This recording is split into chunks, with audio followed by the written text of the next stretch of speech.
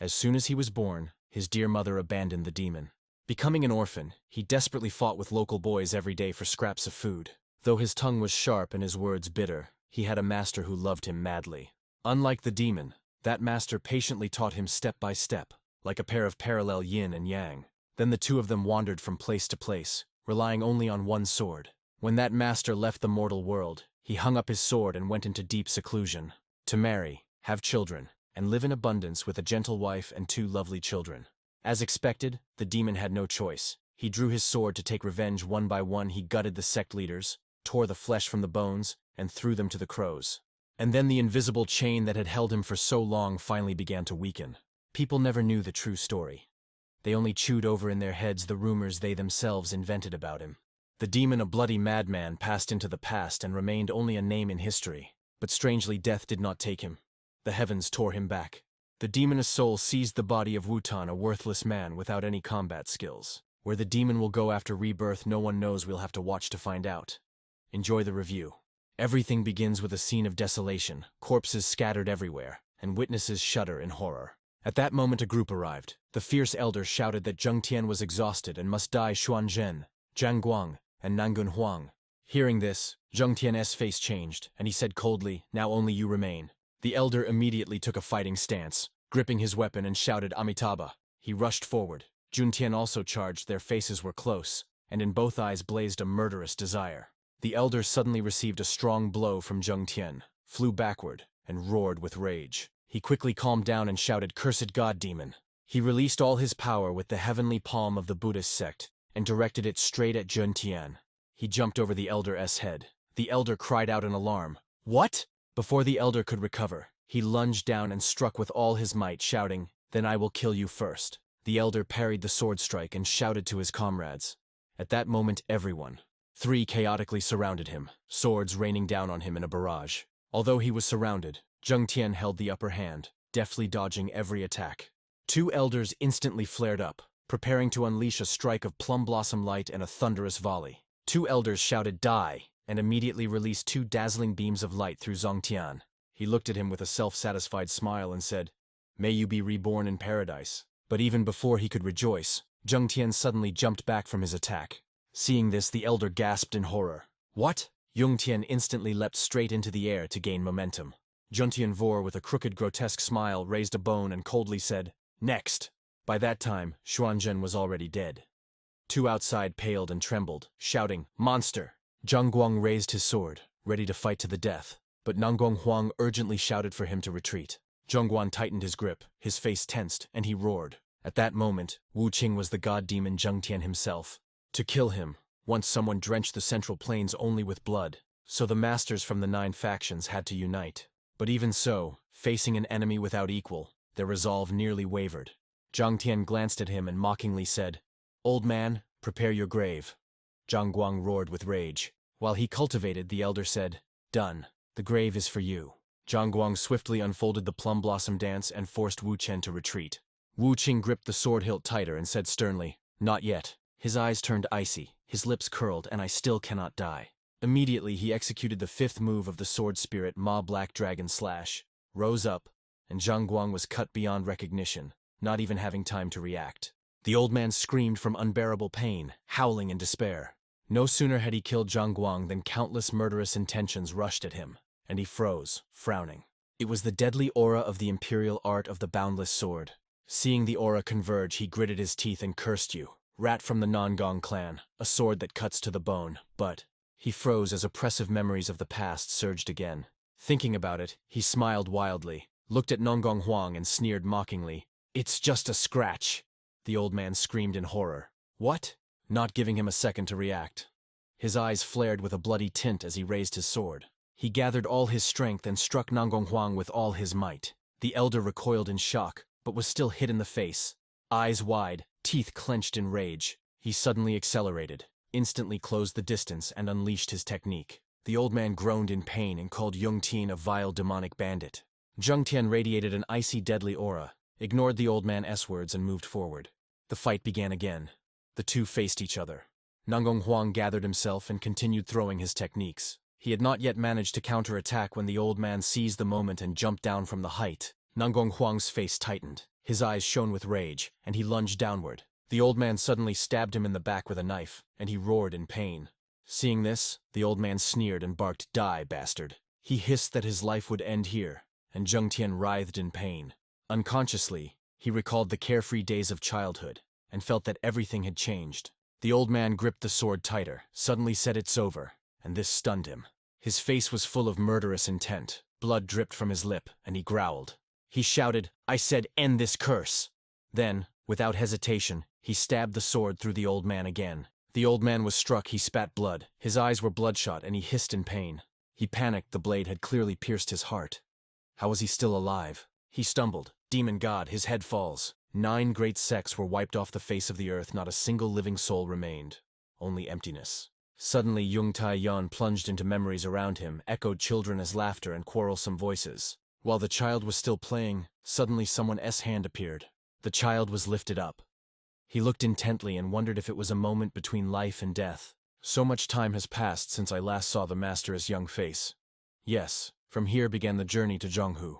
It all started with battles for survival. I wandered everywhere, relying only on one sword, killing just like that. Does life still have any meaning? In his memory appeared a gentle woman who said, "I understand that feeling. I was like that too, pushing in the market, arguing about everything to survive. I considered everyone enemies, and constantly calming children about food and clothes was simply exhausting. But those moments were priceless when I lost my parents. I broke down, and the children gave me back the meaning to live." Zhang Tian pondered, "Once I wanted to live among everyone. But for someone like me, who only knows slaughter, you are the reason for my existence." I drew the sword again out of hatred, a rootless, wandering life. 15 years alone on the bloody path, my sword worn out, body covered in wounds. Immersed in thoughts, he suddenly heard a voice. "This is the tomb of the demon god Zhen Tian. What nonsense are you spouting barging in here? Can my martial art be sold for a few coins?" Hearing the noise, Zhen Tian squinted. What a commotion. Is this hell? He opened his eyes and saw a crowd before him. The woman said, "Your elder brother is unfortunate and cannot inherit the art. I will ask my son to take the Fireflower clan as manual." Zhen Tian stood bewildered. "What is happening? Shouldn't this be hell?" The boy objected indignantly. "No, our eldest brother is suitable. How can the art be given to an outsider?" The girl nearby noted, "You are not a direct descendant even if he does not learn it. This ancestral technique must belong to the Fireflower body clan." The man opposite said, "This is not the end yet. I have a proposal." Zhen Tian asked about the proposal. That man continued, "I heard those two are so poor they don't even have food, so I will put up the money. And you, Hua Wuchen, stake all the art of the Fireflower body clan. We fight. The winner takes all." 2 children sprang up. "Our eldest cannot train because of his madness. Do you seriously think we will fall for this?" The man sneered mockingly. "Chatter, what a nuisance." When they called him Wu Qing, Zhen Tian became even more confused. "Stop, who is Hua Wu Qing?" He shouted decisively, "I am the demon god Zheng Tian." Dao Bao froze and repeated the name in shock, "Demon god Zheng Tian." Dao Bao curled his lip with a sneer and said, "If so, why don't you call yourself the king of the underworld?" Dao Cheng blushed with shame, and Su Yan nearby was no better.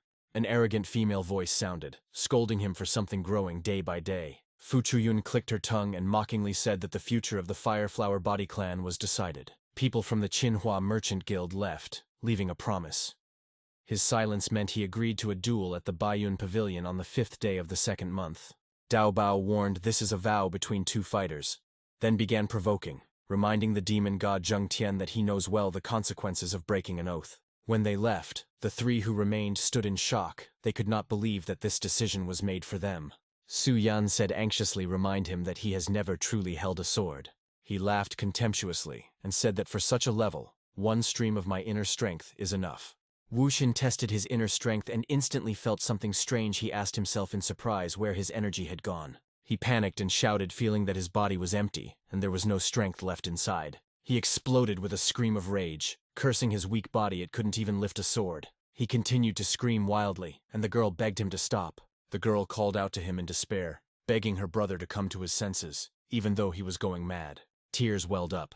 Suyon squeezed his hand and said, "No one should endure this." Dao Zhen scolded the girl for calling him a stupid brother, but Suyan stubbornly refused to apologize. Suyon cried, saying it was all his fault because of him their parents died horribly. Having said this, the girl ran away, and Dao Zhen only sighed. Dao Zhen apologized for her, explained that she had lost control, and quietly left. Everyone dispersed, and only Wu Qin remained standing alone.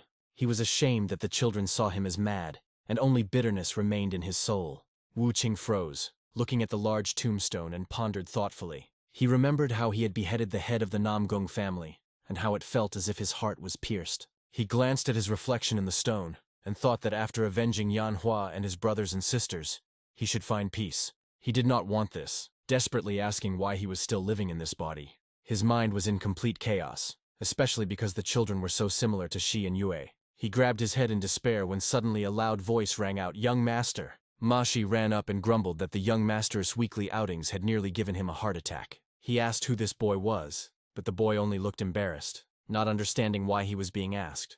Ma Shi sighed, thought he was losing his mind again, and asked for permission to explain everything. He explained that Hua Wuchen was once a genius hunted by the righteous path, led them at 23, and this was already the 6th time he had to repeat this to him. He complained that he had repeated it 205 times. Wu Chen replied dryly, "So what?" He asked if he was really that heroic. Why was his Dantian now destroyed, and why did everyone consider him crazy? The story began 17 years ago, when two children stood opposite each other and swore never to use internal power. Dao Bao agreed at 9 o'clock. Both shouted, honestly and fairly. He said he didn't know who started, only that they fought without elders nearby. They silently acknowledged Dao Bao truly justified his reputation. Both eagerly entered the duel, relentlessly exchanging blows. Suddenly Dao Bao stopped admiring him and calling him a genius. This embarrassed Wu Chen. Suddenly he clenched internal power in his hand and spat, "You fool." He coughed again and again, blood spraying from his nose. He asked why Dao Bao used the 7 wounds fist, despite their oath not to use internal power. Dao Bao sneered contemptuously and coldly asked if Wu Qing still considered him a friend. He said that this was truly the strongest move of the Kongtong sect's 7 wounds fist. One strike can cruelly maim. He clenched his fist, gathering strength, and said that a single strike would confine that elder to bed. He delivered another blow, disdainfully challenging Wu Qing to defend. Feeling Ma Shi, he propped his chin, thinking that the consequences of 7 traumatic fist blows explained why people called him crazy. Understanding all that, he fiercely spat out, indignantly. He recalled the conditions of Dao Bao, and suspected that the one who destroyed him also dared to demand a duel. He asked Masha how they treated him then, and learned that it was the decision of the previous master. He asked, "And my father?" Masha replied, "Yes." The father decided only to scold him because Dao Bao was the son of the influential Qinghua Trade Guild. He coldly, contemptuously smiled at his father, because he only reprimanded the man who crippled his son. The polished plaques clearly reflected his face in the candlelight. He told how his illness exhausted his parents. The mother died first, and the father later because of debts. He said that only debts remained, 2 loyal servants, and a few martial arts masters. He introduced 2 children, Hua Daozhen and Hua Suyuan, as brother and sister. He remembered her crying. The girl sobbed, blaming him that because of him their parents died horribly. He understood that one illness destroyed their clan. That is why she was so furious. The sky was sprinkled with stars, but the light was still burning in his room. Suddenly he remembered once he was the demon god Zhentian, the very one who died 30 years ago. Now I have been reborn in the body of Hua Wuchen, a madman with a broken Dantian. He thought the killers were dead, and his past no longer tied him to anything. 2 children wrote to him, "Get well soon." He had to prepare for a duel with Dao Bao on the 5th day of the next month. He calculated that before the fight he at least needed to return to the initial level. He stubbornly repeated to himself that this body naturally has extraordinary combat talent. Seeing the energy condense insanely fast, he thought he no longer needed to feel the life key. While he was cultivating, a shooting star suddenly streaked across the sky. 3 burst in Huang Feng, Bo Xin, and Ma Shi, and Huang Feng loudly asked what was wrong with him. Seeing him lying there, he shouted joyfully, "Hey, he's finished." He pressed his fingers to his wrist, checked his pulse, and said that everything was fine, even stronger than before. Ma Shi finally sighed with relief. Huang Feng wondered why he had become stronger. He trembled, asking about his body, and was surprised himself. He suddenly stood up and asked what constitution he had. He answered, "Heavenly combat constitution." He muttered under his breath, "Heavenly martial physique," then snapped back angrily. He was consumed by anger that the righteous constitution contradicted demonic arts. Ma Shi shouted for him to calm down while falling. He fiercely cursed his fate. There was only a little more than a month left until the duel, and his condition was critical. He asked who they were, and Ma Shi replied that they were Chief Administrator Du and Elder Zhao. Ma Shi panicked, begging him not to die. He silently swore that he would not die, fool. The rain grew heavier, and Ma Shi reproached him, reminding him that he had already been bedridden for 3 days. From behind, he shouted, asking if he was sure he had really recovered. Wu Qin kept walking, thinking that those 3 days had almost finished him and his already decayed body before the duel. He frowned and told them to shut up and go out to the duel. First, you need a sword. He turned sharply, pointed at Masha, and ordered him to go immediately and find one. He said that they still have to worry about food, there is no money for a sword, and they are up to their ears in debt. Wu Qin finally understood the declining clan first needs to settle its finances. Wu Qin insisted if the debt is already so huge, a little more what difference does it make? Masha panicked. What? He shouted, warning, are you going to borrow again? Are you crazy? But Wu Qin ignored him and coldly cut him off. Shut up. He smiled, came up with a plan, and without delay sent letters to 2 elders. The 2 elders read the letter, and Boshin shouted angrily, the young master has gone to the gatekeeper's sect again. Huang Feng reassured Don T, worry. The gatekeeper's sect will definitely kick him out. But Bo Shinside responded heatedly that it was not about that at all. His face became gloomy. He feared that if he provoked the gatekeeper's sect, the Shu assassin's sect would intervene. At the gatekeeper's sect gate, Wu Qin cracked his fingers, looked at the giant before him, and asked to be admitted to the sect master. The guard Lu Hu sneered and said, if he came to play, let him come in. Wu Qin defiantly raised an eyebrow and ordered someone older to be called. Lu Hu growled in response, and Ma Shi hurriedly apologized, the young master is ill. Wu Qin raised his eyes directly at Lu Hu and asked in a quiet voice why he was staring. Suddenly a gold coin flew up, and a man came out of it, asking what was happening. Lu Hu said he wanted to see the sect master, and Wu Qin became curious, could this man be a higher-ranking person? The man flipped the coin again and asked for what purpose. Wu Qin calmly replied that he wanted to borrow more money. Hearing this, Zhongbao caught the coin and coldly threw it. So he is a guest. Zhongbao and Lu Hu stepped aside, opened the door, and said that a meeting with the sect leader was not necessary, just come in. Walking down the corridor, Ma Shi leaned toward Wu Qin's ear and whispered quietly, young master. He cautiously suggested turning back, feeling that something was wrong. Wu Qin clicked his tongue and said, we have already come this far. What else is there to say? Ma Shi leaned closer and quietly told that a few days ago, his matron saw the sect leader fighting and tearing open a cultivator's chest, saying that he mastered the technique of killing the double sky and killing the moon with the black hand. Wu Qin did not hear properly and asked again. Ma Shi repeated.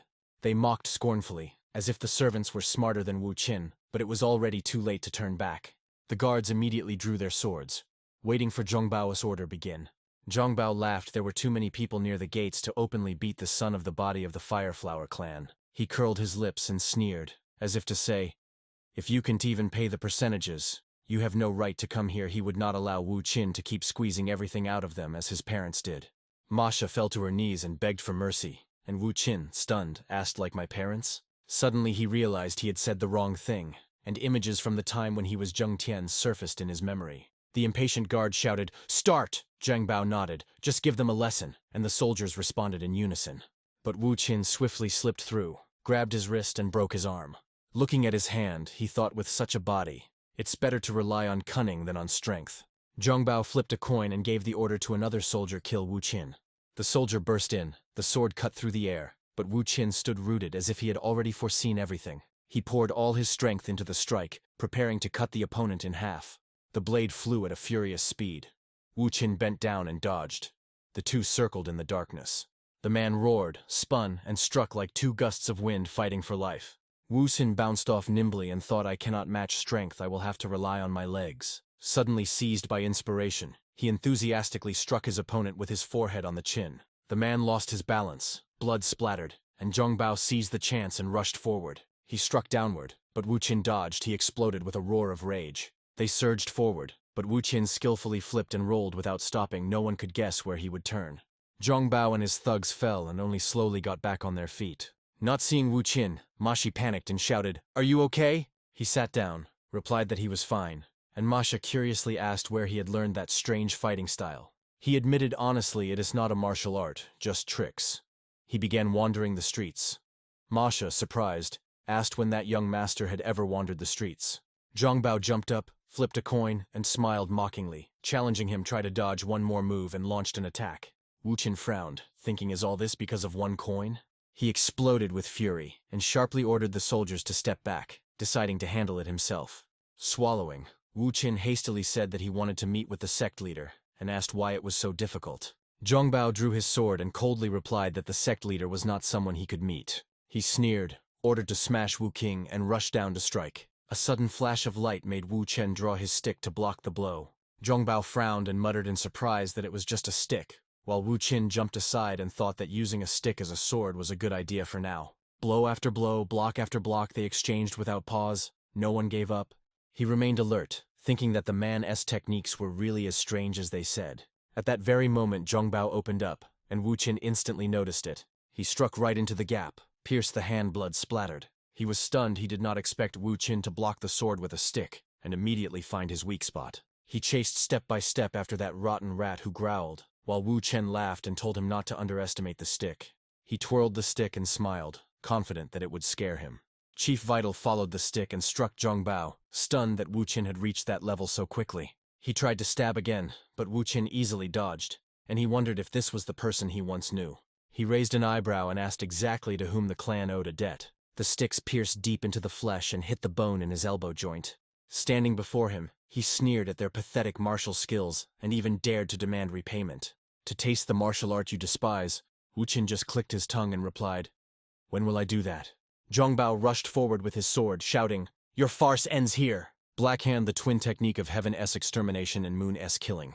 The ultimate move. But Wu Qin only coldly snorted, the same one who had mocked. "So it S you," he said, and swiftly dodged the strike. The opponent froze in shock. He really dodged. And at that moment, Zhongbao noticed a strong punch from Wu Qin was rushing straight at him.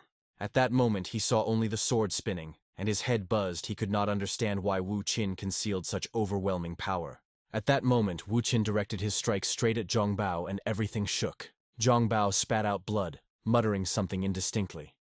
"Bastard, how do you intend to pay for the consequences?" Again, Wu Qin lightly tossed a coin into the air and said, "I did not come here to listen to your threats. But if you tell me what I want to hear, I can give you a little more time, so I will say it again." Wu Qin turned around. His expression became terrible, and he said, "Lend me some money." He laughed with pleasure, thinking he had not been this happy for a long time. As soon as he finished, Masha rushed forward and snatched the pipe from him. He slammed the pipe on the table and barked angrily, "This harms the young master." Wu Qin just clicked his tongue with regret. To this Zhongbao stood up, and Wu Qin asked, "Why do they borrow if they are so afraid of losses and do not even demand collateral?" He raised an eyebrow and said he sensed treachery here. The man bowed his head to object, but Wu Qin knocked on the table and said he still hears him plotting something. Wu Qin coldly warned him to think carefully before they shove cubes into his mouth so that he cannot utter a single word. He sighed heavily and admitted that it was an order from the Qinghua Merchant Guild. Wu Qin asked what deal they had made. Seeing him falter, Wu Qin called him out and forced him to tell the truth. He growled as if warning, "Do not pledge your loyalty to those who will abandon you in life and death." Frightened, he lowered his head, trembled, and confessed that there was a secret contract. He said that the merchants forced them to give loans at usurious interest rates to drive the Fireflower Body clan into debt. He continued and added in response that the guild promised to sow the lands. Flipping through the report, he asked how much 300 stories would turn into in a year. The man replied that it would be 5,000. Hearing this, Wu Qin laughed loudly and called it nonsense. He threw the report on the table, coughed, and told him to continue. Pressing his chin to his hand, he asked who was behind them.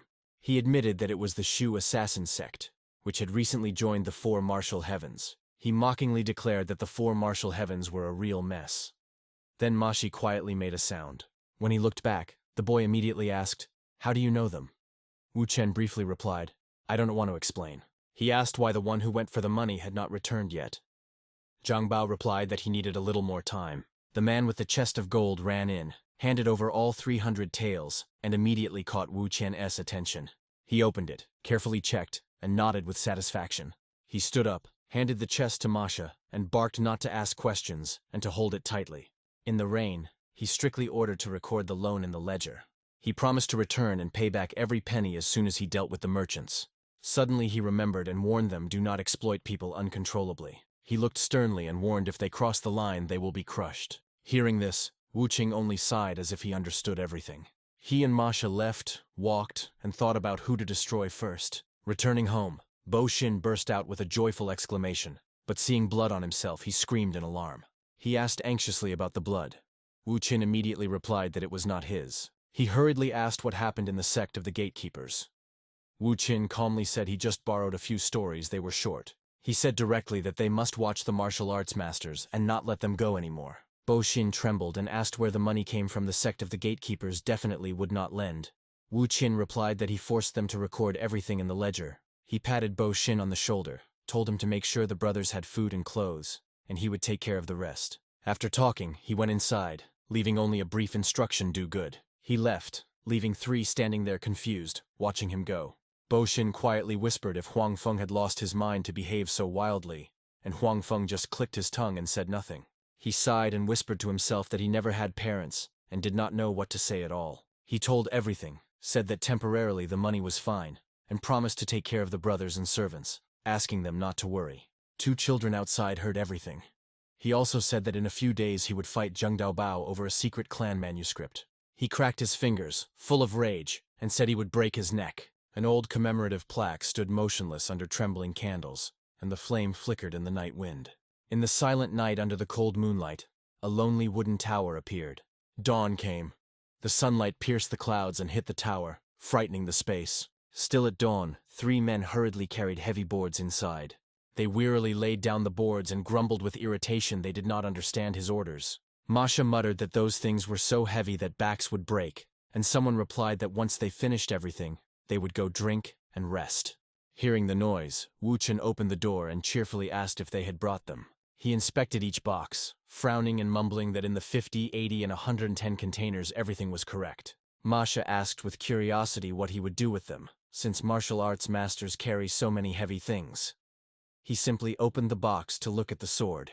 After a moment, Wu Chen said with a sly smile, "If the sword is in the hand, then of course, it is for cutting."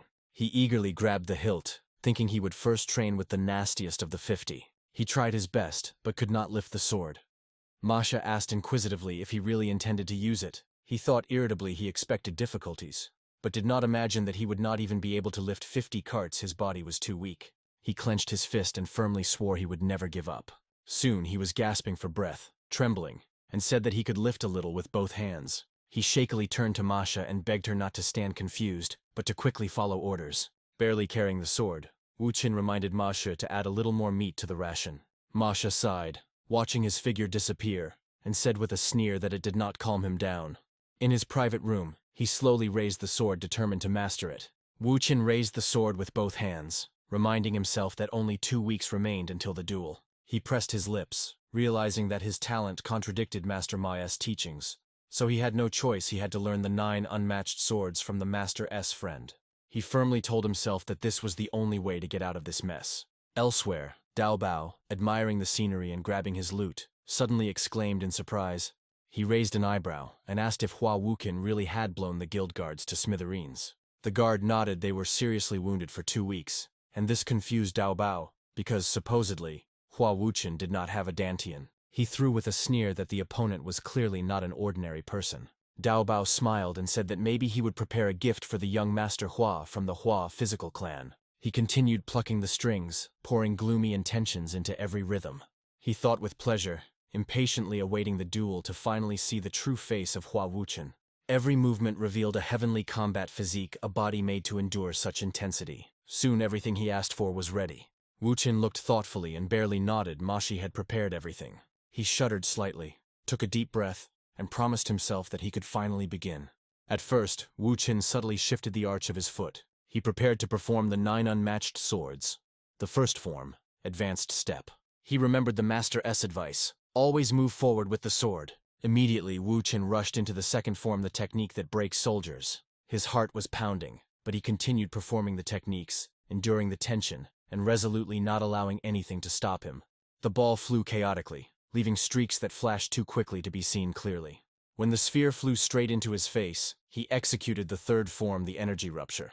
But while he was intently watching the ball, it suddenly looped and hit him in the back. He screamed in pain, sounding even more pitiful than a spoiled old man. Having finished the third form, he immediately prepared to enter the fourth. He hung several bamboo tubes high, let them fall and become targets. Wusun was about to perform the fourth form, martial S rupture. There is no martial art that can completely counter every technique. No matter how intricate martial arts are, they always have a weak spot. A pure sword can still pierce through them. But to the master's surprise, Wu Qin failed to land a single strike. Fortunately, suddenly a bamboo tube fell and hit the rope. Even if 10,000 warriors storm forward, all will submit to the sword. As soon as he finished the move, suddenly a log flew from somewhere and hit him on the head. He roared a challenge and threw the sixth technique, one cut to break the moon. This move could have split the moon in half, but in his hands he barely extinguished a few candles. Soon he moved to the seventh one, cut to split the earth, a strike that could cleave the ground. But in a moment his face paled, the statue had not a single chip at all. He was forced to use the eighth technique, Sky Split, which can cut through the very sky. After training for some time, his body was exhausted from fatigue, and the sword slipped from his hands. He lay on the floor, knocked out, and thought that having already shattered both himself and the sword, he could stop using it. Wu Qing closed his eyes and barely managed to repeat the last move. He remembered how the master asked, "Did you remember?" and how he answered, "I remembered." But whether this half-learned sword technique can even be called a martial art, I doubted. The explanation sounded awkward, like a child inventing nonsense in martial madness. The master was embarrassed, cleared his throat, and said, "I do not object. But I cannot allow lost supreme mastery to fade away." He was the only swordsman who could match the master, and this made him wonder, does he use inner chi just like I do? The master replied that he applied bodily techniques, and one who joined a sect cannot fully master them. So I had to pass this on to someone who does not belong to any sect. When he heard this, his face darkened. Bodily technique, how petty, he said. But before he could finish, a kick struck him in the forehead. "Do as I say," the master barked, and he grabbed his head and hurriedly replied, "All right, all right." The lesson began. Practice 1,000 times and the body will change. 100,000 times and the inner energy will merge with the sword. 1,000,000 and the world will have no equals. He listened with interest, thinking that 1,000 times a day could be endured in 3 years. Was he really that strong? The master replied, "Not sure. If it were a fight to the death, one of us would have died." He raised his eyes to the sky and quietly admitted to himself he was also curious about who that person really was. Returning to reality, Mashi rushed forward and slapped him several times. He woke up sharply and shouted, "Wait a minute."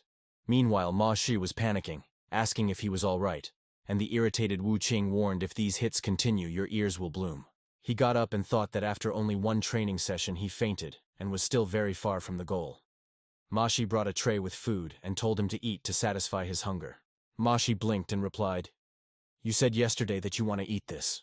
We haven't eaten meat for a long time, but Wu Qing demanded more. Tomorrow there must be beef to strengthen me." Mashi froze, then nodded gloomily. Beef adds strength. He ate and, without raising his eyes, ordered, "If there is little money, take from what I borrowed. Tell the servant not to worry from now until the duel with Qingdao Bao. Every meal must have meat." Mashi asked with interest who taught him martial arts. Wu Qing seemingly paid no attention and waved it off. "What happened?" He said lightly. "Useless, like me. Suddenly learned martial arts. It is clear that it seems strange to you." Mashi's people recalled how this man once defeated the gatekeeper's sect with only sticks, although he knew no martial arts, and now practiced strange sword techniques. Swallowing the last bite, he said, "I already told that guy. Telling you won't hurt either." He was about to say who he really was, but Mashi interrupted him.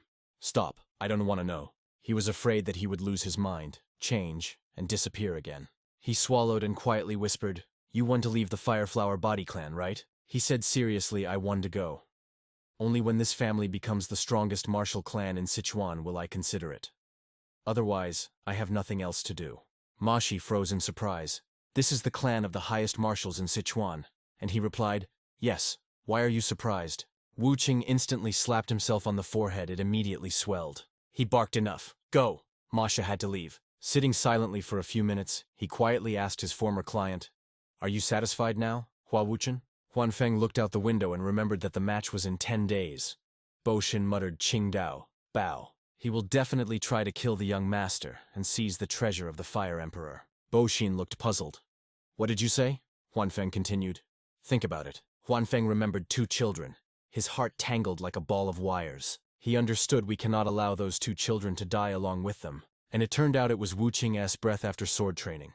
After several days of hard training, he felt his hands became noticeably more defined.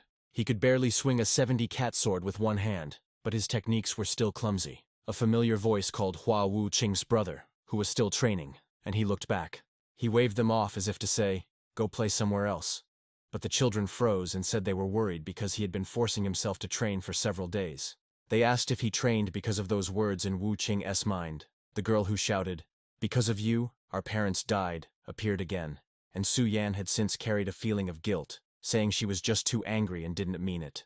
He involuntarily thought seeing them, he remembered 2 other children. He gently stroked both of their heads and reassured them, "It is okay, don't worry." Daojin imitated the sword stance, and Su Yan stood nearby correcting, "No, brother, hold your hands straighter." Wu Qing softened, thinking they imitate me so cutely. Looking at them, he remembered training with the master and suddenly understood something.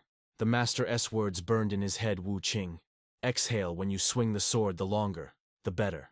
The teacher once made him balance a basin of water on his head, and ordered him to slow down, return to stance, and breathe shortly and slowly. He pondered.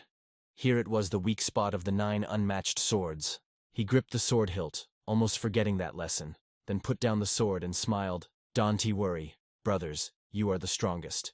Then he instantly slammed the door, separating himself from the children. The children looked at each other anxiously. Will he be okay?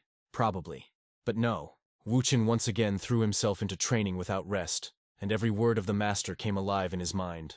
Wu Qin drew his sword and performed the 5th technique, army killing, unleashing all his chi in one explosion. Seeing that his movement had improved, he beamed with joy. This was a chi cultivation method, accumulating internal strength through body movements. He leaned back and with one jerk cut the candle. Unlike meditative methods, the art of movement with a shield was considered low-grade and unexpected. Not like before now, he adjusted his breathing to the rhythm of the sword so that his body would not sway. Gradually his movements noticeably improved, all thanks to the calm Chief Lu. After many exhausting trainings, the once turbulent Dantian began to thicken.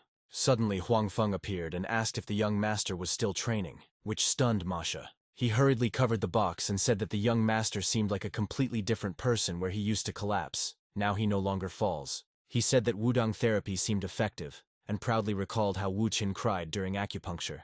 Feeling this, Huan Feng grabbed his head and exclaimed that even the fake methods of Wudang cannot so noticeably improve the condition after one procedure. Huan Feng told him to report anything, but Mashi rushed away without waiting for the rest of the words, repeatedly saying, "Yes, yes." He opened the door and, smiling, invited the young master to stop and eat. Sweat was pouring from Mashi, and Vuchin, out of breath, complained that the room was too cramped. He was in shock. "What?" He closed his eyes to catch his breath and repeated, "I said it's too cramped here for training." The next morning at Martial Hall, the sky was cloudless, and the sun gently warmed. He brazenly spat out unpleasant words. "Is someone already here?" Mashi awkwardly followed, announcing that the young master wants to use the great Martial Hall. He cracked his joints, warmed up, and shouted loudly, "I am occupying Martial Hall for training. There is another place, go there." These words angered them. They muttered about how he spoke as if he had never seen a coffin in his life. Yet he was already crying. Having a sword does not yet make one a warrior. He has never wetted his blade with blood. Seeing their faces, Wu Chen sneered, "You have big eye sockets." One man was already about to object, although he was a young gentleman. Someone stepped forward and stopped him. That person spoke for everyone and gestured to let him know to step back a pace. "Sir, let us go. The young master wants to practice." The novice turned out to be captain of the cold sword Ta Bao Ren. He thought Wu Chen was half-conscious and didn't want to bother him. Mumbling as he passed by, he had gone mad again. Wu Chen, enraged, immediately called back. Wu Chen teased further, "If you have an opinion, say it to my face. Talking behind my back is cowardice." Bao Ren paused for a moment, ready to argue. "So what?" Wu Qing laughed. Then the swordsman appeared. "Young sir, even if the sky fell, no one would dare resist the future head of the family." But Wu Qing did not let go. "You know the saying, a dog that bites does not bark if it barks. It is out of fear." He continued to tease. "If you don't intend to be a hero, then don't bark. Live your cowardly life." Wu Qing became even more agitated. "Who are you to make demands?" Masha was so tense that she dared to peek with only one eye. Wu Qing stepped forward and resolutely replied, "I have never known regret." The sheaths fell, but instead of continuing the fight, he thrust his Tao into the ground. The martial arts masters froze in astonishment. The duel took place without swords. Although he was pressed, Baoren lunged in response, a sharp upward stab, and Wu Qing spun to dodge. His constant dodges drove the man to shout, "Young Master Hua, take the sword and fight like a man." Baoren said sharply, "I have served Hua for 25 years. The clan's decline is your fault." He took a fighting stance and said mockingly, "Now you want to learn martial arts?" He performed the second form of the 9 unmatched swords, a technique that breaks soldiers. Sparks flew as the weapons clashed. As soon as he finished, he immediately struck the man in the face. He declared decisively, "From now on, everything will be different." The man thought to himself, incredible, his eyes have changed. In the last clear moment, He thought this is the gaze of a martial arts master and instantly fell. The spectators were stunned. Could it be that young Master Hua really won? Wuqing placed his hands on his hips and asked, "Any more complaints?" The outraged martial arts master shouted, "That was a cowardly act." He yelled that Captain Baoren had no right to wrong him, but he was cut off by a sharp, "Shut up." He said he learned from him. Wuqing briefly replied, "Fine, step back." The man bowed and said, "Yes, sir." Wuqing coldly threw out, "You two go." The previous fighter still protested he is the young master. "Isn't that too much?" he asked. "Why did you spare him?" The man replied, "Who said I spared him? I was going to cripple him." He was surprised. "Are you serious?" the man replied. "Do I sound like I'm joking?" he stammered. No." Mashi also pondered, when did he start being able to do this? He placed his hands on his hips and looked at the sky. Still, it's an improvement, right?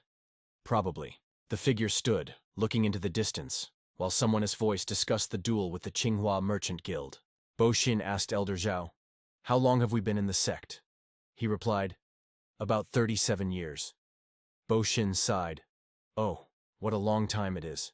His hand-to-hand combat skills made even the proud Duan clan acknowledge her brilliance. He clasped hands and said that we were both captivated by his radiance and swore allegiance. Bo Xin said this is not betrayal but a way to settle family affairs. He replied, "I know. No need to lecture me." He looked at the ancestral tablet and said in a heavy voice, 17 years of caring for the madness of the young Master Hua. That is also 17 years of watching the decline of the Yanhua clan. He continued, "When we meet Emperor Yang again, he will not blame us. Are you ready?" Bazin replied, "Of course. We need some silver, a few skilled warriors, and 4 travel passes." "You go first!" suddenly shouted Huang Fen. "You!" He remembered that figure and said gloomily, "After all, he is your blood relative. Someone must help him recover." He revealed that a martial arts master from the Yunzhong sect, hired by the Tsinghua Trade Guild, will be a witness to the duel. Huang Feng shouted angrily, "A witness? Isn't that outright robbery?" and added, "This shows that they take it seriously." Bo Xin studied the Tsinghua Merchant Guild, those vile scoundrels. He ordered, "You will arrive first at the meeting place and wait for me. 2 children will be shocked." Someone asked, "The meat has been tough lately, is it just me?" Masha replied dryly, "No. Cheap beef is naturally tough." Wuqin asked, "Are we without money?" Mashi replied, "I don't know," and the servant extended 2 small silver coins. Wuqin asked, "Are you crazy?" Masi took a sip and calmly replied, "I don't get angry over trifles," then teased, "So why do you say things that make me want to hit you?" He stood up, patted his chest and said, "Enough. How do I look today in this outfit?" "Masha is cold. I don't know for sure, but when you are in bandages it suits you more." A bump grew on his head. Wuqin said coldly, "Let's go." Offended, he followed him. He squinted. "Dante say you are here to advise me to run away." The man put his hand on his chest. "Of course not," he replied. "I know. Wait for me. I will deal with those bandits myself." He muttered to himself, "This old man worries too much. I will smash them to pieces. Old people are so nervous." The manor gates suddenly opened, and sunlight flooded the yard. Someone sharply pointed to the sky and announced a duel between the Tsinghua Trade Guild and the Fireflower clan. He finished writing and shouted loudly, "Place your bets." Someone asked about the odds. He glanced at the list and said, "Let us see." He announced that the highest payout was only 4-1. The player pondered, worth the bet. He firmly explained that fighters should support military clans, not the merchant guild. And after thinking, the man decided, "I bet 2 taels on the Fireflower Body clan." At that moment someone exclaimed, "Oh, young Master Hua from the Hua clan has arrived." From afar, through the dust, confident footsteps were heard. Someone was walking decisively. Wuqin didn't even look, he was leisurely savoring a caramel hawthorn on a stick. Someone, all embarrassed, asked, "Can I cancel the same 2 tael bet I made earlier?" When he arrived, he said indifferently, "See, I am not late." Bo Sin only remarked, "But eating so much before the match is overdoing it." The one under the umbrella addressed the 2 of them. "Long time no see, right?" Chu Yen elegantly struck her face with a fan and asked, "For the sake of the family, I'll ask again, do you really want a duel?" The crowd buzzed. "What is this? The Fireflower clan itself demands a duel? They have no right to do that, he is crazy." Hearing the rumors, Wu Qing waved them off and thought, "It seems I have been challenged, this debt must be paid." After the meal, he looked around, his murderous intent was clearly visible. "We cannot allow the Tsinghua Merchants Guild to seize the secret manuscript. We have no choice but to risk everything in battle. Don't you agree?" The crowd froze even more. The Trade Guild dares to dream of the secret technology of the martial clan? And this is even Tsinghua. What is going on here? She released a murderous intent and asked, "I wonder how long you can keep calm." Soon they lit the signal fire. Everyone fell silent and watched. He decisively declared the witness of today's duel will be Khan Icon from the Kongdan sect. He solemnly introduced the heir of the Qinghua Merchants Guild, Qing Dao Bao. And on the other hand appeared a young gentleman of the Hua family, Hua Wuqin. The crowd shouted. He proclaimed in the name of the Kongdong sect, "Fight honestly and with honor." Dao Bao said with a smile, "Oh, it seems the guild has delivered the goods to you." Wu Qing blinked. "Goods?" He boasted. "The outfit you are wearing is the uniform of Fireflower body clans. I sent it as a welcome gift to the young master." Hearing this, Wu Qin sharply drew his sword. "Oh, is that so?" He spun the sword, throwing down the gauntlet. "When this duel ends, each of the remaining shipments will have to be returned." The crowd held its breath. The corporeal clan Fireflower with a sword? Could a sect known for excellent unarmed technique possess the art of the sword? They looked confusedly at the two lying on the floor. "Isn't the Fire Emperor praised for palm strikes, not for swordsmanship?" Bo Chen anxiously asked again about what happened this morning, and when he was advised to run away, the young master exploded with rage. He looked suspiciously, and the boy, stammering, muttered that it was a joke, and insisted that the young lord would definitely win. Ma Shi argued with himself whether to run, and Bo Chin doubted whether the young lord's madness was infecting him. No objections were heard. The drummer struck the drum, signaling the official start. The clash thundered as Wu Qing lunged like a fierce tiger.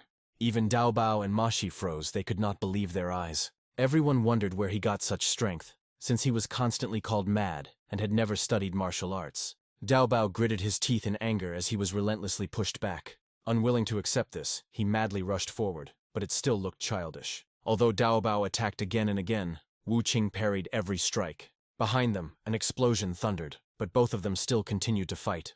They kept clashing face to face, neither retreated. Seeing that they were still holding on, Chu Yan was stunned. Hua Wu had endured for so long.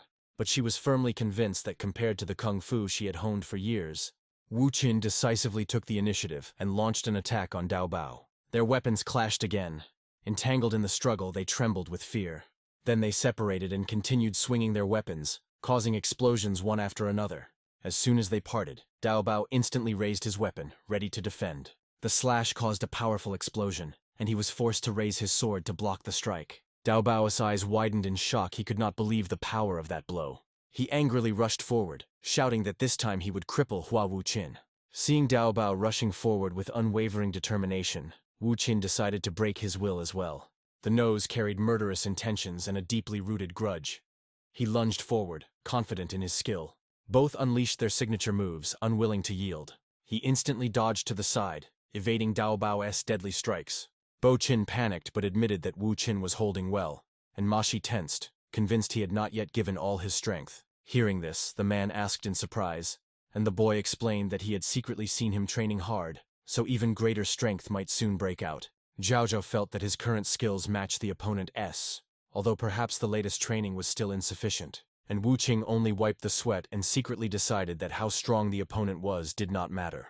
Then he charged again, convinced that he would eventually defeat them all. Like a gale, Wu Qing rushed forward, launched a move, and spat. "You scoundrel!" He kept pushing forward, driven by his own determination, whispering to himself, "I will do it." They stood face to face, the tension taut like a bowstring, and no one yielded.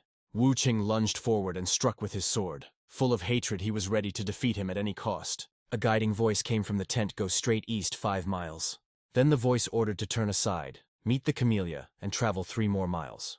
Following Huan Feng's instructions, the carriage stopped in front of a secluded but picturesque tavern. Seeing the inn, the man sighed with relief. He had finally arrived. Seeing Dao Zhen and Su Yan still asleep, he relaxed with relief. It meant delivering them had gone smoothly. Before leaving, Huang Feng asked again, but the bosun stubbornly insisted on staying. He wanted to personally retrieve the young master's body. He closed his eyes and stubbornly whispered, "I will personally escort young Master Hua the last stretch of the way." Unable to convince him, the man said goodbye and agreed to meet again at the agreed place. He raised his eyes to the sky and sighed quietly. He did not know what was right and what was wrong. Every time Wu Qing made a move, Dao Bao immediately responded. Green and red flashes, embodying their clash, exploded and flickered again and again. He thought Dao Bao is young, but there is strength in him. He just lacks experience. 2 streams of murderous intent collided, and a cloud of dust and smoke rose into the air. The fighters and spectators below held their breath and watched every movement tensely. The crowd gasped and murmured how could they be equal. The young Master Hua even seemed a bit better, and someone whispered Dao Bao was once an external disciple of the Kongdong sect, but clearly not outstanding. Dao Bao gritted his teeth, enduring the barrage of Wu Qin's attacks. Bo Xin shouted in an alarmed voice, and Ma Shi hurriedly warned young Master Hua to dodge. Chu Yan stood aside, forcedly smiling, but it was clear he was tense. Wu Qin delivered the first strike from the 9 unmatched swords, the Vanguard Dep. Someone exclaimed in shock. He really blocked that. An explosion sounded. He was thrown back a staff's length, barely staying on his feet. Dao Bao's shout burst out in fury. Damn this madman. But Wu Qin did not wait. With a mocking smile, as if saying you're too slow, he delivered a decisive blow. While Dao Bao rushed into attack, he only gritted his teeth and looked helplessly. He executed the second technique from the 9 unmatched swords, the soldier breaking technique. He panicked, not understanding why he was powerless against that attack, not grasping the situation. He only stumbled in his thoughts. He couldn't repel it. He took the entire blow of the sinister Wu Qin upon himself. He stubbornly resisted, not wanting to admit it. Could it be that I lost to someone without an elixir field? In an instant, he swung his blade in one motion, and one of Dao Bao's hands flew off. Falling in choking smoke, the sword and body collapsed like withered leaves. Bo Xin and Ma Shi were covered in cold sweat and froze in shock. Dao Bao lay motionless, blood flooding the severed hand. Someone asked. He raised it high and declared, "This is a blood debt for 17 years. He calmly replied that since Dao Bao belongs to the Tsinghua Merchant Guild, they will simply find a way to sew the hand back on. He asked why it had to go so far. Wu Qin snorted coldly. What did you say? The man objected, saying the duel was already decided, and Wu Qin calmly replied that if so, then he also has something to say. He asked bluntly, did you really use the 7 wounds fist against a 5-year-old who didn't know martial arts? His voice was icy. This put an end to 17 years of revenge. From now on, anyone who dares to provoke the clan of the body of the fiery flower will pay. He warned them to prepare, then turned and walked away. Tears choked her. She silently vowed never to forget this humiliation. The martial arts masters froze as if struck by lightning. Everyone's jaws dropped at what had happened. Only when Wu Qin raised his blade and left did the crowd erupt in cheers. The crowd buzzed. In a few moves he dealt with the outer disciples of Kongdong. His swordsmanship was strange. It was as if an unparalleled master had appeared. Masha and Bo Xin rushed after him, calling out, "We are returning to the residence," he said. Bo Xin was confused but obeyed nonetheless. Looking at his figure, the man silently thought, when did young Master Hua's shoulders become so broad? Suddenly he called the chief steward Du, who, startled by the surprise, responded instantly. He vaguely hinted at the matter that threw the steward into panic, and made him wonder if young Master had learned about the escape. He cleared his throat and asked if all the gold given to him had been spent. The steward hesitated and said he had saved some. Wu Qin grumbled that he would stop by the sect of the guarding gates for money on the way. Just as the butler thought it was over, Wu Qin added one more. He said he didn't mind if Elder Zhao and the martial masters wanted to leave the clan. The steward froze when he continued. But if they dared to tear him away from his 2 relatives, Wu Qin coldly warned they would have to risk their lives. Huang Feng sat next to Dao Zhen and Su. Yen the girl grabbed his hair and scolded him. The boy puffed his cheeks and put his hands on his hips, and Huang Feng hurriedly unfolded the pigeon letter to calm them before reading. Huang Feng shouted in panic, "Oh no!" and scared the girl who was still holding his hair. He sighed heavily over the letter. The escape plan was exposed. And now they demanded that young Master Hua return immediately. Wu Qin spoke directly. As for the money, it is time to settle up. Bo Xin froze. Wu Qin coldly and emphatically declared that he intended to deal with the sect of the guarding gates. Didn't he think so? He told the chief steward to rest calmly, but the steward was still worried. He saw that the young master was already different. Noticing his concern, Wu Qin said he was too worried, but the caretaker still warned him not to get involved with the sect of the Su assassins. Wu Qin reluctantly replied and left. Although he had already left, the steward did not take his eyes off him, watching as he walked away, and felt uneasy. Masha quietly asked if he really intended to go to the sect of the Guardian Gates, and he replied, "Yes. If we leave everything as it is, it will only get worse. Solve this now." He smiled and gently asked Masha to always stay close, and the boy was embarrassed, but obeyed anyway. Zheng Bao came out to meet him. Barely hiding her surprise, he had appeared again, quite unexpectedly. He remembered how he had injured the second young master Tsinghua, and Wu Qin simply said, "I am here to repay a debt." He looked around and teasingly said, "It's so quiet here when you are bankrupt." He behaved politely and said that the gamblers had come to watch his duel. Wu Qin nodded. He asked, Ulot probably bet on me, right? Zheng Bao panicked, bowed, and apologized, while Wu Qin coldly asked, The odds were in my favor. Did you make good money? Wu Qin continued sternly. You profited because of me. Are you really going to pretend that that's not the case? Although irritated, he still politely promised to repay the debt. Wu Qin barely smiled and sat down. All right, I'm glad to hear that. He glanced at Wu Qin and felt he had become stronger and different, cold, balanced. With the aura of a deadly martial arts master, he asked where their big boss was, and Zheng Bao wearily inquired why. Wu Qin slammed the table. I don't like to ask twice. This round pot-bellied man was the leader of the gang Kui Yongyi. Wu Qin mocked his head, which resembled an octopus. The leader did not argue, only said he had heard of him, and this irritated Wu Qin, who snapped back. Offended by Wu Qin's insolence, the man exploded with rage. He shouted, You speak boldly. Coveting my goods, I am Haizi Yin from the Su Assassin Sect. Wu Qin thought he was from the Su Assassin Sect, and angrily shouted, Who allowed you to interfere? Do you want to die? He lunged forward, shouting, Come on, try to kill me. Wu Qin stood firm. Whoever dared to stand in his way would not escape. Jin jumped back in shock, not daring to come closer. He forced a smile and secretly realized that Wu Qin was no ordinary youth. He praised his courage, but Wu Qin snorted mockingly, That old man is not scary. Irritated, the man charged forward again and ordered Wu Qin not to be arrogant. When Ziying swung and lunged down, Wu Qin instantly jumped up to dodge. The man spun sharply and with his hand, like a blade, slashed across Wu Qin's neck. But Wu Qin easily dodged, as if he wasn't even trying. The man was irritated and stunned. How could a child dodge so easily? As he prepared for another strike, Wu Qing's needle stabbed straight into his eye. The man couldn't react in time and was seriously injured. Everyone around froze in shock, silently with mouths agape in surprise. No one dared to do anything. They just stood and watched as he tortured Ziying, which made him even more furious. He threatened that the Su Assassin Sect would retaliate, but Wu Qing just laughed. Oh? Really? He even threatened Wu Qing's family, which made Wu Qing abruptly stop and stare into his eyes. Wu Qing said coldly, Let the Assassin Sect come, you will die here, and this made the man beg for mercy. He begged, promising wealth and beauties. Wu Qin smiled with contempt. And now you were scared. Ziying immediately handed over all his assets to Cheng. Cheng said mockingly that good, the man is smart.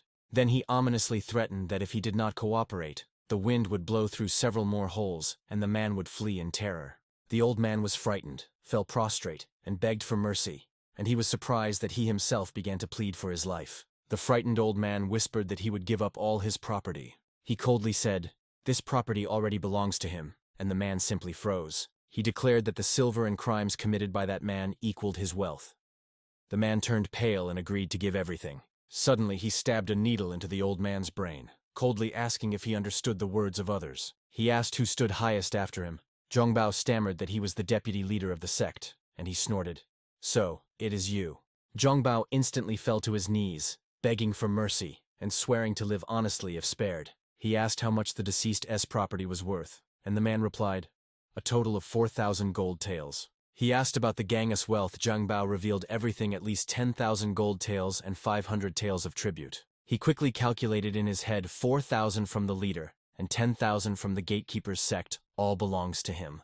Adding another 500 taels as tribute and compensation, in total about 20,000 taels. Well, fair enough. The man hastily promised to prepare the papers. When he was told to resolve it right on the spot, he replied, Yes. He said coldly, And now, how much are your lives worth? He said he would spare only that one man, and the crowd panicked, fell to their knees, and begged for their lives. Standing before a pile of things, he said it was just loot from debt collection. He froze before the horde and hesitantly called the young master Hua. He reminded him of sexual support from Guardian Gate. The man asked about alliances. He replied no need to know. The man blurted out that Josie Kang from Scarlet Swords Act had sworn a brotherhood oath with Hazy Ying and Cheesy Ying. He paused in thought. Hazy Ying, the very one whose all 10 fingers are black. Boshan froze and asked. He nodded and told how he stuck a chopstick in the man's eye. The man was stunned. He whispered in a quiet voice, It's hard to deal with such people. But if your restrictions appear, don't impose them on me. I will kill them all. He added, Tonight prepare tender beef and don't forget to set the table for my family. The man thoughtfully guessed Hazy Ying is famous throughout Sichuan. And this young master seemed quite unremarkable. Could he be the same former young master? Somewhere nearby, a male voice authoritatively ordered to set up an ambush on the Fireflower Body Clan. A woman coldly replied that he was just a hired worker, and said nothing more. He answered understood. We will return the child by dawn, no killings. He gritted his teeth and shouted, Hua Wu Qin, I will destroy everything dear to you right before your very eyes. Once, the Fireflower body clans shone incredibly brightly. The Flame Emperor commanded respect throughout the martial arts world, and the arena was packed. Everyone came to see him. Even Tu Xuan from the Tang sect praised his character and fighting skills. In just one generation, the Fireflower body clan grew into a power that no one dared to underestimate. The most powerful masters feared them, and the residents of West City joyfully greeted the clan members every time they appeared. But after the death of the Flame Emperor, new leaders emerged, both those who knew how to rule and those waiting in line for the throne. The clan slowly faded, and even the most loyal began to leave. The righteous saw him as a hero, while enemies saw an unparalleled demon king feared by all. Why did the silhouette of the young master evoke in him a memory of the ancient Fire Emperor? A sudden call tore him from reality. Chief Steward.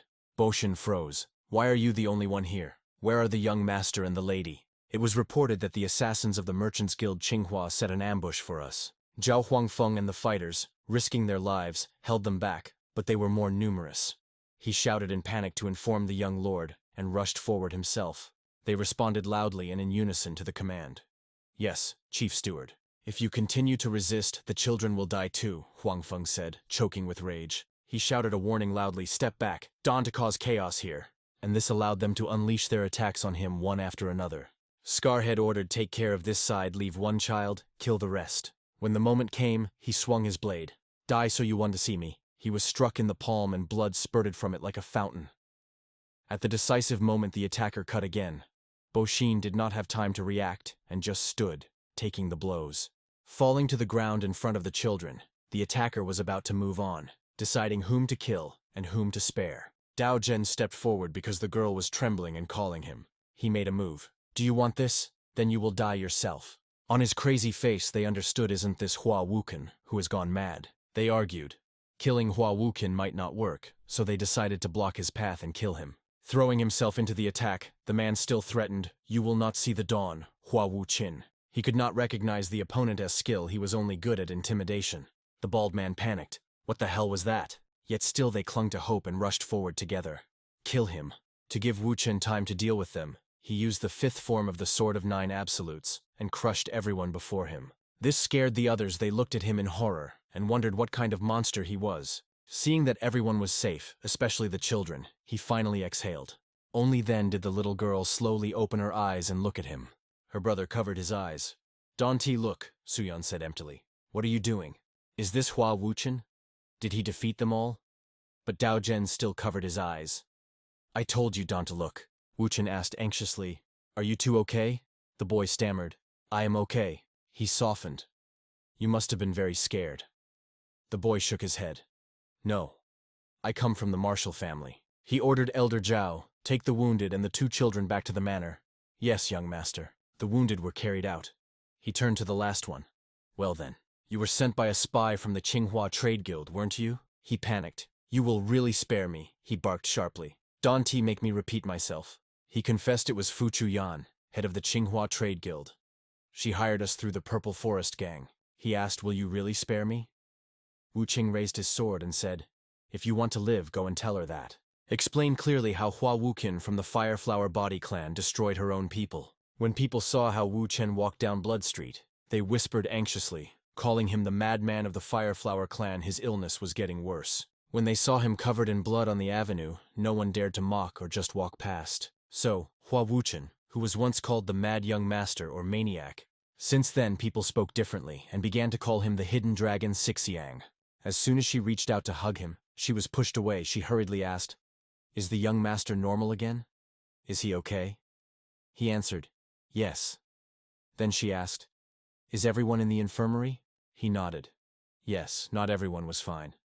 The second young master and the young lady were taken to the infirmary to be revived. Wu Qing praised good. Go and prepare the bath now. He replied, understood. I will do it. Under the quiet moon, Wu Chen sat in the bath, immersed in warm water. His face darkened, and he forced himself to calm his thoughts. The Marshal S child should not have to endure this. But he did not want to show them the cruelty of the world. He wanted them to hear only honest words and see only good deeds. The next day at the pharmacy, voices rose in alarm. What? The red burning heart method. Wu Hin replied, yes, exactly. Why did you flinch? Did I say something wrong? Putting that aside, Huanfeng asked, "May I ask why you need that mental method?" Wu Qing teased, fearing that I would tear it to pieces again. He was embarrassed. "No, that's not the point." Wu Qing said sternly, "Do not start learning this secret manuscript now. From tomorrow I will personally teach both children." He remarked, "I can see from your face that you don't believe me." He objected, "No, not at all." Wu Qing sighed to calm him. "Don't worry, Zhao Huanfeng will be fine." "Yes, understood." After the conversation, he pulled out a stack of papers. It was a copy of the thinking method. Wu Qing grabbed it and left. "I am going, rest." They bowed with deep respect. "Young master, take care." After he left, Huanfeng sighed anxiously. "Will everything be all right?" Bo Shun reassured him. "Don't worry, the young master showed powerful swordsmanship. It saved us and sped up our recovery." Huanfeng felt some relief. His recent madness had subsided. His body and mind had changed and almost fully recovered. The Hermit S method had probably worked. Could this method really accelerate his combat skills so rapidly? I've never heard of such a thing. Bo Shun also doubted such a sudden leap could only be due to fated Cu, a rare encounter. This is not a simple coincidence, probably an encounter with an extraordinary master. No other reason. Finally, it seems that the 17-year-old shadow pressing over the Fireflower body clan is beginning to retreat. At the training ground, Wu Qin taught the children the butterfly dance, or the resonance of the yellow bee. Su Yan blinked. "Brother, what did you say?" He explained more simply. "When the enemy freezes at your feet, move lightly and gracefully, like a butterfly in the wind." I created and honed this basic technique in bloody battles. The children are simply delighted with it. Su Yan pondered. "Strange, you have never fought in a real battle." Daojin gave a sign. "Idiot. Don't say that out loud." Wu Qin cleared his throat. "Enough theory now, and practice hit me with simple fists. Because the children just fought out of habit, without real technique or form. What are those two doing? How clumsy their movements are. Are they really descendants of the Marshall family, or just too young? Still, it is funny that they can't even maintain balance or control their bodies." The children, surprised, pulled their hands away from him. He pressed his head with his palm. "Tired. I have a headache. Let us stop training today." The girl worried. "Young master, are you okay? We didn't hit your head." He said, "You have more potential than I expected. First strengthen your bodies, then learn more complex techniques. And now go rest. See you tonight." His praise ignited enthusiasm in the children, and that night they could not sleep. But the children did not even suspect this. Wu Chen was still grumbling that it would not be easy. He laughed, thinking that the master had probably gone through many hardships. "The student's guilt cut the clan's fighting vein. But I will restore its glory and revive the traditional martial arts of the Fireflower body clan. I will find that scoundrel with the cursed mark without a blade, the one-eyed demon god Gentian, whom I could not defeat in my past life." He took a stance, ready to train. "No matter what happens, I will kill him." He gave in to inertia, and each swing was stronger than the previous one. That afternoon, Wu Qin trained tirelessly and joyfully with the sword. Huang Feng, looking healthier, said, "I am back." Masha was gripped by panic. "Well done. And that's it? Do you understand how hard we worked to protect the second young master and the young lady?" He sighed irritably. "Who allowed you to act on your own? If I had been late even for a moment, you would already be lying in coffins. Say that again. And I will be the first to send you there. Understood?" Bo Shen bowed. "Forgive me, young sir." Huan Feng. "Yes, young sir." At that moment, a strange voice sounded. "He is much better now. I told you only I can cure the young sir. A few more sessions, and he will be completely recovered." It was Du Yongshu. Mashi was breathless. "Ha, isn't that him?" Wu Qing boldly cut in. "Who are you? This is not charity. Get out of here." Mashi rushed to intervene. "Wait, sir. This is the Taoist who saved you." Mashi spoke humbly. "Forgive me, Master of the Blade. The young master is not completely recovered yet." He coughed quietly several times. He had not finished when Wu Qin kicked Mashi in the side. "Step back." He awkwardly forced a hospitable smile onto his face. "Oh, sorry. I did not recognize you. After such a long journey, you must be very hungry. Taoist, please, come inside and rest." His hand slid over the shoulder. A few days ago, Mashi said that the Taoist boasted supposedly he is the heir of the Wudang line, and once treated the second young master, and the steward paid generously to invite him. Returning to the present, Wu Qing barely smiled and feigned warmth as he invited him inside. Yong Shu, considering himself a guest, entered quite naturally. But he had no idea how treacherous the person who brought him here was. Wu Qin changed his tone and asked, "You are the heir of the Wudan line, right?" He had no doubts, and answered calmly, "Yes." I alone inherit the essence of the Wudan line, Baxian. He showed a deadly smile and sneered contemptuously. You are the one everyone talks about? How strange that Wudong has someone with such a big nose like Era because of this. He turned pale. Before he could finish speaking, Wu Chen barked, Hey, big-nosed, confess now, or I'll send you to the ancestors. He stubbornly clung to the false title and tried to explain something, but fell silent when Wu Qin drew his blade. If you are a disciple of Wudan, you must dodge a few simple sword strikes, he heard. And fear made him retreat several times. Wu Qin instantly lowered the sword down to test him. He was so scared that he wet himself and fell, and Mashi nearby could only stand and watch. Wu Qin suddenly snapped, Shut up and bring me a ladle of water. In a moment, a large ladle of water slapped and the water splashed down. It turned out Wu Qin was not ceremonious. He grabbed the ladle and poured it right on his back to sober him up. Yongshu shouted angrily, but Wu Qin immediately grabbed his fake beard. He pulled so hard that the veins on his arm bulged, and his eyes popped out of their sockets. It turned out that it was just a fake beard, bought at the market for 36 coins. Wu Chen sneered, using 502 glue from Troop de Bang holds well.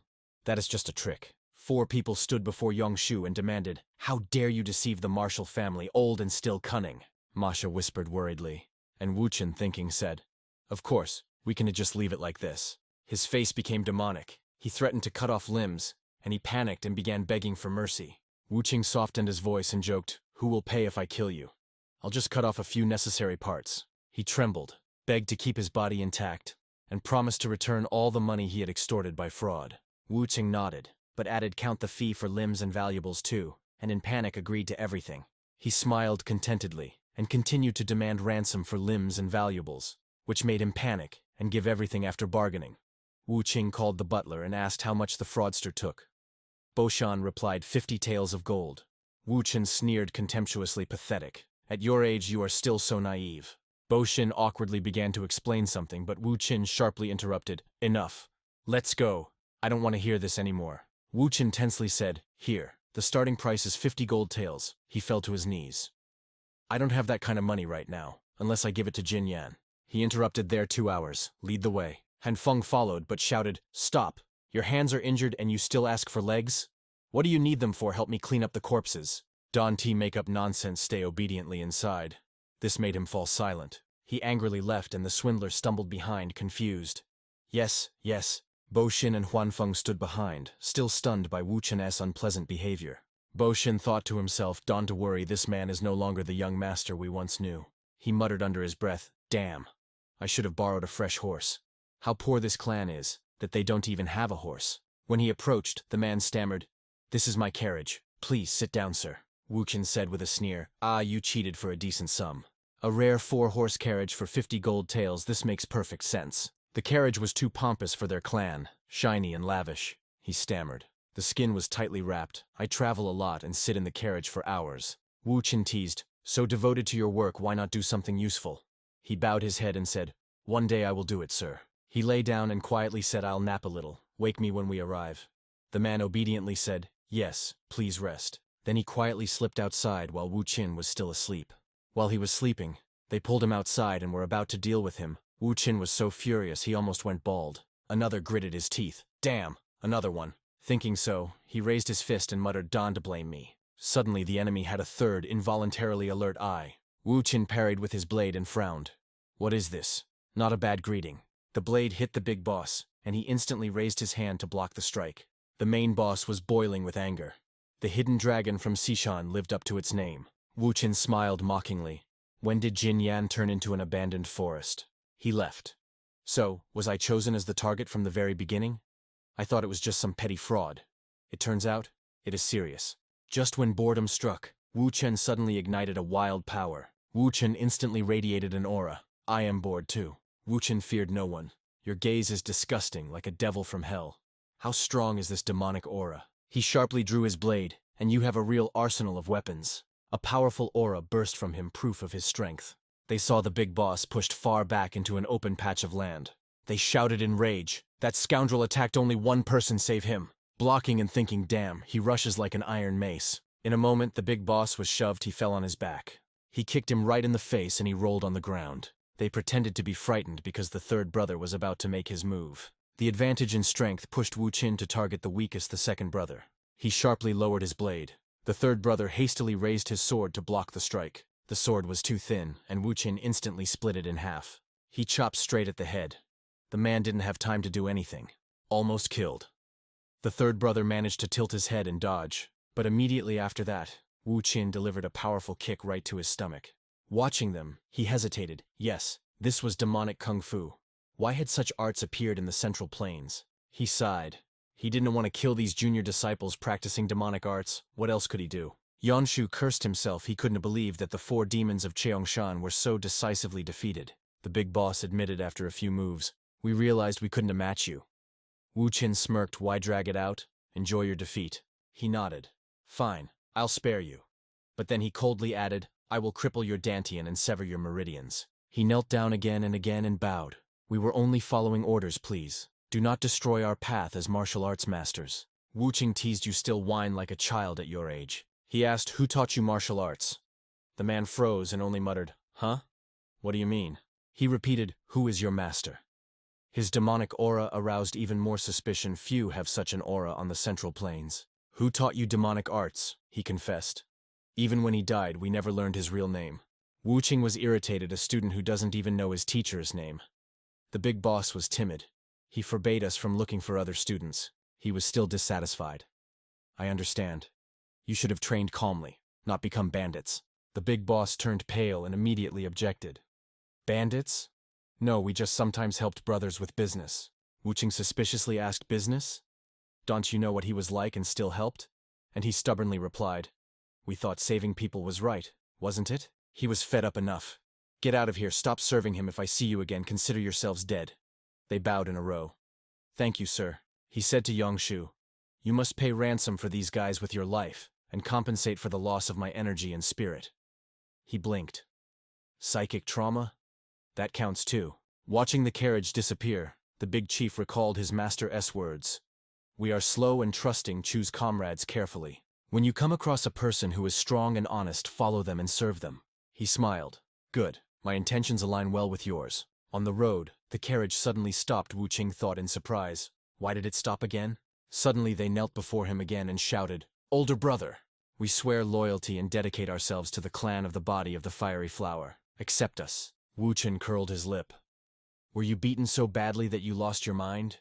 Who is the older brother here?" They replied, "We are not even 30 yet. Have mercy on us, older brother." Wu Qin froze in surprise. "What? You are under 30? Incredible." It seemed the horses were about to charge, continuously roaring.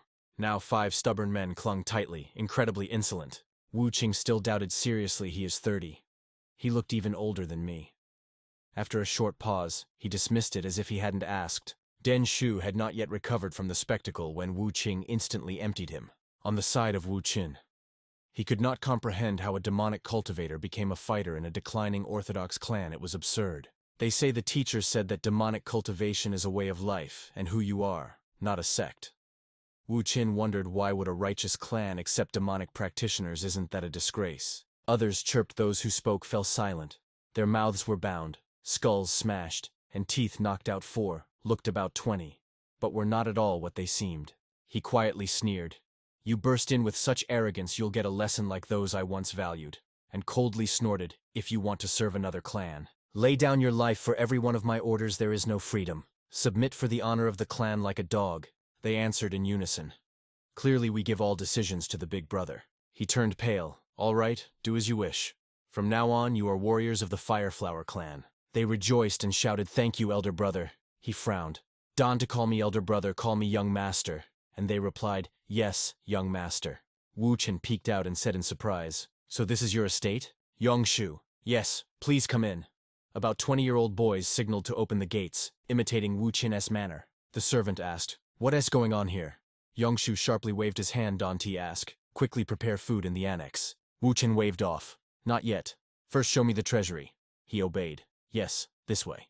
Wu Qin thought, "So you live easily on silver stolen from the world." Suddenly, halfway along the road, someone appeared and asked, "What happened, brother? Something's wrong?" This man was Bisutan. Yunshu quickly whispered, "Brother T, it is nothing. Come in." The other, with suspicion in his voice, asked, "What are you hiding? Tell me, who are these people?" Wu Qin interrupted, "I told you come inside." What do metal and some strange things have to do with this? By their clothes, it is clear they are guests of the swindler. Guests do not interfere in the affairs of the estate. He hurriedly rushed and blocked Wu Qin's way.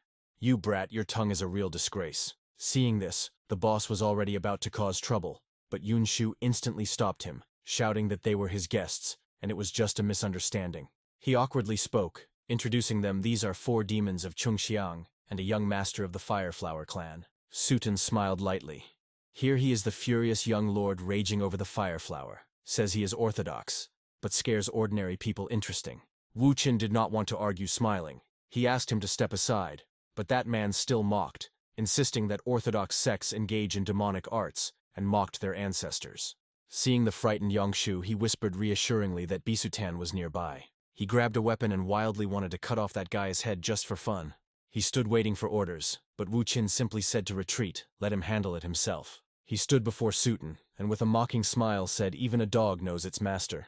He teasingly beckoned, come here, good dog. He lunged at Wu Qin, and Wu Qin raised his blade to parry. He remarked, quickly, but your inner strength is too weak.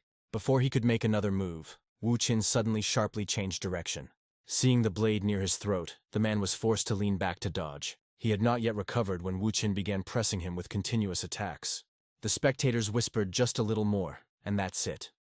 Once he is pressured, escaping is difficult. They said Wu Qin's blade was harder than an iron mace. Sooner or later both the sword and his head would crack. As predicted, Suten's sword cracked in half. The strike dealt heavy damage, and the man staggered to the side. Wu Qin turned around and said to the second brother, throw me the iron mace. Grabbing the club, he glared fiercely at the man, and the resentment towards his ancestor flared up again in his memory. He said coldly, fine.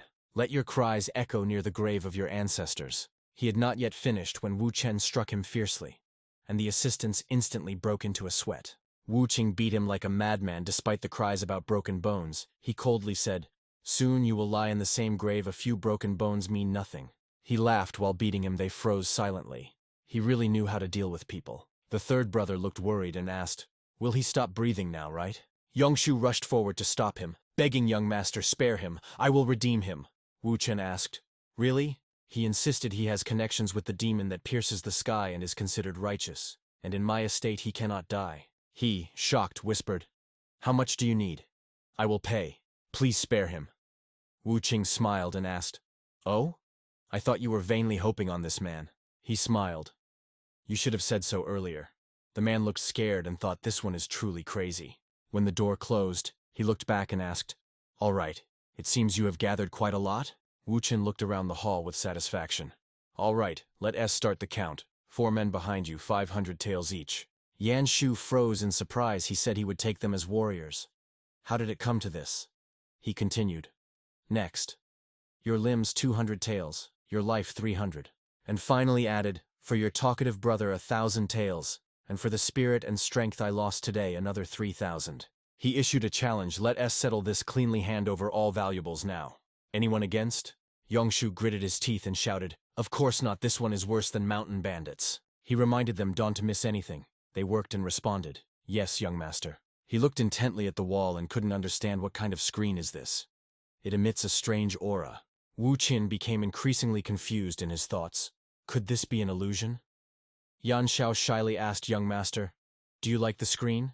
Wu Qin carefully examined the screen. It seemed strange to him, but he remained silent and only shook his head. As he didn't like it much, the man continued. This screen was made by Master Zhang Sushun. You have sharp eyesight, young master. He suggested the young master's room is empty. Take it if you want. He agreed. All right, I'll take it. The man thought to himself, this boy is greedy. Soon the carriage outside was piled with gold and silver. Wu Qin asked, you don't need this carriage anymore, right? I'll take it. Yangshu bowed his head and respectfully replied, of course it is a great honor for us that the young master uses it. Wu Qin shouted, all right, let's go. As soon as he finished, the wheels immediately started moving. From afar he bowed and shouted farewell, and ahead, leading the way, Wu Qin loudly exclaimed, live well, see you again. Seeing those treasures, Yangshu trembled and shouted, see, you've already grabbed enough. Are you even human anymore? His eyes filled with tears and he whispered, how can the sky be so cruel? What did I do to deserve this madman? Masha froze and shouted, wait, what is going on here? He opened his mouth, looked, and asked, what happened? Ma Shi asked in surprise, young master. Where did this money come from? Did someone die because of it? Wu Qin calmly explained. No. You said we lacked funds, so I got them. He asked Ma Shi, how old do you think they are? Judging by their build, these were not ordinary men. He guessed look closely, they are all over 40. This news will definitely interest them. Then he asked, where are the chief steward Du and Elder Zhao? I didn't see them when I came. Ma Shi said, oh, important guests have arrived. They are in the front hall and asked to be taken to the young master. He became alert, more guests? Or did scammers come to take the money? But he quickly pulled himself together. No, dawn to fear them, quickly.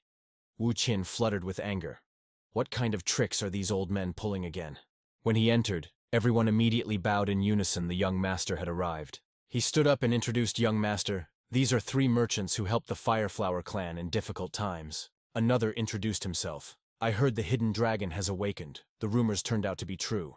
I am Bang Guan Wu from the Yan Merchants Guild. Another respectfully said, I am Dong Guan Yu, leader of the Boundless Trade Alliance. I am glad to see the young master safe, added Dutan. Long time no see. I am Hong Dutan, head of the Golden Treasury. He responded with a salute. No need for such formality. He introduced himself and said, I am Huao Qin. Thank you all for coming. Then he poured tea and began, well then. He sharply asked, you 3 came to demand debts from the Fireflower clan, didn't you? Bong Wan Wu denied this. No, we are not forcing debt repayment. We only came to greet the young master. Sorry if we disturbed you. Wu Qin said calmly, thank the merchant for the help. But the debts need to be clarified. I have just restored my spirit and do not yet know the whole situation. So please forgive my shortcomings. He continued, I want to know the total debt the Fireflower clan has. Bo Xin interrupted. Young master, before talking about repayment, we need to state exact figures. Dong Guanyu said the figures must be accurate, young master. He calmed down and added, all right. Though unpleasant, let them state the amounts. They told in turn 5,300 stories for the Guild of Merchants Yan, 3,200 stories for the Golden Treasury, 1,100 stories for the Alliance of Boundless Trade. He counted a total of 2,400 tales. Someone spoke and Boshin slammed the table. Now it is clear that the Qinhua Merchants Guild has long oppressed us. He calmly asked, what does the Qinhua Merchant Guild want? Bang Guangwu said they want the right to collect debts that your families owe us. This will harm you, so we firmly refuse. Dong Guanyu continued after the clash. The Qinhua Merchants Guild threw huge resources to crush competitors and monopolize supplies, breaking ties with other trade unions. They even shamelessly poached branch leaders to their side.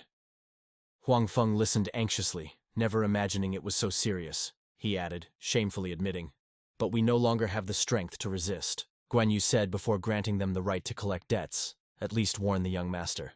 Wu Qing sincerely thanked them. We are deeply grateful for your concern. And the thought of what you had to endure weighs heavily on my heart. He said sadly, those who held on to the Fireflower clan at its peak have left only Elder Zhao and Chief Administrator Du remain. He sincerely thanked that all 3 stayed to protect the family. He slammed the table.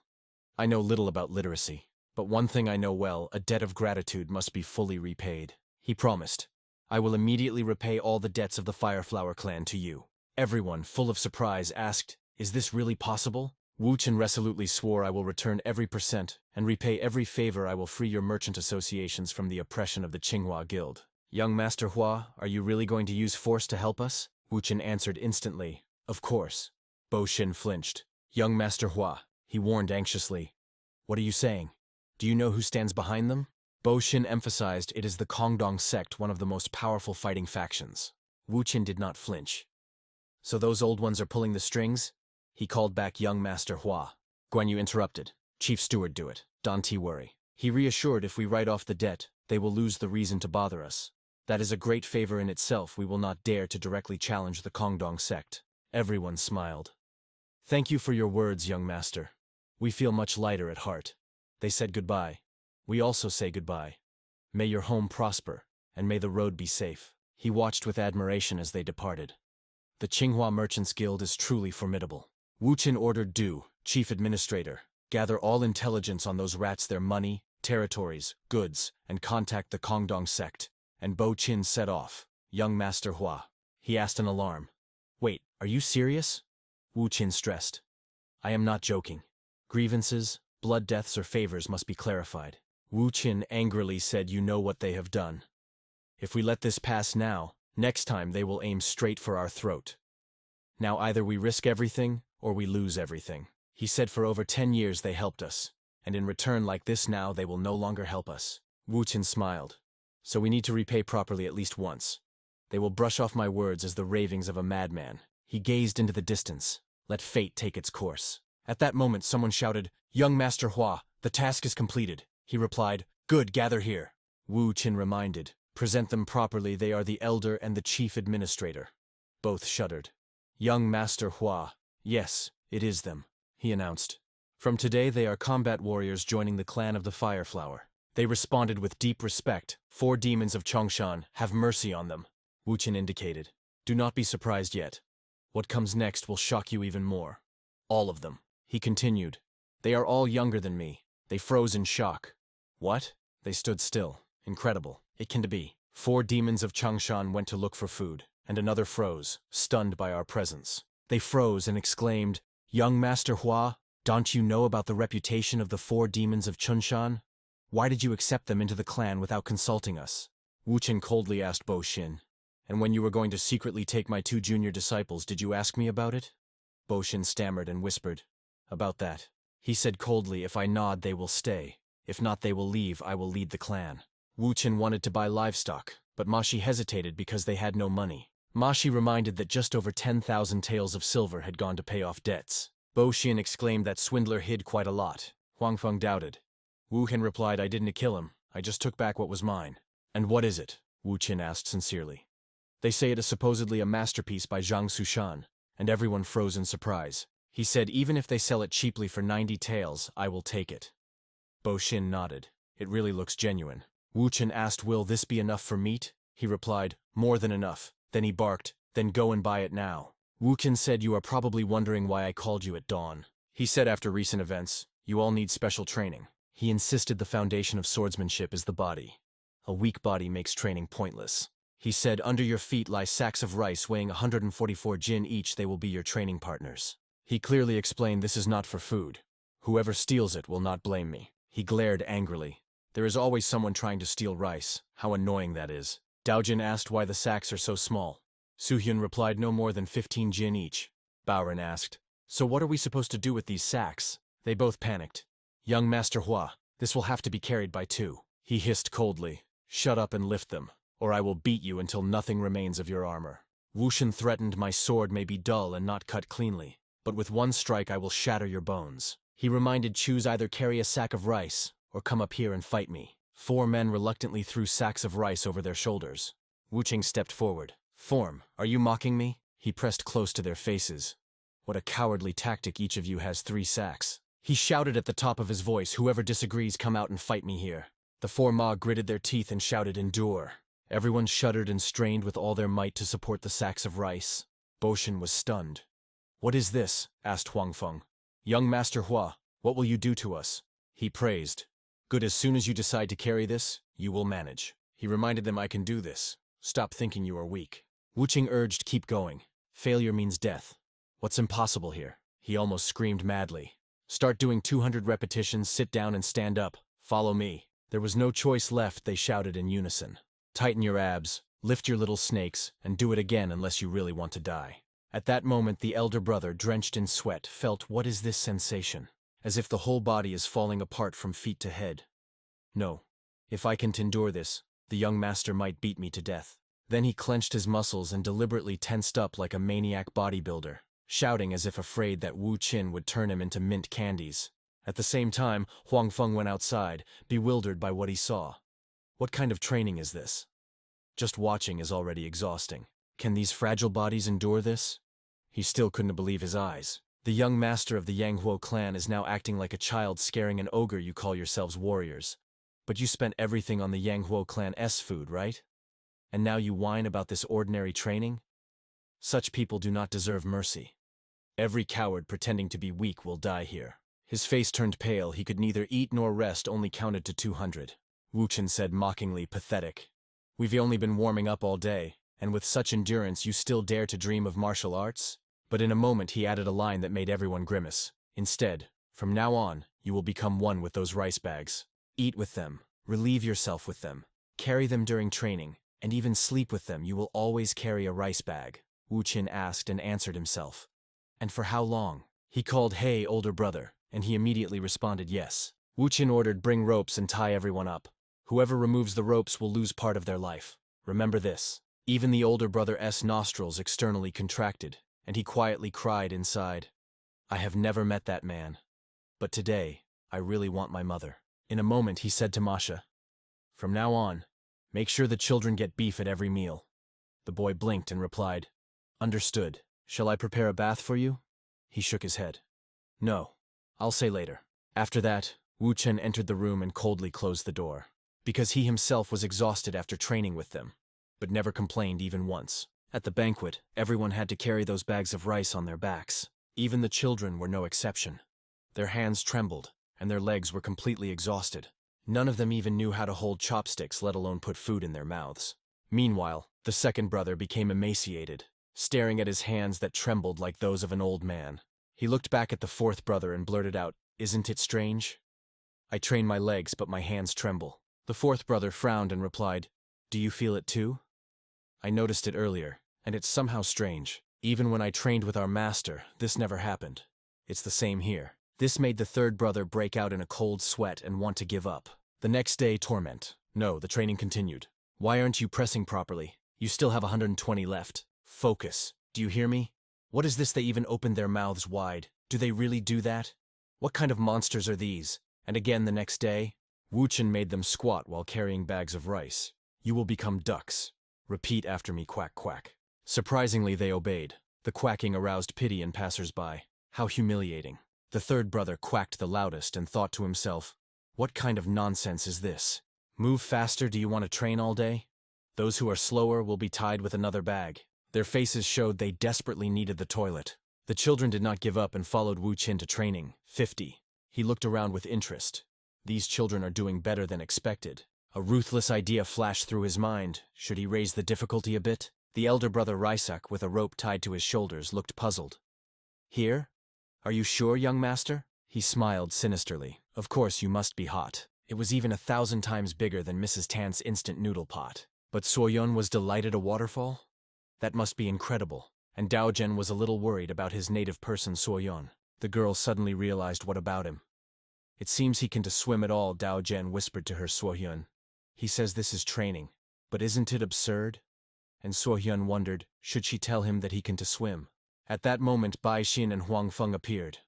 "Young master, this is impossible. The current is too strong. This place is famous for taking lives. It is dangerous even if you carry nothing." Wu Qing, bored, didn't even bother to answer.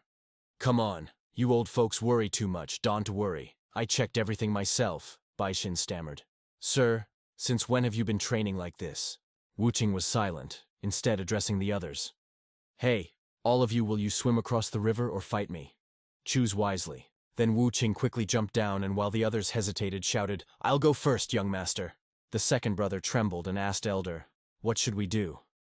"Gente has already gone ahead," and the elder, gritting his teeth, replied, "I know crossing the river has a better chance of survival than fighting the young master. I will go too." So the elder brother and the second brother decided to jump. Then everyone rushed there and this confused Huan Feng. Meanwhile, only the third brother and one more remained on the shore. What a horror. The second brother urged the man ahead of him if you can to step aside. Suo Yan happily followed and reassured Don to worry, your brother want to beat you to death, then added, "I'll go first," which made Dao Zhen confused. "Wait." The boy calmed himself. "I could never tell him this. I am a warrior of the Yanghuo clan." He used the momentum, jumped high, and landed flawlessly. "It is a trifle." This shocked Huan Feng. Young Master Dao Jin. Wu Qing moved ahead and threatened the younger ones. "If you fall, you will really die. Move your arms and legs, don't to stop." At the same time, Dao Jin slowly surfaced and gasped for air convulsively. He encouraged himself, "I can do it, I can do it." But in a moment, the great panic could no longer hold and subsided. The face was covered with sweat, and panic froze in the eyes. The tension around rose to the limit. The young man, along with the heavy load, went to the bottom, leaving a bloody trail. A desperate scream was heard from the shore. The boy was being carried away by the current. Hua Dojin struggled with the waves that were carrying him straight to the waterfall. He took a last desperate breath before diving. The bearded warrior, without hesitation, rushed into the whirlpool to help. The man powerfully cut through the water despite his own heavy burden. The rescuer gripped the boy with a death grip amid the chaos. Dojin convulsively gulped air, trying not to faint. It was too late to turn back. The warrior ordered to hold on and push through. Another wave covered them completely amid the boy's frightened cry. They dived into the very epicenter of the current, bypassing sharp rocks. A fierce and silent battle with the element began. The elders on the shore finally noticed the fugitives from death. Exhausted fingers clung to the slippery stones on the land. The warrior pulled the boy ashore, praising him for his endurance. Dripping with water, the exhausted Dojin bowed in deep gratitude. The rescuer only smiled softly in response to the youth's words. Unexpected footsteps nearby made the warrior become alert. The elder brother made sure that the little one was all right. The warrior warned his brother against unnecessary risk, reminding him of the importance of their mission. Dojin silently realized the full weight of his responsibility. Determination to no longer be a burden flashed in the youth's eyes. He struggled to rise with the load, proclaiming himself a warrior of the ManhwaCapped clan. A barely noticeable approving smile appeared on the face of the elder brother. The rocks trembled from the excited cry of the bearded warrior.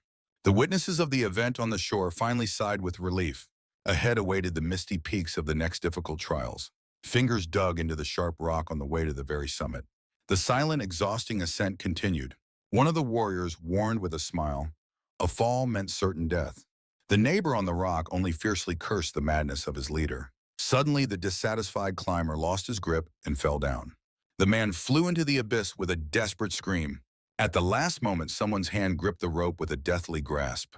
The rescuer froze from the wild jerk, barely holding his weight. The man above the abyss begged for rescue in tears. The warrior gritted his teeth, holding his comrade above the abyss with his last strength. The mountains trembled from the swearing and the stern order to immediately cling to the rock. The training turned into exhausting running under the scorching sun. Eyewitnesses compared the warriors of the ManhwaCapped clan to those condemned to execution. Dojin and the young Soyeon barely stood on their feet under the weight of the load. The girl closed her eyes, losing the last crumbs of strength. Soyeon fell face first into the dust amid the anxious shouts of comrades. The elder brother instantly reacted to the rumble behind his back. The exhausted child begged the elder to carry her at least a little. The elder's face distorted with outrage and shock. Despite the anger, he picked up the girl and continued running with double the weight. The other warriors irritably glanced back at the delay in the formation. The brother with a mad smile reminded, weakness would have to be paid for with life. Frightened by the threat, the men with their last strength rushed forward. After the finish, the exhausted fighters fell dead on the floor. One of them remained kneeling under the weight of the sack. The comrade nearby was not going to hide his irritation. He harshly scolded the loser for constant lagging behind. Rage boiled.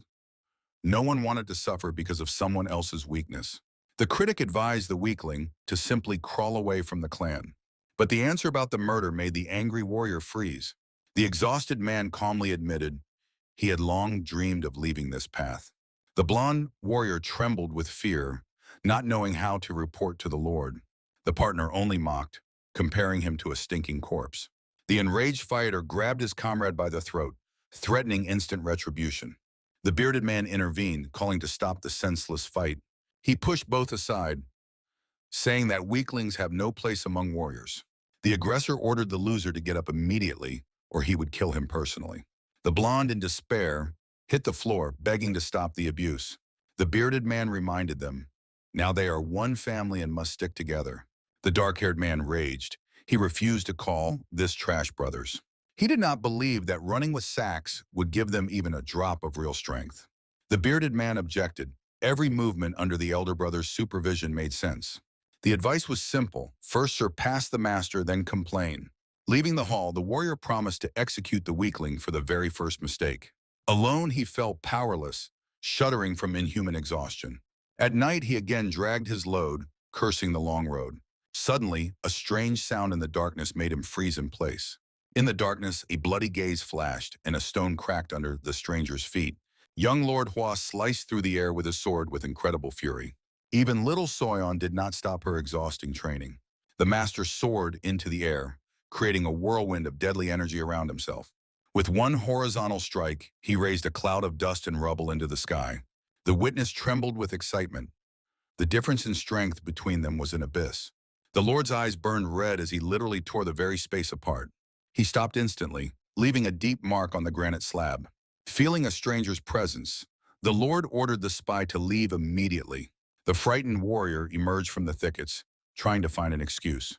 He swore that he ended up here accidentally on the way to the restroom. The Lord only smiled and ordered to replace the sack of rice with battle steel. The heavy sack fell with a crash, making room for the fight. The warrior drew the steel and froze before the master under the night sky.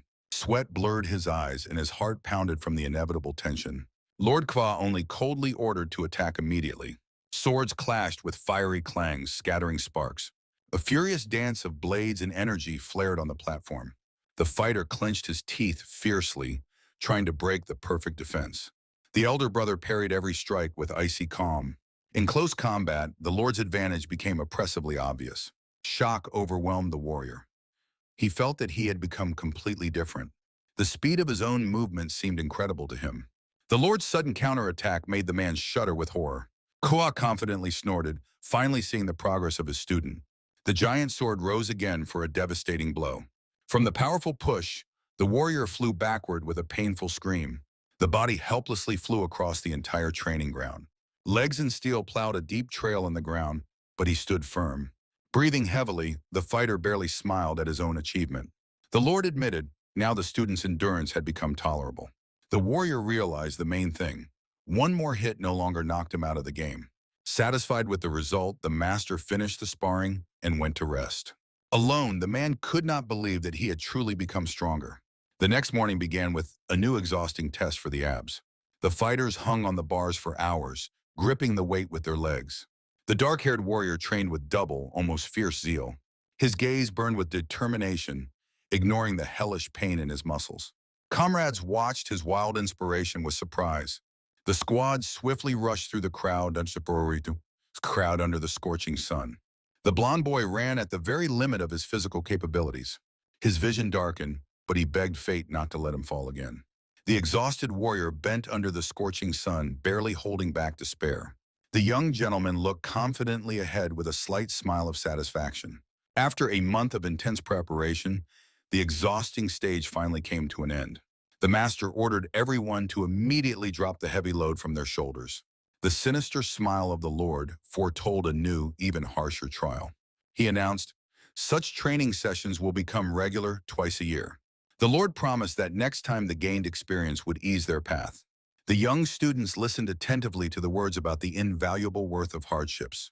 The mentor reminded the main point: a hardened body becomes an unbreakable weapon. The crowd of warriors responded to the Lord's call with a single resolute shout. The master's hand gripped the hilt. The next stage was beginning. Shrouded in a dark aura, he challenged everyone to a deadly sparring match. The giant blade flashed, promising to elevate their strength to a new level. The shocked fighters froze, waiting for their turn to face the master. The joy of freedom turned into an endless cycle of pain and knockouts. Each blow transformed inhuman torments into invaluable combat experience. Former bandits officially became the new instructors of the Manhwa clan. The clan rapidly gained momentum, reclaiming its former glory. The shining residence once again became a symbol of Sichuan's indomitable power. The young dojins swiftly attacked the mentor amid approving cheers. The elders watched every precise movement of the boy from afar. They noted with relief. The young man finally regained his fighting spirit. Dojin's determination and his connection with the new teachers impressed the elders. Munjin managed to raise the clan from its knees, surprising even the most experienced. The elders were worried about only one thing: when the master would finally emerge from meditation. In the semi-darkness of the hideout, the master radiated waves of colossal energy. A bright stream of magical power continuously flowed around his body. On the fourth day, the master's eyes flashed with a dangerous blue light. The energy enveloped the screen. The master's assumptions were confirmed. The artifact fiercely resisted every new flow of power. The master was completely immersed in the confrontation with the mysterious force. A hand covered in darkness reached out for the decisive strike. With a fierce scream, he unleashed all his destructive might. The tree cracked, and a green vial fell from the secret hiding place. The poisonous liquid spilled on the floor, emitting an ominous glow. The terrible stench confirmed the suspicion. It was a deadly trap. An ancient book fell nearby, The Art of the Destructive Spiritual Sword. A predatory smile revealed his triumph. The treasure was finally found. After studying, the master only sighed disappointedly due to the average level of technique. However, he admitted the efforts spent were worth the result. The cultivation method perfectly suited the warriors of the Manhwa clan. The master finally understood why he could not teach the children earlier. The energies of their styles were an eternal and dangerous conflict. Mixing opposite forces would inevitably lead to the rupture of meridians. His own destroyed core became the perfect vessel for the new power. It was precisely the past poisoning that allowed him to master the technique without obstacles. The master decided to make the discovery the official art of his clan. He carelessly handed the legendary manuscript to the elder. The old man's eyes bulged. He recognized the lost relic. The master only ironically yawned, marveling at the blindness of the former owner. The technique was to become a powerful combat foundation for every fighter. The master set the date for training and went to seek peace. While he dreamed of sleep, the elders held a wild celebration. The warriors took up learning new moves with fanatical zeal. The emergence of high-level technique united the clan into a single fist. Dojin and Soyun trained until the seventh sweat with fire in their eyes. 4 demons remained faithful to their own brutal methods. Even without new techniques, the warriors had the potential to become great masters. Another month flew by unnoticed outside the window. The youth with a sitfi walked alone across the empty square. After transitioning to true arts, the children looked genuinely happy. Soyun and Dojin demonstrated a talent that defied description. The young lord proudly observed their successes. Suddenly, he noticed a strange silence. There was not a single soul around. The frightened servant Masak greeted his master in surprise. It turned out that today marked the start of the grand tournament. The rise of the little dragon occurred only once every 5 years. Without listening to the end, the master soared into the sky, leaving a bright blue trail. He swiftly raced over the rooftops using internal energy. Rage boiled. He had been forgotten to be informed about such an important event. The Lord suspected that the elders had decided to have fun without him. With a crash landing on the roof, he began searching for his people. In the noisy square, the familiar trio of the Manhwa clan finally appeared. The bearded warrior encouraged the children before the participant registration. Suddenly, a sinister figure with a mocking voice blocked their path. The clan steward Beck sarcastically greeted the old losers. The representative of Manhwa respectfully explained their long absence. The enemies only mocked, wondering where the poor found money for the contribution. The mockery continued. They recalled both decade-old debts and hunger. Soyun and Dojin barely restrained their rage under a hail of humiliating insults. Munjin froze in a majestic silhouette at the very edge of the tall pagoda. Suddenly, the pathos disappeared. He realized he did not know the way to the tournament. The young man looked confusedly into the endless city blocks. Meanwhile, 2 mysterious figures in cloaks were making their way through the crowd. Passers-by watched them with fear and admiration. The beautiful stranger noted with amazement the humanity of the great city, but Munjin roughly pushed her off the road, clearing his way. Munjin wandered the streets, cursing his forgetfulness. The stranger woman stared in shock after the audacious youth. The woman could not endure the impudence and loudly called out to the boy, but he only snapped back irritably. A tense moment was broken by a calm and balanced male voice. From beneath a green cloak appeared a bearded elder with a friendly but mysterious smile.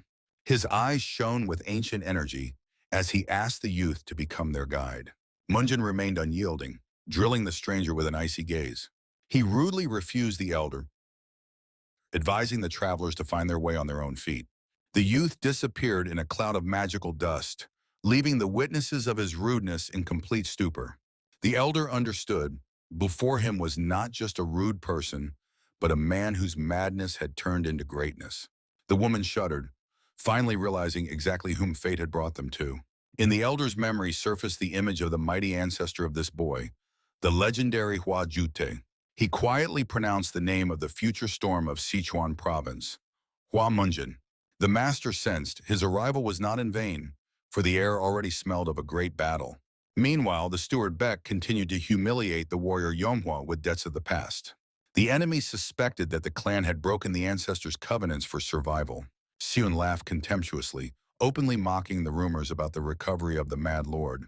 The bearded man barely restrained his rage, listening to insults directed at his martial art. The hand of the warrior Manhwa gripped the weapon's hilt with a death grip. The steward only provoked his opponent, hoping for a swift reckoning. The warrior warned Soon one last time against dirty words in the presence of children. The enemy's shining blade partially left its sheath, radiating deadly energy. Soon arrogantly ordered the warrior to finally draw the steel for the last fight. The frightened crowd scattered, feeling the breath of death. The authoritative order of Munjin instantly stopped the escalation of the bloody fight. His eyes blazed red as he declared this tournament a celebration for young talents, not a place for disputes. The steward studied the Mad Lord with interest, about whom he had heard so many legends. Munjin disdainfully threw his sword over his shoulder, showing complete disregard for Shun's presence. Instead of fighting the enemy, the leader began fiercely scolding his subordinate for secretly traveling to the tournament. Dojin admitted they dreamed of victory to surprise their mentor. Munjin gently stroked Soyeon, christening the little ones as incredible brats. The leader reminded, the clan should be proud of strength, not the gold of empty wallets. His eyes flashed red. Faith in steel was stronger than any wealth. The elder Tan Samun appreciated the youth's straightforwardness while enemies raged nearby. He called to lower swords and recognized the warriors as the legendary Flame Hu. The elder's companion rudely dismissed the onlookers, causing the crowd to whisper indignantly. Chan Chiyun continued to mock, calling poverty a shameful sign of weakness. He publicly ridiculed the children's old clothes, trying to humiliate the entire clan. The bearded warrior Yomhwa barely restrained himself from tearing the throat of the insolent bastard. Tan Sumun intervened, reminding Silk will not make a worthless fighter a master. Munjin stopped the argument. The true value of each had to be shown by the ring. His face radiated icy calm and absolute confidence. The elder accompanied the youth, advising not to pay attention to the barking of fools. Sumun smiled warmly, gazing into the endless blue sky. The bearded warrior Yomhwa felt an inexplicable suspicion looking at the stranger. He could not recall where exactly he had seen the face of this strange elder. The tournament official officially confirmed the arrival of the Burning Flower clan. The group was respectfully escorted to specially prepared places. Representatives of Yomhwa majestically descended to the very heart of the tournament. The grand arena impressed with its scale and thousands of excited spectators. Tables under the open sky began to fill with luxurious hot dishes. Appetizing aromas of meat and wine instantly spread across the square. Soyeon and Dojin admired the unprecedented banquet with delight. Munjin warned the youngsters, excessive fullness before the fight was dangerous. The loudspeaker announced the arrival of the honored guests from the Peck clan. The steward Seun enjoyed the triumph of his feigned grandeur. Munjin clenched his teeth, already planning cruel revenge for every insult. Suddenly, Tan Sumun appeared again beside their company. The elder politely asked permission to share the meal with the Hua warriors. Munjin was irritated by the old man's persistence, but he allowed him to stay nearby. Tan Sumun secretly ordered his companions not to touch the food until he checked it. He obediently handed the master a jug with a drink. The elder accepted the treat with a brief expression of gratitude. Munjin dryly refused the offer to drink, keeping his distance. The host appeared on the platform, opening the long-awaited tournament. Salk Ildo solemnly introduced himself as the head of the organizers. He invited the guests to enjoy the banquet and the upcoming fights. Suddenly, the clan leader's gaze froze on one of the visitors. In panic, Sokildo rushed to the table, not believing his own eyes. He bowed deeply before Munjin's mysterious neighbor. The elders of Yomhwa were stunned. Sitting next to them was the Great Poison Emperor. The legendary name of Tan Sumun instantly spread through the crowd. The square exploded with shock. The presence of such a force changed the status of the tournament. In the Central Plains, the title of emperor belonged to only the four strongest. The appearance of the great master Tan turned the modest event into a historic occasion. The spectators understood the peaceful day had just ended. Salkildo was washing his face with sweat, regretting his excessive emotionality. While everyone was trembling, Munjin calmly tried to recall the elder's identity. A smile appeared on the young man's face. He recognized the snot-nosed kid from his past in the legend. The memories transported him to the times of the bloody war against the divine demon. At that time, the most powerful clans were crushed even before the great battle began. In that terrible past, Tan Sumun was just a frightened, wounded youth.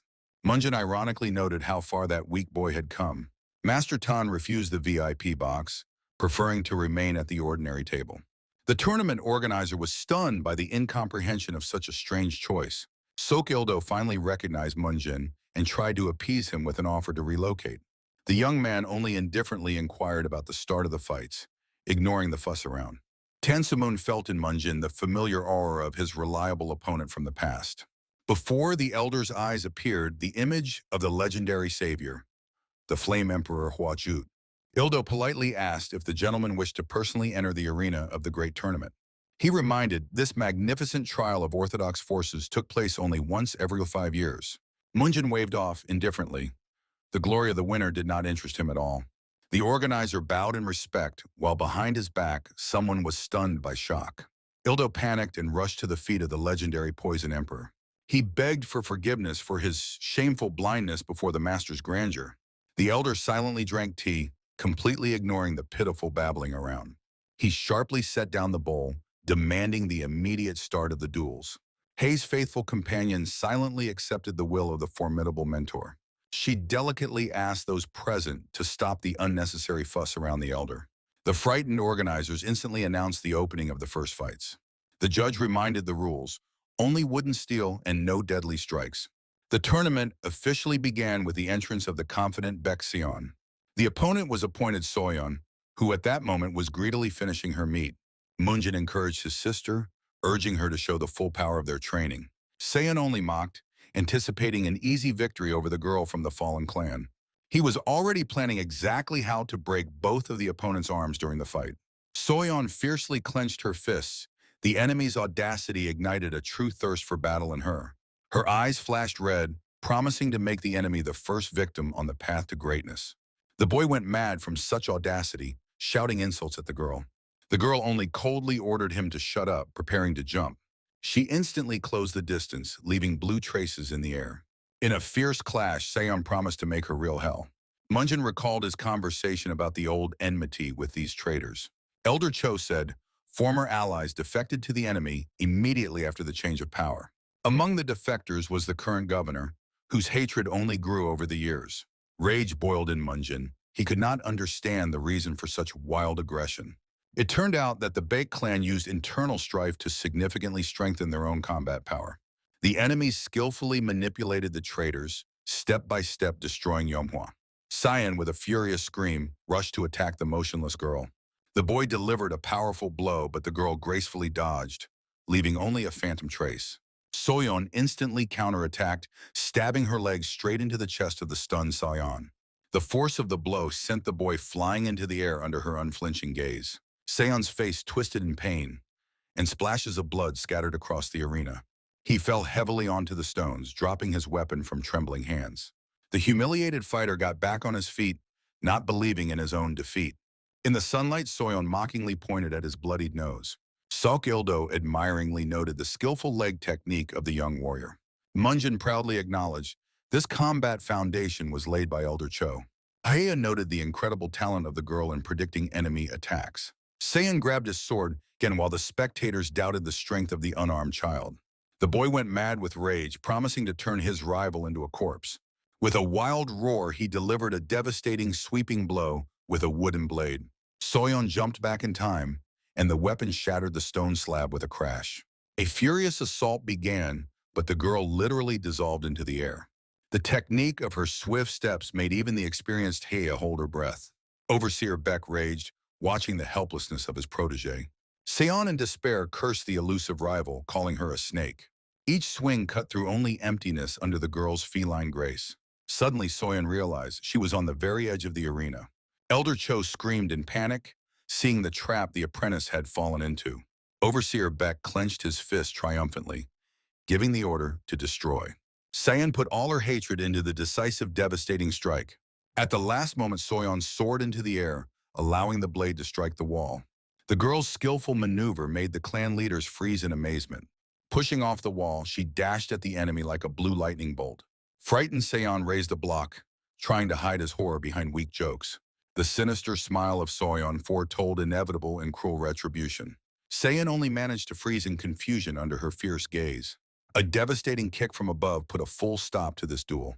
The sinister smile of Soyeon promised the enemy a swift and painful punishment. Seon was washing his face with cold sweat, unable to keep up with every movement of the girl. A series of devastating blows turned the boy's defense to dust. The elders of Yeonhwa, in ecstasy, demanded even more spectacular fury. Governor Baek almost tore the table apart from powerless thirst for revenge. Seon spat out blood, making a last attempt to intimidate his rival. The girl's lightning-fast lunge hit exactly the enemy's wooden weapon. Seon's sword shattered into splinters under the weight of a devastating kick. The judge panicked and immediately ordered to stop this one-sided beating. A blue pouch flew into the sky, signaling a forced stop. The symbol of the break fell right at the feet of the enraged Seon. The girl froze, casting a look of complete contempt at the object. Bloodied Seon sneered maliciously, feeling the imminent rescue by the rules. He boldly promised to return and destroy the entire Manhwa clan.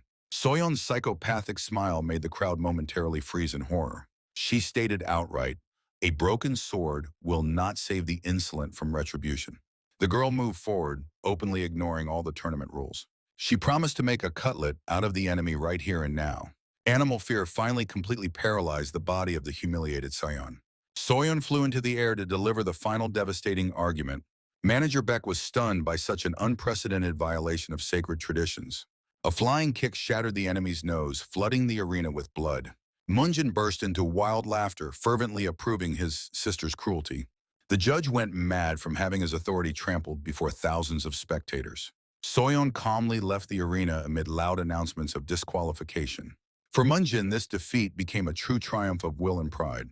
The judge's enraged scream caught up with the girl already exiting the field. Soyeon only contemptuously stuck out her tongue, not regretting her act for a second. She cheerfully ran away, leaving the organizers to burn with powerless rage. The girl returned a true winner to the joyful cheers of her clan. Soyeon grabbed the meat and confessed, hitting the scoundrel was more pleasant than victory. Munjin burst into laughter, proud of his sister's rebellious spirit. Out of wild happiness, he started dancing right in the middle of the banquet. The leader danced on the table, shocking the crowd with his unrestrained energy. The elders begged him to come to his senses, but the Lord's madness could no longer be stopped. The scale of the drinking spree was impressive. Munjin treated everyone at the expense of the Poison Emperor. Heya only sighed irritably watching this chaos. Soyeon explained she deliberately hid her trump cards so the enemy would not guess her strength. Tansuman appreciated the strategic genius of the little warrior. While Munjin demanded more wine, the children cheerfully argued over the best piece of meat. An unprecedented sight. Young Lord Manhwa drank on par with a living legend. Time passed, but the crowd's attention was fixed only on this crazy company. The tournament organizer barely restrained his rage over the behavior of the audacious guests. The time for the next fight has come. Dojin versus the heir of the Sok clan. The young man went to the arena amid loud cheers from Munjin, holding a gnawed bone in his hands. Dojin froze in the center of the platform, tightly gripping the wooden steel. The spectators were surprised. The fist-fighting clan suddenly chose the path of the sword. The blades crossed, and the air trembled at the start of the new duel. Sok Ildo desired only one thing, to crush his opponent before the emperor's eyes. Chuyeon rushed into attack, putting all his strength into the strike. Dojin cold-bloodedly parried the attack, slicing the space with blue energy. The organizer was stunned. The enemy's skill exceeded all his expectations. The crowd froze, not understanding the nature of such perfect technique. The Manhwa clan erupted in triumph after the young man's lightning victory. Experienced masters acknowledged these moves had nothing to do with ordinary fencing.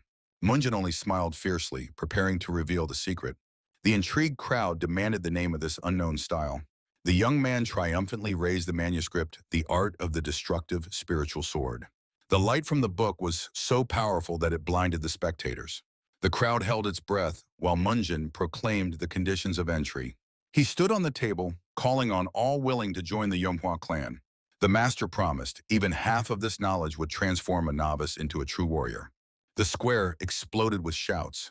Hundreds of people wanted to become part of the clan. Administrator Do was already preparing the lists, barely restraining joyful laughter. Tansuman laughed. Such a brazen recruitment only confirmed the master's madness. In the distance, someone's fist clenched with uncontrollable bloody rage. Elder Peck raged, but the presence of Emperor Otrut restrained his movements. He demanded from the head of Sok an immediate rebuff to the audacious clan. But he understood, under the watch of the legend, any step was too risky. Then the enemies decided to act insidiously, preparing a cunning change of the rules. The sinister plan was simple, to pit a real monster against the children. They decided to throw the invincible Sok Yoso into the fight. Once the Manhwa clan ruled in Sichuan, but those times have long passed. The Sok and Pek clans waited for years for the moment to seize power in the region. They manipulated the tournament, promoting only their own bribed favorites. Corruption and power allowed them to completely monopolize the fighting arena. The time came for the final match, which was to determine the fate of the next round. Experienced Sok Yoso entered the arena against Little Banyavol. Drunk Munjin warned Dojin, this giant will be his next enemy. Elder Cho froze. The participation of an adult in a children's tournament was absurd. It turned out that Yoso was a former champion who should have long left these competitions. The shadow of the real killer loomed over the frightened little boy. The boy trembled, reminding of the strict age limit of the tournament. The giant only cheekily smiled, lying about his 14 years. Yovo cried out in despair about the injustice, but no one heard him. Yoso instantly appeared behind the victim, radiating a deadly aura. The little boy did not even have time to flinch from the lightning-fast attack from above. The child was literally killed into stone, and the judge cynically announced the winner. Yoso mocked the defeated, inventing pathetic excuses for his real age. Elder Cho demanded justice, but Munjin calmly finished his tea. The sinister smile of the gentleman foretold this dishonest enemy would become the perfect proof of their greatness. Dojin gathered his will into a fist, preparing for the hardest trial of his life. The setting sun painted the mountains the color of blood, foretelling a bloody finale. The judge announced the start of the main fight of the day with false enthusiasm. Dojin and the giant Yoso met in the center of the arena under the watchful eyes of thousands. The heir of the Dianzan sect entered the fight with the look of an absolute master of the situation. Even Hei admitted this sparring surpassed any official final intention. The head of the Sok clan was already celebrating the victory of his adult protege. The leader of Peikoff silently watched from the shadows, cold-bloodedly waiting for the outcome. The stands of Yomhwa erupted with support, charging the young man with their desperate faith. Yoso arrogantly accused Dojin of the shameful failure of his younger brother. The young man responded with icy calm to all the enemy's mockery and provocations. The killer's evil smile confirmed there would be no mercy in this ring. Yoso's eyes flashed red. He promised to forever deprive his opponent of the ability to hold a sword. The enemy's first attack unleashed a blinding and deadly wave of pink energy. The air trembled at the name of the technique. 12 shining sword strikes. Yoso soared into the air, unleashing a barrage of deadly energy arcs on the boy. Dojin barely withstood the onslaught, literally choking from unbearable physical pain. The attacker laughed, promising to crack the skull of anyone who dared only to defend. The arena turned into a whirlwind of energy, where Dojin found himself trapped in a desperate defense. Even Munjin admitted the speed of Dian Chang's blades was truly impressive. The head of Sok enjoyed the total domination of his fighter over the pathetic wretches. Yoso raised his sword for the final strike, demonstrating a chasm in combat mastery. He openly mocked the desperate attempts of the youth to stay on his feet. Every muscle of Dojin trembled under the pressure of the colossal and insidious enemy force. A devastating slash from bottom to top left behind a long, bloody pink trail. The blades locked in a death grip, and Yoso triumphantly declared the end of the fight. But in Dojin's eyes burned the fire of unbreakable will. He refused to surrender under the pressure of enemy steel. Yoso unleashed the 12 shining strikes on Dojin, throwing him back with pink energy. Powerful flashes pierced the youth's defense, leaving him no chance. Grimacing from wild pain, Dojin gave a final gasp under the pressure of the blade. The giant towered over the fallen, preparing the final devastating slash. Yoso put all his rage into the move, intending to finish off his opponent immediately. Suddenly, a blue pouch crossed the arena, stopping the deadly sword strike. The object fell right at the killer's feet, causing him to freeze in confusion. It was Munjin with burning eyes who intervened to save his brother from death. Yoso only sneered and concluded, "This senseless delay will change nothing." He disdainfully said that he would return to finish the matter a little later. The boy's mangled hands trembled in the dust under a quiet, painful groan. Munjin bent over him, raging at the vile blows of the enemy to the joints. Soyeon and the elders watched in horror the bloodied and broken fighter. Tears and a wild scream burst from Dojin's chest as the displaced bones snapped back into place. The youth begged to have his wounded arm tightly tied to the sword. He was not going to surrender. The proud smile of the master became the only response to the iron will of the brother. Dojin stood up again, securely bound with bandages to his weapon. Even the Poison Emperor admitted, This boy is a true warrior of his clan. Munjin silently accompanied his brother with his gaze towards a new cruel battle. Yoso was surprised by the resilience of the insect, who refused to cry and beg for mercy. The killer's grim snarl now promised only a swift and inevitable end. With mad laughter, the enemy once again spun a whirlwind of magical power around himself. His eyes burned with a bloody light in anticipation of an easy and swift defeat. Dojin went into a low stance, focusing on every pink wave of attack. In memories, Munjin asked his brother about the true price of the future victory. Dojin swore to restore the clan's honor by becoming the first in this tournament. The brother reassured, the greatness of the clan is his concern, and the young one just has to endure the fight. Munjin's cunning gaze foretold the secret of the confident enemy's deadly technique. The mentor pointed to the main weak spot, a tiny gap in the very center of the strike. The enemy's blow shattered the ground, but Munjin ordered an immediate counterattack. Dojin instantly slipped under the blade, preparing a devastating finale. The rising strike left a red mark, tossing the giant into the air. Yoso froze in horror, not understanding how the insect pierced his defense. Wooden steel pierced the enemy's chest with a dazzling flash of energy. The killer's face twisted in pain, and the speed of the attack left him no chance. Dojin unleashed the final blow from top to bottom, killing Yoso in the arena. The young man froze, stunned by his own new and devastating power. The enemy fell with a dull wheeze, raising a cloud of dust into the sky. The elders of Manhwa roared with happiness, and Soyeon cheerfully greeted the victor. But the monster proved resilient. Yoso fiercely rose to his feet. Shrouded in a dark aura, he cursed the boy for every second of humiliation. Dojin took a stance again, feeling that his strength was already at the limit. An apple that flew straight into Yoso's face interrupted his deadly threat. Enraged with shame, the giant demanded to immediately find the insolent one. Munjin calmly stepped into the light, calling the enemy an ordinary brazen puppy. He gently stopped his brother, announcing that this fight was over for them. With a warm smile, the master suggested to the exhausted young man to finally go home. The judge panicked over the disqualification, but Munjin was indifferent to formalities. He was not going to risk his brother's future for a victory in this worthless tournament. The clan began to retreat, preparing to immediately tend to Dojin's wounds. The Poison Emperor unexpectedly invited himself over, shocking his own granddaughter. Munjin just carelessly threw over his shoulder that the old man could do whatever he wanted. The silhouettes of legends disappeared in the rays of the sun under the amazed whisper of the crowd. Left in the arena, Yoso helplessly gritted his teeth over the spoiled finale. Meanwhile, on the city streets, random passers-by felt the breath of death. 3 grim shadows emerged from the crowd, radiating deadly energy. Dojin promised to break the neck of the hidden dragon today. Black Raven of Death received a clear order, complete and merciless destruction. Masters of the Crimson Sword joined the ambush. A large-scale battle became inevitable. The man smiled predatory, dismissing any objections. Shu Sungen guaranteed his sect would instantly restore order here. Mercenaries approached the estate with laughter, shocking the guard. The rotten gates of the residence caused only contempt in the leader. One powerful kick turned the entrance into a pile of splinters. The servant was stunned by such unheard-of audacity. The attackers confidently walked through the yard, ignoring the guard's shouts. The villain slyly justified the rot of the tree, hiding a snarl.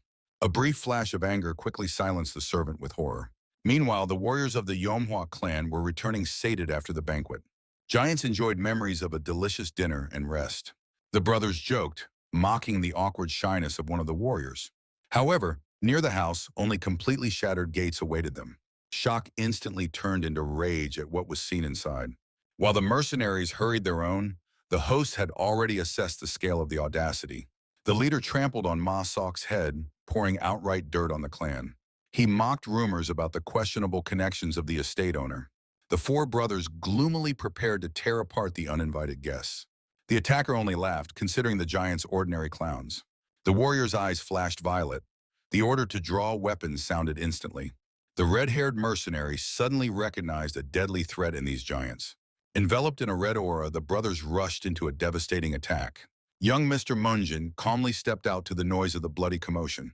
In a moment, the attackers were already lying pressed to the ground. The warriors reported a light massage for those who touched their brother. Frightened, Ma Sok ran to the master in tears for comfort. Munjin calmed the servant, recognizing among the beaten the leader of the mercenaries. The one-eyed leader felt an icy horror and panicked, begging for mercy. The master ordered to pick up the trash, and a heavy boot pressed Sungun into the cobblestones. Munjin coldly inquired whether the guests had come for revenge for that blind fool. Sungun proudly introduced himself as a master, but the young man was only interested in the contents of his wallet. While the boy pondered the battle heavens, a majestic figure rose behind his back. The leader's eyes widened with deadly horror. He recognized the legend.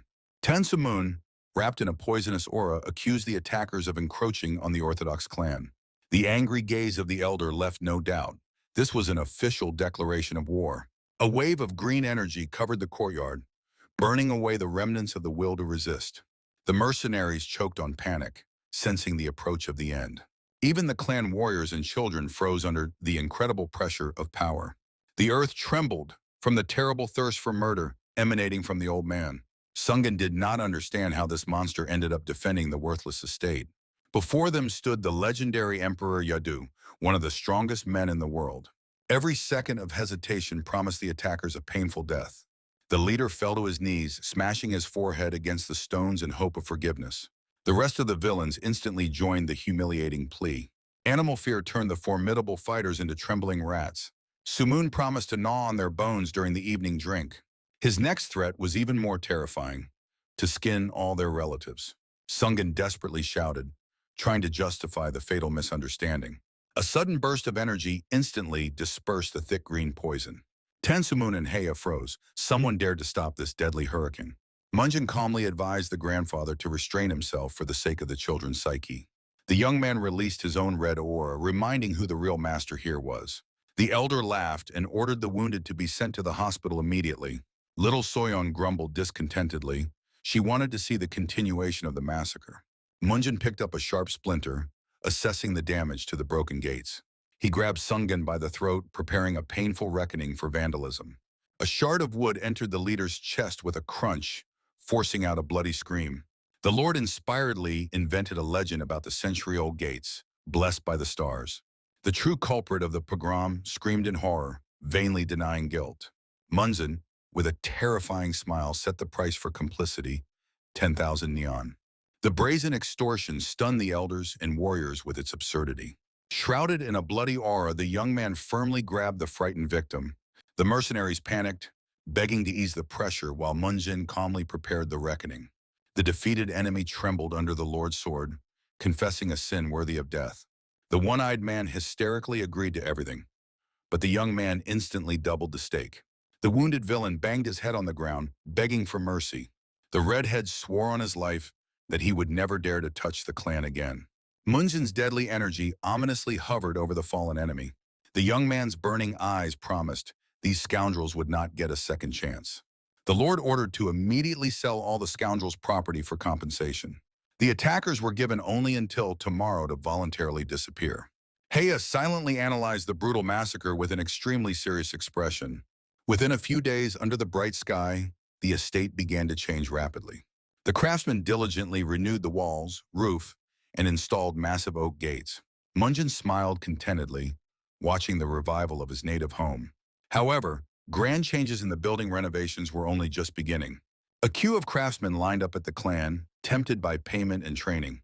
The young man was irritated by only one detail in this perfect picture. Heya gracefully served tea to the Poison Emperor in the new gazebo. Tensumun enjoyed the aroma, ignoring the outraged shouts of the master. The girl calmly justified the guests' daily visits with large supplies of leaves. Munjin openly expressed dissatisfaction with the impudence of the uninvited old man. The elder only laughed, mocking the petty stinginess of the young lord. The youth reminded the idler of the hard work of the workers who were repairing the roof. Sumun suddenly changed his tone and seriously apologized for his actions. The old man was genuinely interested in the nature of the young man's mysterious energy. The elder set aside the cup, preparing a dangerous test of strength. A lightning strike, wrapped in deadly poison, flew straight at Munjin. Munjin's huge sword barely restrained the swift green strike, sparking. The youth was stunned by the incredible physical strength and speed of the elderly guest. The old man mercilessly pressed with energy waves, forcing the boy to maneuver on the edge. Frightened, Heya vainly begged the grandfather to stop this unexpected duel. The fight engulfed the yard, shocking the workers with massive bursts of power. The clan elders watched in panic as the sudden deadly battle unfolded. Tansumun concentrated a dense, deadly cloud of poisonous smoke in his fist. The powerful, poisonous, explosive fist crashed down on the motionless Munjin. The young man activated the third form of the secret technique, preparing to repel the devastating attack. The boy's face contorted with tension, and his eyes flared with red fire. The giant tornado, Destruction Chi, tore through space, colliding with the poison. The destructive blue wave covered the residence, demonstrating the incredible power of the strike. Heya desperately shielded herself with her hands from the unbearable magical wind. The old man watched in surprise as Munjin calmly landed, dispersing his magic. The young man uncovered the trick. Instead of poison, the old man used ordinary, harmless powder. Sumun smiled triumphantly. His guesses about the legendary style were confirmed. Munjin demanded explanations on how the old man knew his secret technique.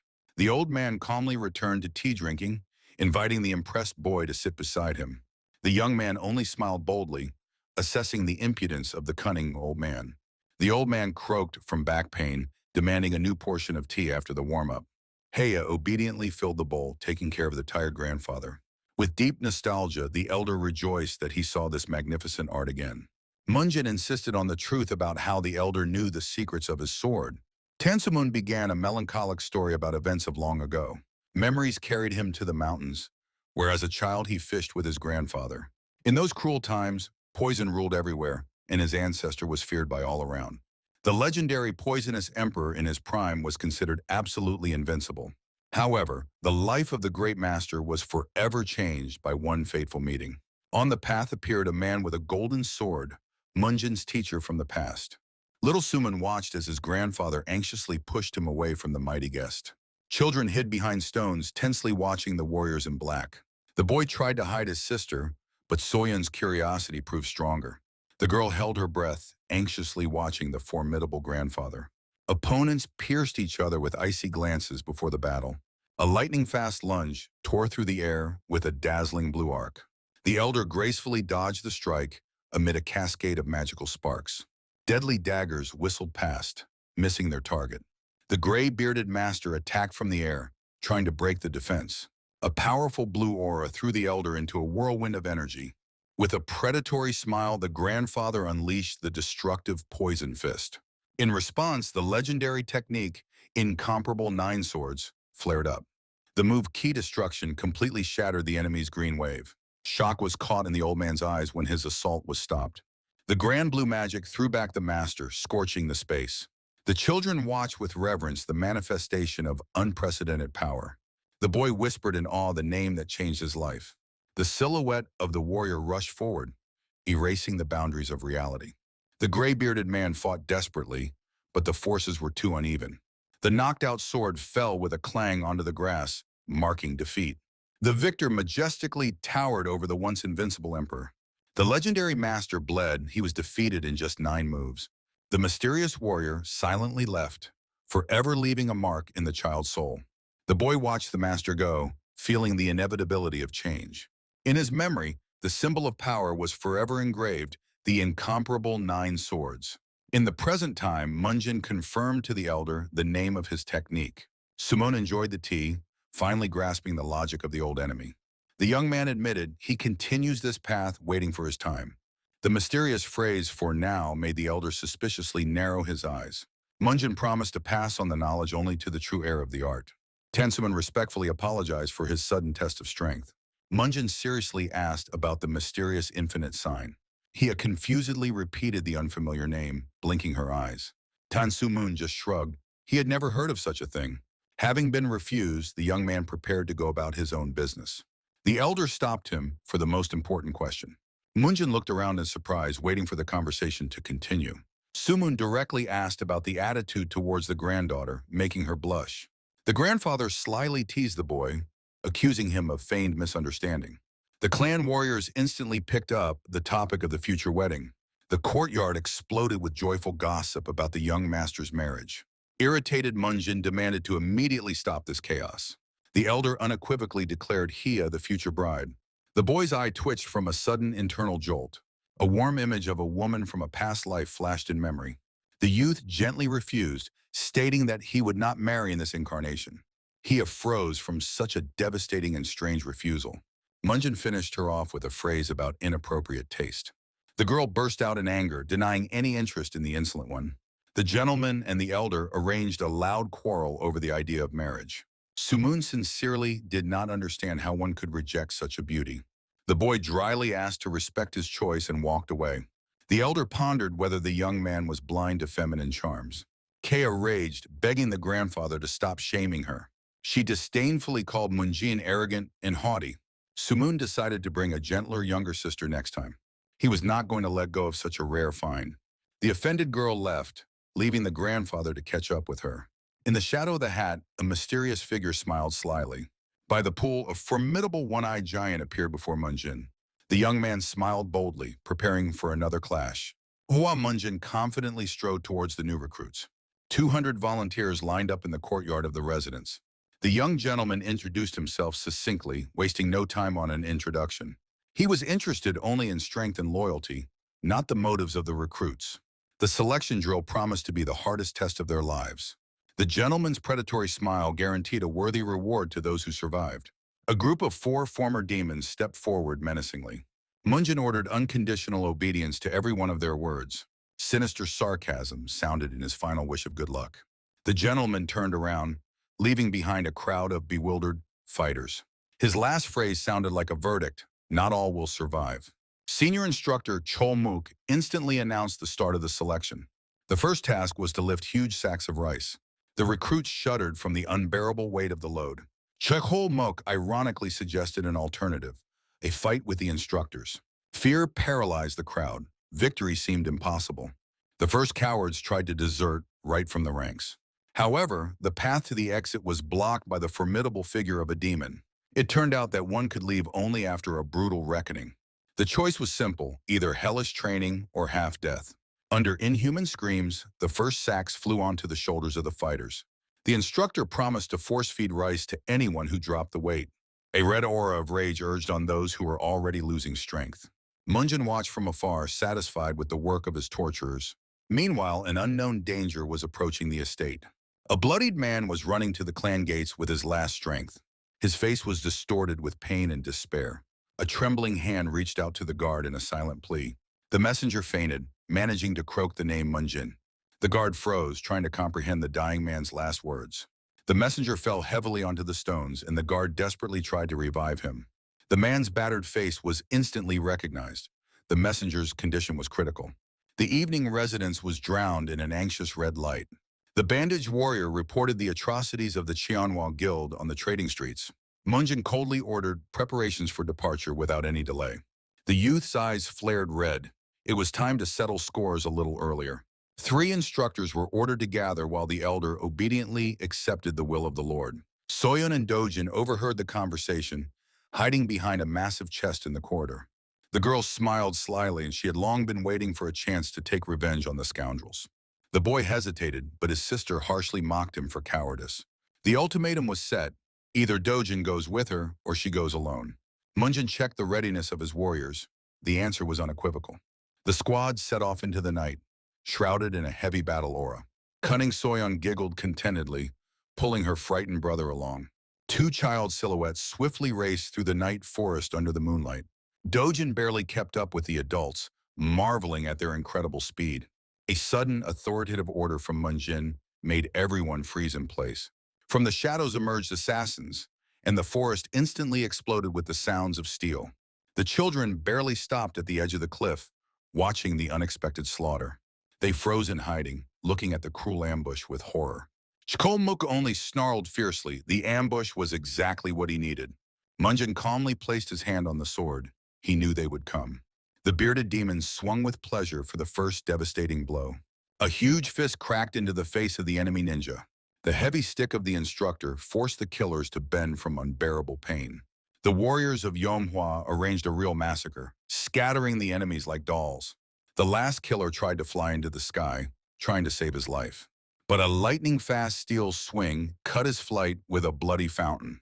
The maniacal gaze of the instructor fixed the final death of the attacker. The children watched the fierce slaughter in the blue magical light, mesmerized. Dojin froze in shock. He saw a real brutal fight for the first time. Even on the heights, the air was saturated with the nauseating smell of fresh blood. The last enemy in a mass crashed into the ground with a rumble, raising dust. Shkolmuk calmly surveyed the pile of bodies. The cleanup was complete. Munjin offered the prisoner life in exchange for the name of the client. The instructor's iron grip quickly made the mercenary talk. The culprit confessed. The attack was prepared by the Blue Flower Guild. The man's eyes flared with rage. He had not forgotten the previous attempt on the children. Contrary to expectations, Munjin ordered the survivor to be released immediately. The frightened killer was to deliver an open threat to his masters. The young man's predatory smile promised death to anyone who came again. The mercenary panicked and disappeared into the darkness of the forest, saving his own skin. Soyeon silently watched the fugitive with a tense gaze. The finale of the massacre left a disturbing residue in the girl's soul. The brother wanted to leave, but a menacing voice sounded behind their backs. The children froze from the unexpected and icy horror.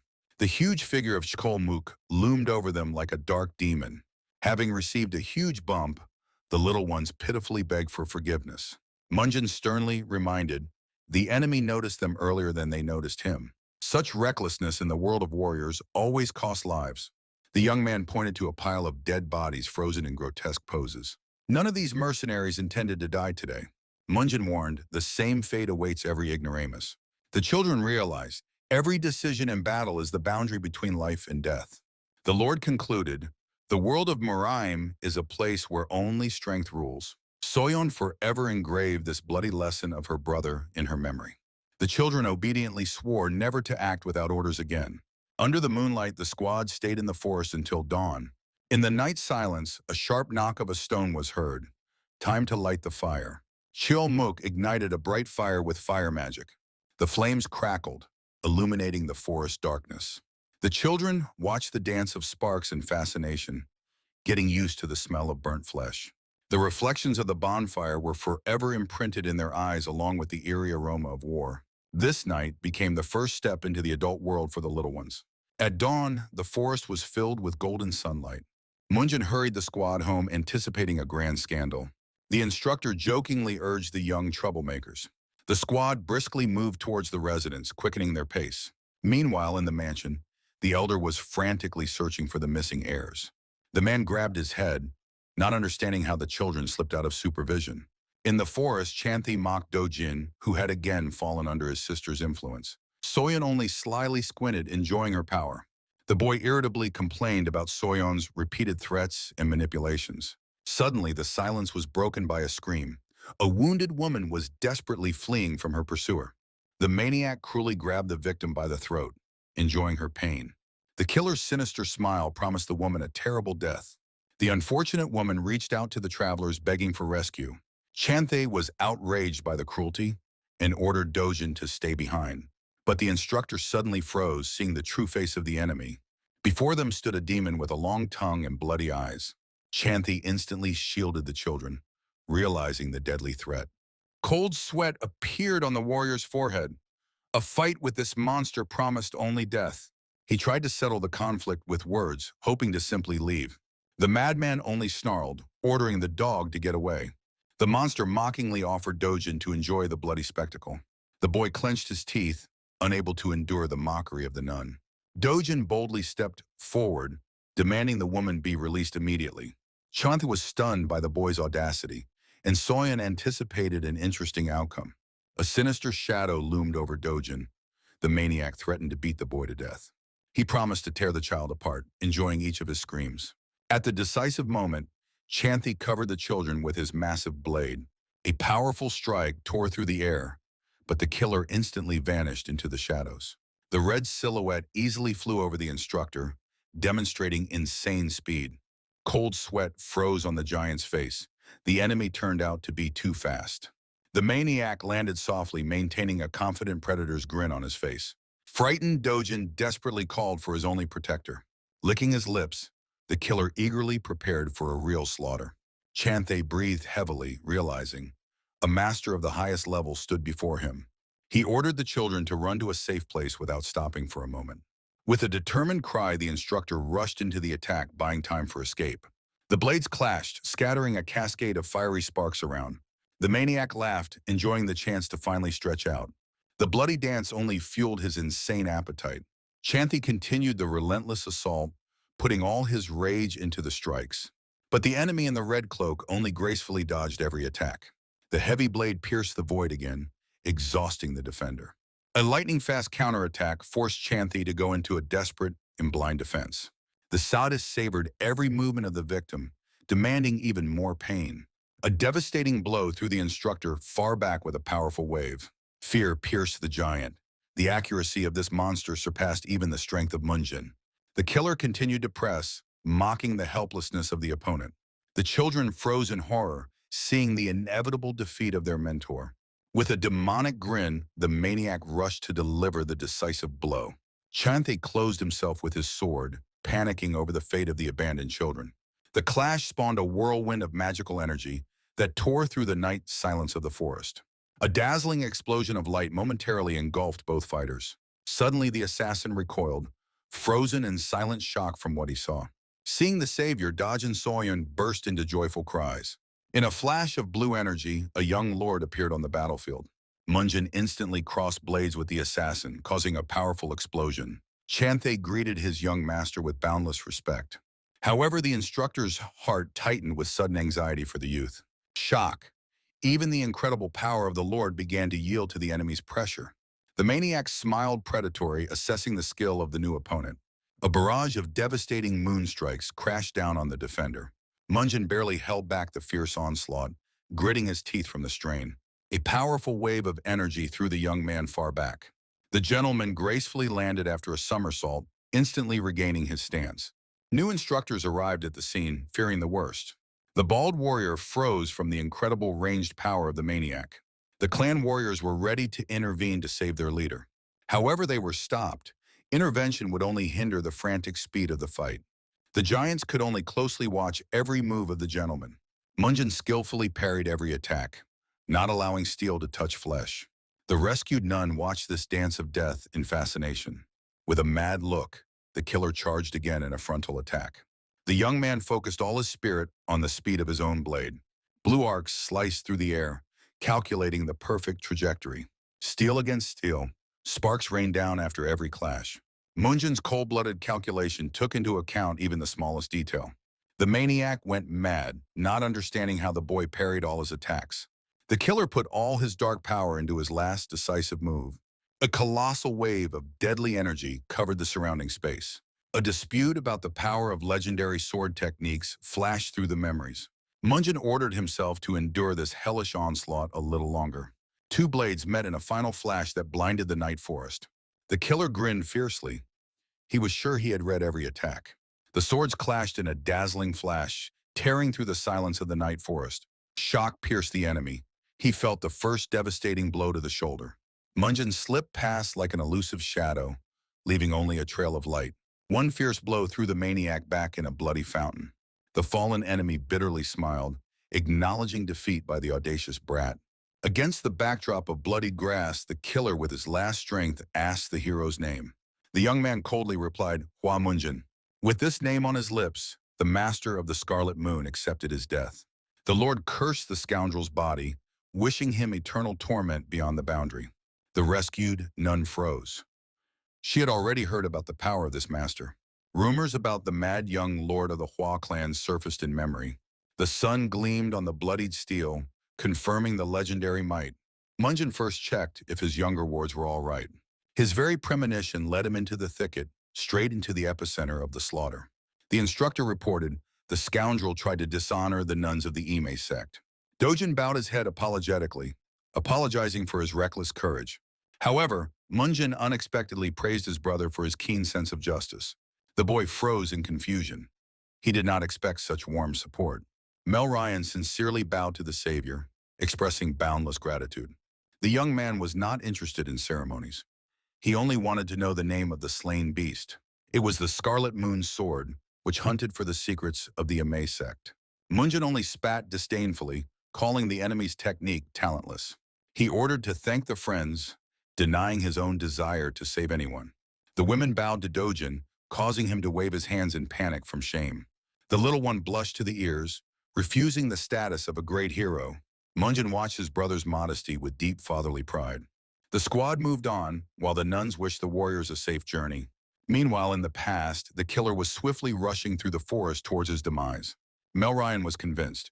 The rumors about the strength of Hua Munjin were not an exaggeration. The young man quickly moved forward, full of determination. The master of the trade guild could not hold back tears upon seeing the savior. Munjin sincerely smiled, confirming his intention to keep his word. Preparations for the reception of the honored guest began instantly at the estate. At the modest table, there was a spirit of gratitude and mutual respect. Munjin noticed how much the old man had been worn down by life's hardships. The burly warrior burst into the hall, stunned by the Lord's personal visit. The guest was amazed by the safe journey while the young man was clarifying the situation. Munjin casually recalled the massacre of 30 killers in the Elim Moon. The news of the defeat of the member of the Four Heavens shocked those present. The boy's immovability only emphasized his incredible power. The guildmaster foretold the warrior unprecedented glory. The old man scolded himself for overconfidence and the cruel beating of the deputy. The dark residents silently testified to the growing terror of the enemy. Trembling with fear, the merchant begged Munjin for saving advice. The youth decided to draw his sword and demanded a clear plan of action. For open intervention, he only lacked a weighty reason. In the red glow, Munjin chose the first target, the weaving street. The sunny market greeted the heroes with a depressing, dead wasteland. The bald companion anxiously surveyed the abandoned trading rows. The striking desolation caused only irritation in Munjin. The empty streets eloquently testified to the inevitable bankruptcy of the city. Finally, the warriors stopped near the required building. Munjin ordered noodles, trying to keep calm. Suddenly, their meal was interrupted by a brazen stranger. The provocateur in purple mocked the choice of the establishment. The frightened shop owner did not even dare to raise his eyes. The bald warrior tensed, noticing the trap tightening around. An armed crowd in purple surrounded the heroes, preparing for a massacre. Munjin refused to leave the shop, ignoring complaints about the bad food. The warrior with a purple aura ordered the rascals to leave so as not to annoy his brother. The icy pressure of force made the attacker freeze from unexpected fear. The master indifferently stepped away from the table, leaving the bearded man alone with the crowd. Two companions froze near the entrance, watching the brewing fight. Bandits in purple confidently approached the table of the burly warrior. Wrapped in blue energy, the provocateur demanded to leave the establishment immediately. The giant calmly called them clowns, preparing to assess the noodles himself. Enraged accomplices rushed into attack, shouting insults at the fighter. The bald warrior in a pink aura advised the enemies to chatter less with their tongues. He boldly called the attackers to come closer and show their strength. Metal handcuffs stopped the deadly sword strike with incredible ease. A lightning-fast hand movement tore through the air in a bright blue glow. A powerful punch shattered the stone floor beneath their feet to pieces. From the devastating force, one of the enemies was thrown back, choking on pain. The formidable giant loomed over the fallen attacker, who was screaming in agony. The shop owner begged the warriors in despair to stop destroying his property. The witnesses were stunned by the spectacle of a swift and brutal punishment of the insolent ones. The courtyard turned into chaos of broken furniture and mutilated bodies. The evening sun illuminated the majestic residence of the trading group, Punyan. Munjin was focused on working on an important letter in his room. The young master's face remained thoughtful and unwavering. A confident hand calligraphically drew hieroglyphs on a clean sheet. The servant politely broke the silence, inquiring about the young master's progress. Munjin ordered to immediately send the secret scroll to the mighty Tang clan. The assistant shuddered in shock, realizing the scale of his master's connections. A sudden shout from outside announced the return of the warriors with victory. The bald giant brought a whole group of tied and humiliated provocateurs. A hard blow under the knee forced the last attacker to fall to his knees. The Lord satisfactorily greeted his fighters, demanding complete obedience from the prisoners. The captive washed himself with sweat, trembling from the inevitable punishment. Munjin coldly stated, before him were scoundrels from the Manhwa guild. In a fiery aura, the young man declared full-scale war on the enemies. Shock pierced the enemy. He recognized the legendary Munjin in the executioner. The Lord's predatory smile left no doubt. He needed their boss. The captive realized the fatal mistake. They had walked right into the trap themselves. Munjin gestured to stop the futile talks. The giant with the spear instantly prepared to carry out the bloody order. The spear strike, with a crunch, embedded itself in the prisoner's face. The room filled with groans of pain and the smell of fresh blood. The Lord ordered the neighbor to be executed to loosen the tongue of the last survivor. A flash of black energy ended the attacker's life in a fraction of a second. The enemy's body fell powerless onto the stones in death throes. The last survivor wept, begging for mercy in exchange for the truth. Munjin grabbed the rat by the hair, demanding to immediately reveal the leader. The maniacal gaze of the red eye pierced the traitor through and through. Meanwhile, in Shaolin, stunning news of victory was announced. Master Haiyan Wu did not believe that the youth had defeated the Scarlet Moon Sword. The monks acknowledged a genius with a heavenly fighting body had appeared in the world. No Ilchun noted the incredible talent not only of Munjin, but also of his family. The children of the Hua clan had already managed to gain fame at the tournament in Sichuan. Setting down the cup, the old monk decided to end the conversation. Huiyun Wu set out on the road, eager to personally see the young hero. The night residence of Imei shone with lights amidst the mountains. Elder Jinhua came to say goodbye to the wounded Melryan. The girl was confused by the sudden departure of her mentor. The woman gently explained, debts of gratitude must be repaid immediately. She decided to personally reward Munjin and his talented family. Melryan again enthusiastically praised the feat of her savior. The elder set off on the journey, leaving the nun to recover her strength. Melryan watched the elder disappear into the night darkness. The girl smiled slyly, wondering what surprise awaited the Hua family. Jinhua confidently walked forward under the silvery glow of the moon. Meanwhile, in the luxurious hall of the Tang clan, a tense conversation was brewing. Emperor Yadu studied the scroll intently, weighing every word. A scandal erupted at the residence over young Hojun and her future. The girl's father was furious, but the patriarch considered the age ideal for marriage. Zhengchen was panically afraid to let his daughter go, but the elder only mocked his weakness. Tensumon cut off any objections. His word was law. The clan leader did not believe that the father was personally going to the estate because of a letter from the boy. The patriarch, with an escort, was preparing to depart, ignoring his son's whining. Suddenly, the trip was interrupted by a decisive female voice. Tun Sohei demanded to participate. A woman in a bamboo hat appeared before the group, full of determination. Sohei insisted on accompanying her niece, who knew nothing of the real world. However, Hojun was only happy for the chance to break free from stifling guardianship. The girl was already anticipating the taste of dishes in the best restaurants near the Hua estate. The majestic procession led by the patriarch set off to meet new allies. HWA Mujin walks accompanied by two of the four demons of Zhongshan, aware of their important mission as bodyguards of the young master. They follow the recent captive who agreed to fulfill the young man's more than insistent request. He leads them to his leadership. The pretty woman greeting them exclaims, "Ah, what muscular and manly warriors." She invites them to stay here and play with them, adding that there is no need to be shy. Her red-haired companion, smiling invitingly, playfully exclaims, "They also have many cute girls." But Sak, greedily looking around at the girls, admires, "Oh, this place." Akalmuk meaningfully clears his throat. The red-haired girl, approaching them, exclaims with delight, "Oh, what massive arms they have." Her friend, placing her palm on the impressively sized bust, tells Akalmuku, calling him Mr. Handsome, that he has an amazing figure. Blushing and looking away, the muscular giant scratches the back of his head, saying he thinks he is not yet old enough to be called Mr. The girl, a bit puzzled, asks, "What does he mean?" Their guide, a man from the Chinhua trading group with a scar crossing one eye, smirking, says, "The sight pleases the eye, doesn't it? This is exactly where the heart of present-day Sangriu is located." Pointing with his hand at the mansion glowing with red lights, he adds, "Here arose an entertainment district for travelers who come here. And thanks to the Blue Flower Trade Guild, the local establishments are also properly managed."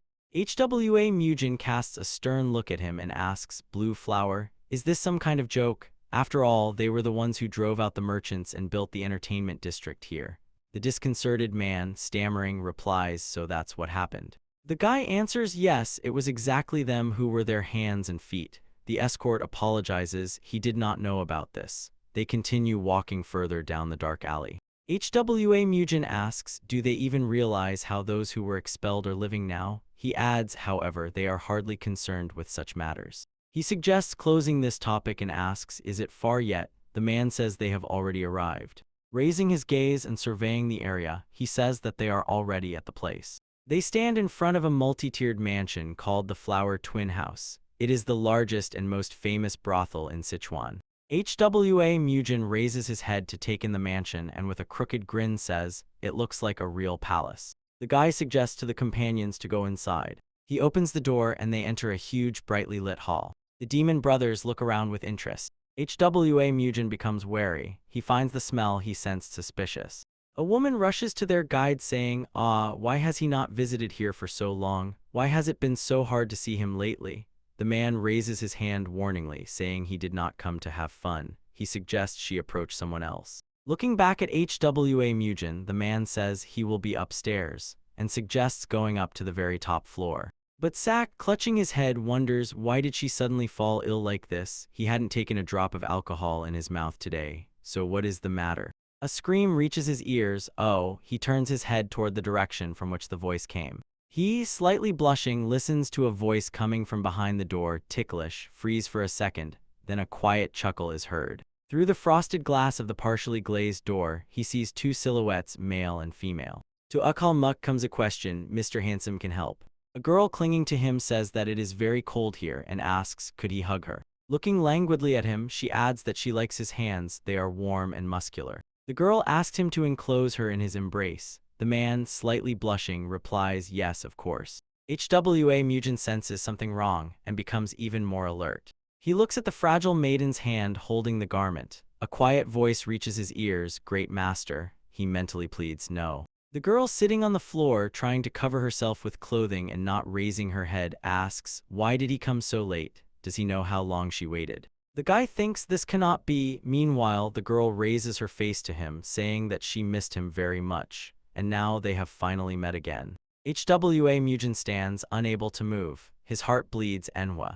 The maiden's hand rests on the floor. Her voice reaches him. Yes, it is her. Could the great master not recognize her? Her hand reaches for him and touches his body just above the waist. HWA Mujin is shocked. Why is she here? As if hearing his question, the girl says that she was lonely. She missed him terribly. Her hand slides over his clothing. She says now that they are together. HWA Mujin clenches his teeth so hard it seems they will just crumble now. Red lights of inner energy flash in his eyes, and his hand forcefully descends. He spins, arms wide open, scattering his companions in different directions. The men scream in pain as they fly apart. A flash of red energy explosion bursts from the mansion. People standing on the street scream in fear. Oh, what is that? Did something explode? In the ears of HWA Mujin, standing in the center of the room, screams still sound. His companions lie nearby on a luxurious carpet covering the floor. A voice reaches him, let's leave here immediately. A girl rushes past him, choking on smoke and coughing desperately. But Sak, rising from the floor and holding his head with one hand, complains of a headache and asks, what happened?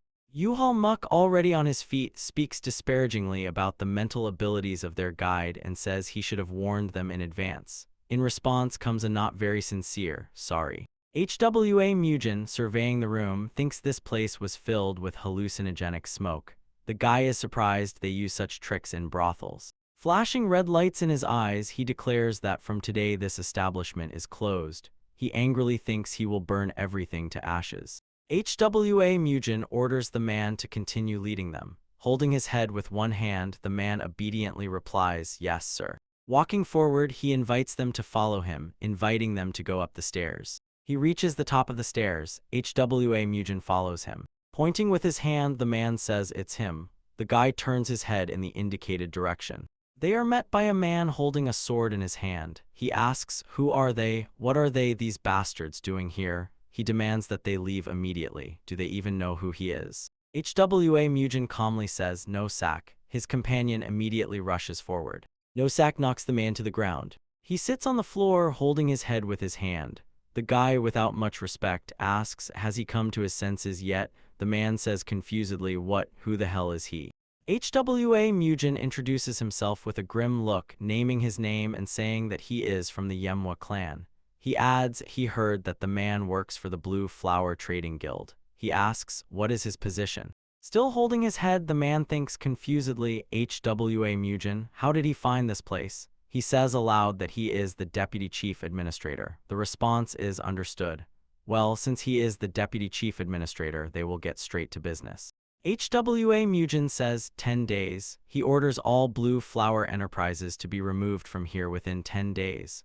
Also, they should stop their petty games against the Manhwa clan. The deputy asks why should they do that, and what have they done to the Manhwa clan? The response is advice to shut up. The guy says if he does not have the appropriate authority, he should report it to the superiors.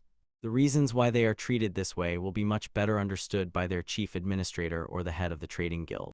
With a grim smile, HWA Mujin adds, if they do not leave within the allotted 10 days, he will take it as a challenge to the Manhwa clan. He says with a threatening voice, if they think they can handle it, then let them try to insist on their own. The man looks at him with fear. Behind him, with weapons in their hands, stand demon brothers. HWA Mujin, towering above him, adds, and from today this establishment is closed. A huge mansion is engulfed in flames. People in the square are shouting, fire, the spread of the fire must be stopped, bring water quickly. HWA Mujin, already far behind the crowd gathering around the burning building, turns away and says to Akalmuku, when they return, let him prepare the carrier pigeon. The response is, yes, young master older brother. The guy adds it seems Don J. Joku and Chang Ti will have to work. Morning, residents of the Manhwa clan. A voice is heard, questions must be addressed in the order they are received, so what exactly is their problem? The response is, didn't he say? All right, he will repeat it once more. He needs to deliver something important to their young master. Smiling brightly and sweating at the same time, Elder Cho Hwanbin says, let them not stand at the threshold and come in. He is stopped by a shout, let him wait a minute. Jin HWA from the Ame sect, staring angrily at the great Shaolin master Henwu, says as for the Shaolin envoy, it seems he has no important business with the young master HWA. Therefore, he has no need to enter inside. The monk replies Amitabha. He does not understand why the Ame sect is here. Those who acted as if they did not know the Manhwa clan at all, but now strangely are watching him closely. Emperor Yada Tan Suman asks in surprise, what are they doing here? Jin HWA, turning his head to him, says, stammering, that he cannot believe his eyes. Emperor Yadav. Henyu echoes her, Tan Suman. They are interested what brought the Tan family here. The answer is they ask what business he has here. He received a letter from young Mr. HWA and hurried to his residence. Jin HWA and Henyu shout simultaneously, they are first. Let him wait his turn. Tan Suman asks, what did they just say? He indignantly says, is it they who tell him to keep order in the queue? He is the Emperor of Poisons, and as he said earlier. In response, laughter sounds. Does he really think his experience will help him break through ahead? Has he already forgotten what methods are used in Jianghu? Tang Suman exclaims, what are they even talking about? How unbearable they are. Elder Cho Hwanbin, continuing to smile diligently, mentally begs the young lord to return soon. Tang Suman says this is rather strange. Although the tea is the same, why is it?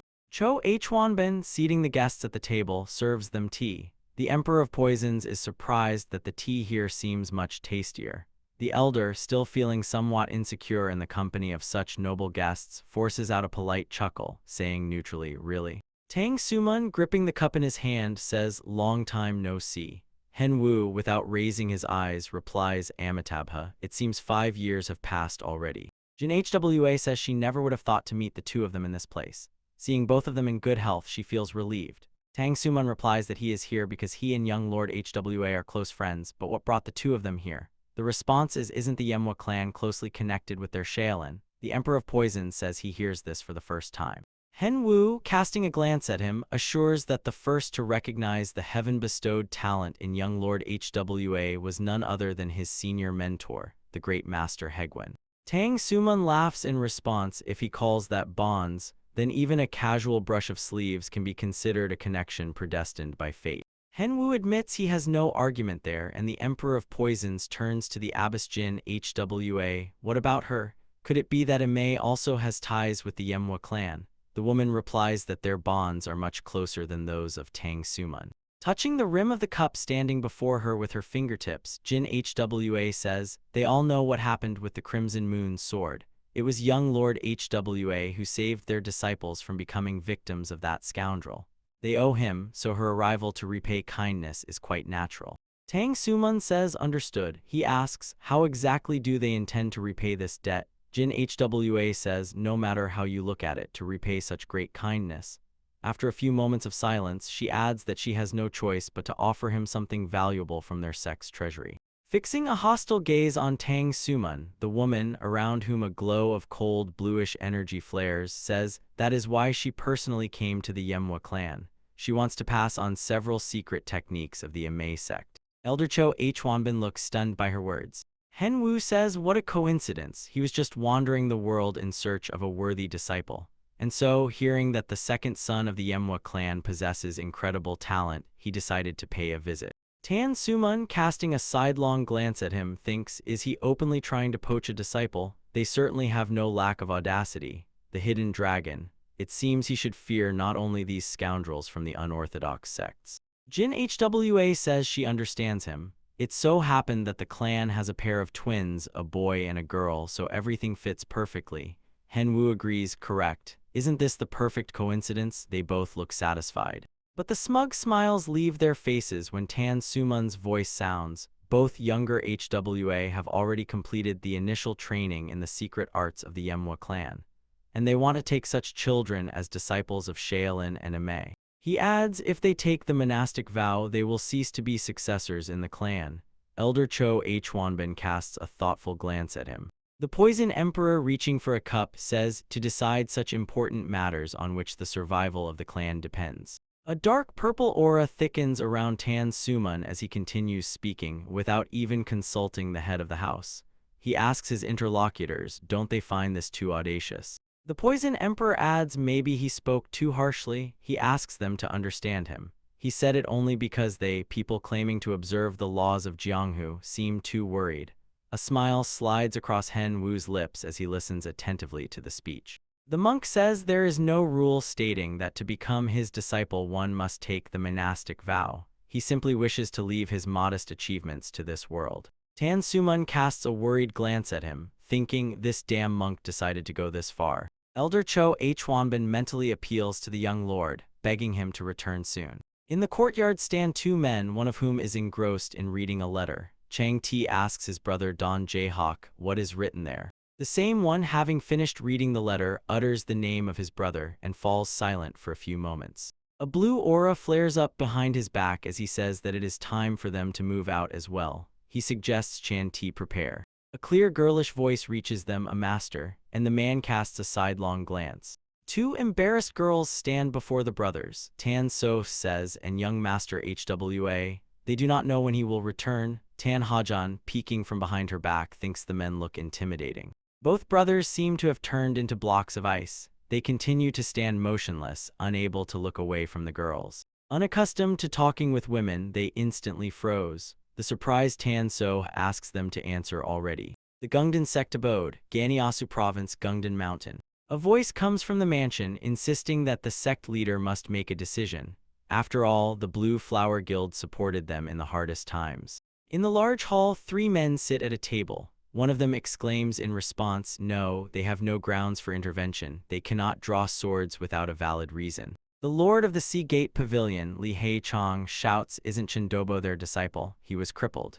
The Lord of the Clear Clouds Pavilion, Han Jok-un, asks in response, should they really intervene even in personal disputes? He reminds that they even sent a witness to the duel. What more does he want from them? Appealing to the person sitting at the head of the table, he adds, the Manhwa clan is an orthodox clan like them.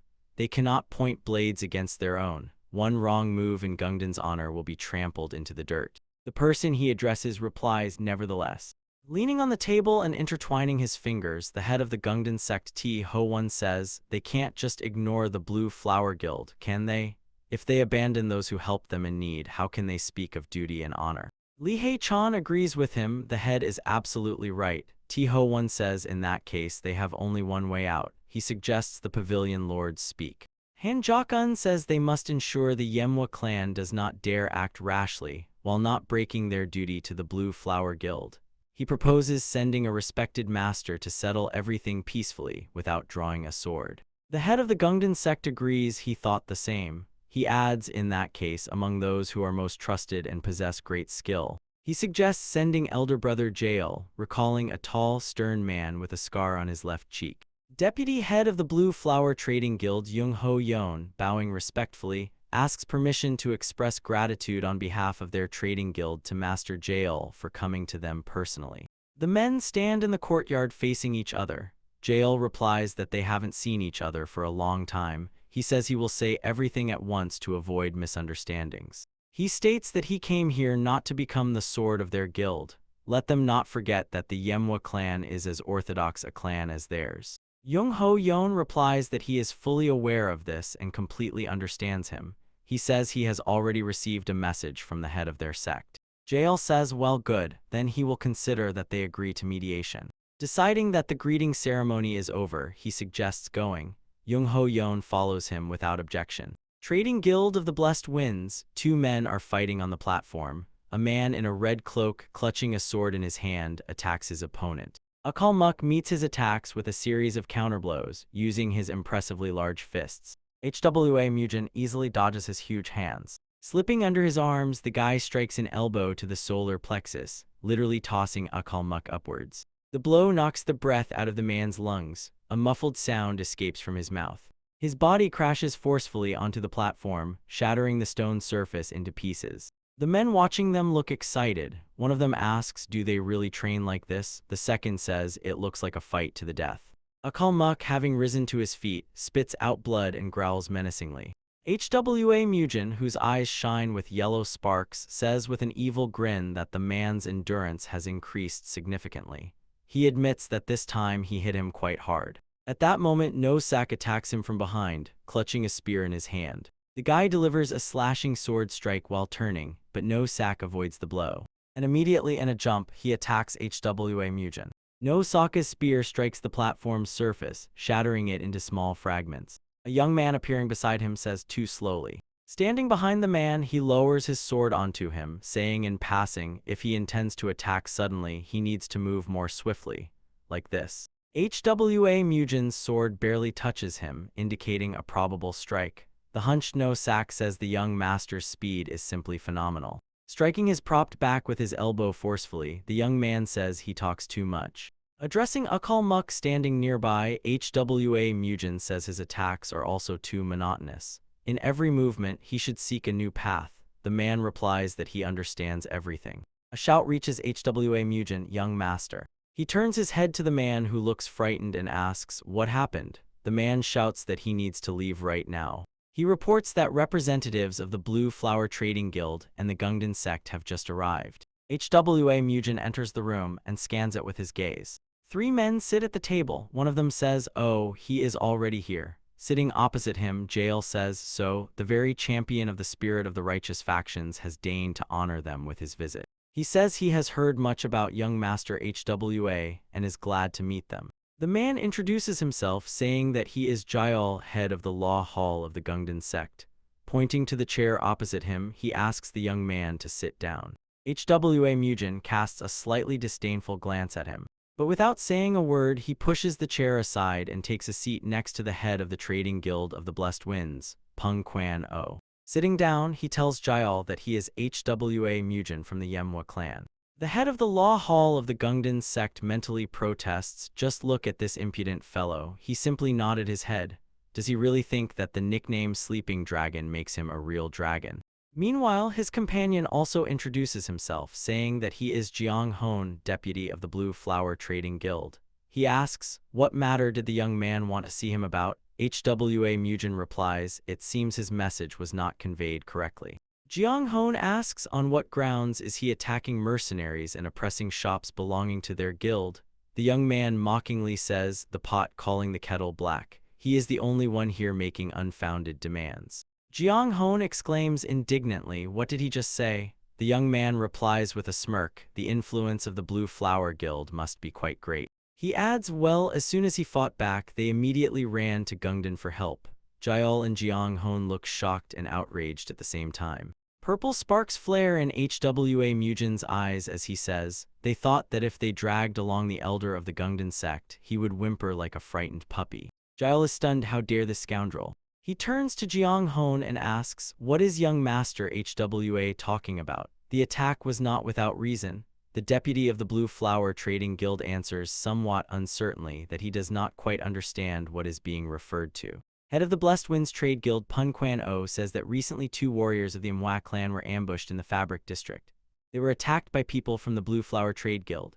Many shops of the Blessed Winds Guild suffered serious losses during that skirmish. And the fire at the Blue Flower Brothel was just an unfortunate misunderstanding when they came to hold them accountable. Pun Quan O asks Jael, hasn't he heard about this?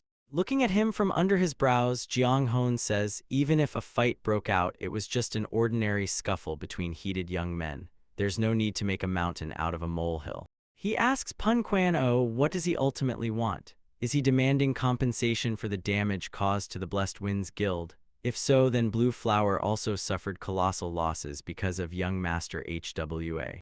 HWA Mujin casts a sidelong glance at him, saying, that's nonsense.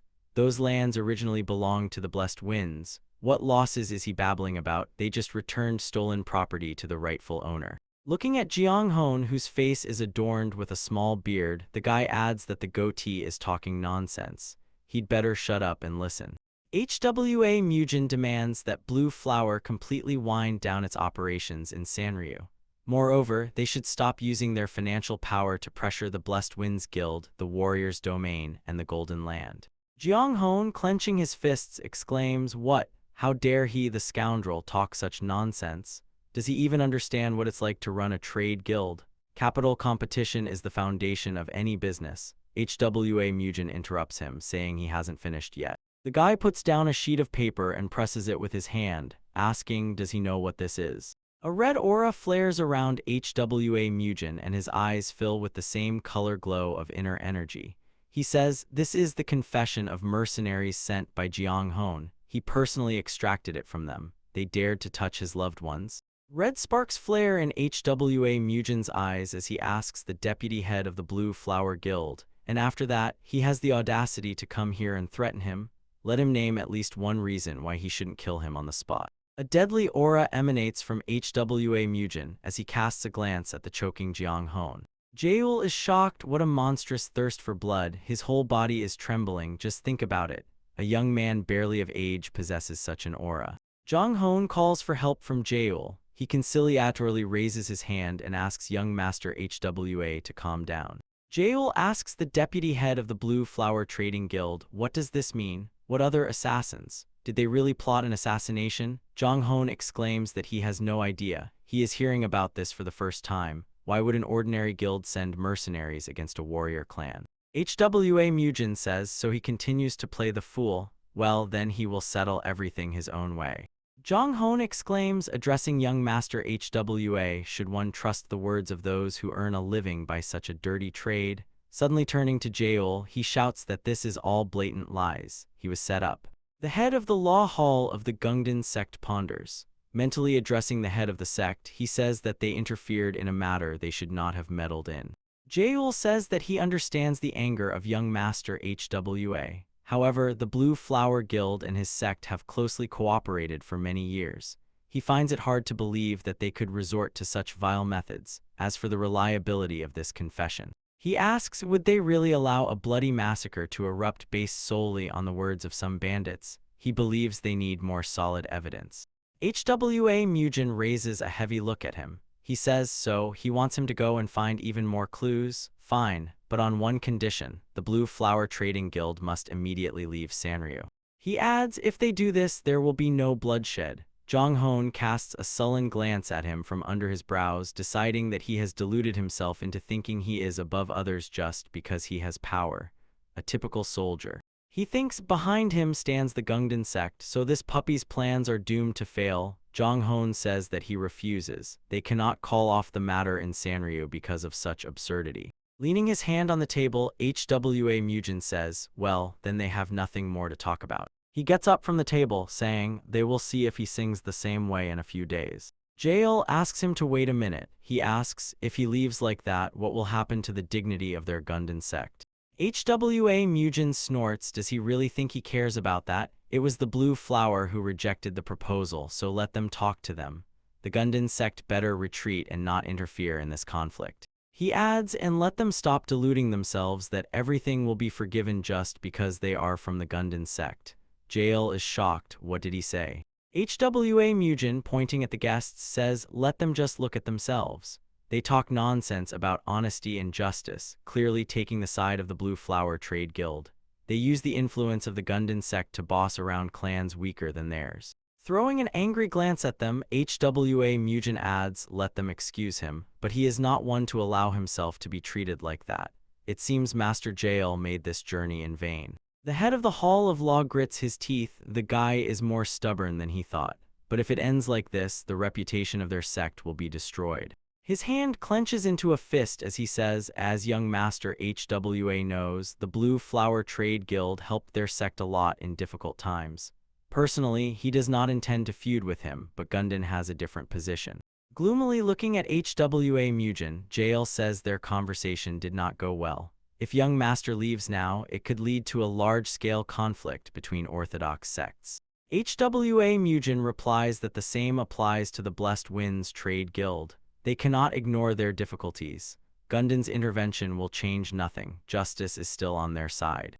Jael says, all right, in that case let him propose an offer. He asks, how about they meet in a duel? The loser must immediately withdraw from this conflict. Of course, he promises to assist in finding those who tried to harm his relatives. HWA Mugen replies that deciding everything this way is a bit ridiculous, but it sounds tempting. He agrees, deal. In the courtyard illuminated by the moon, the voice of Jael sounds so that they do not accidentally kill each other. The duel will take place with training swords.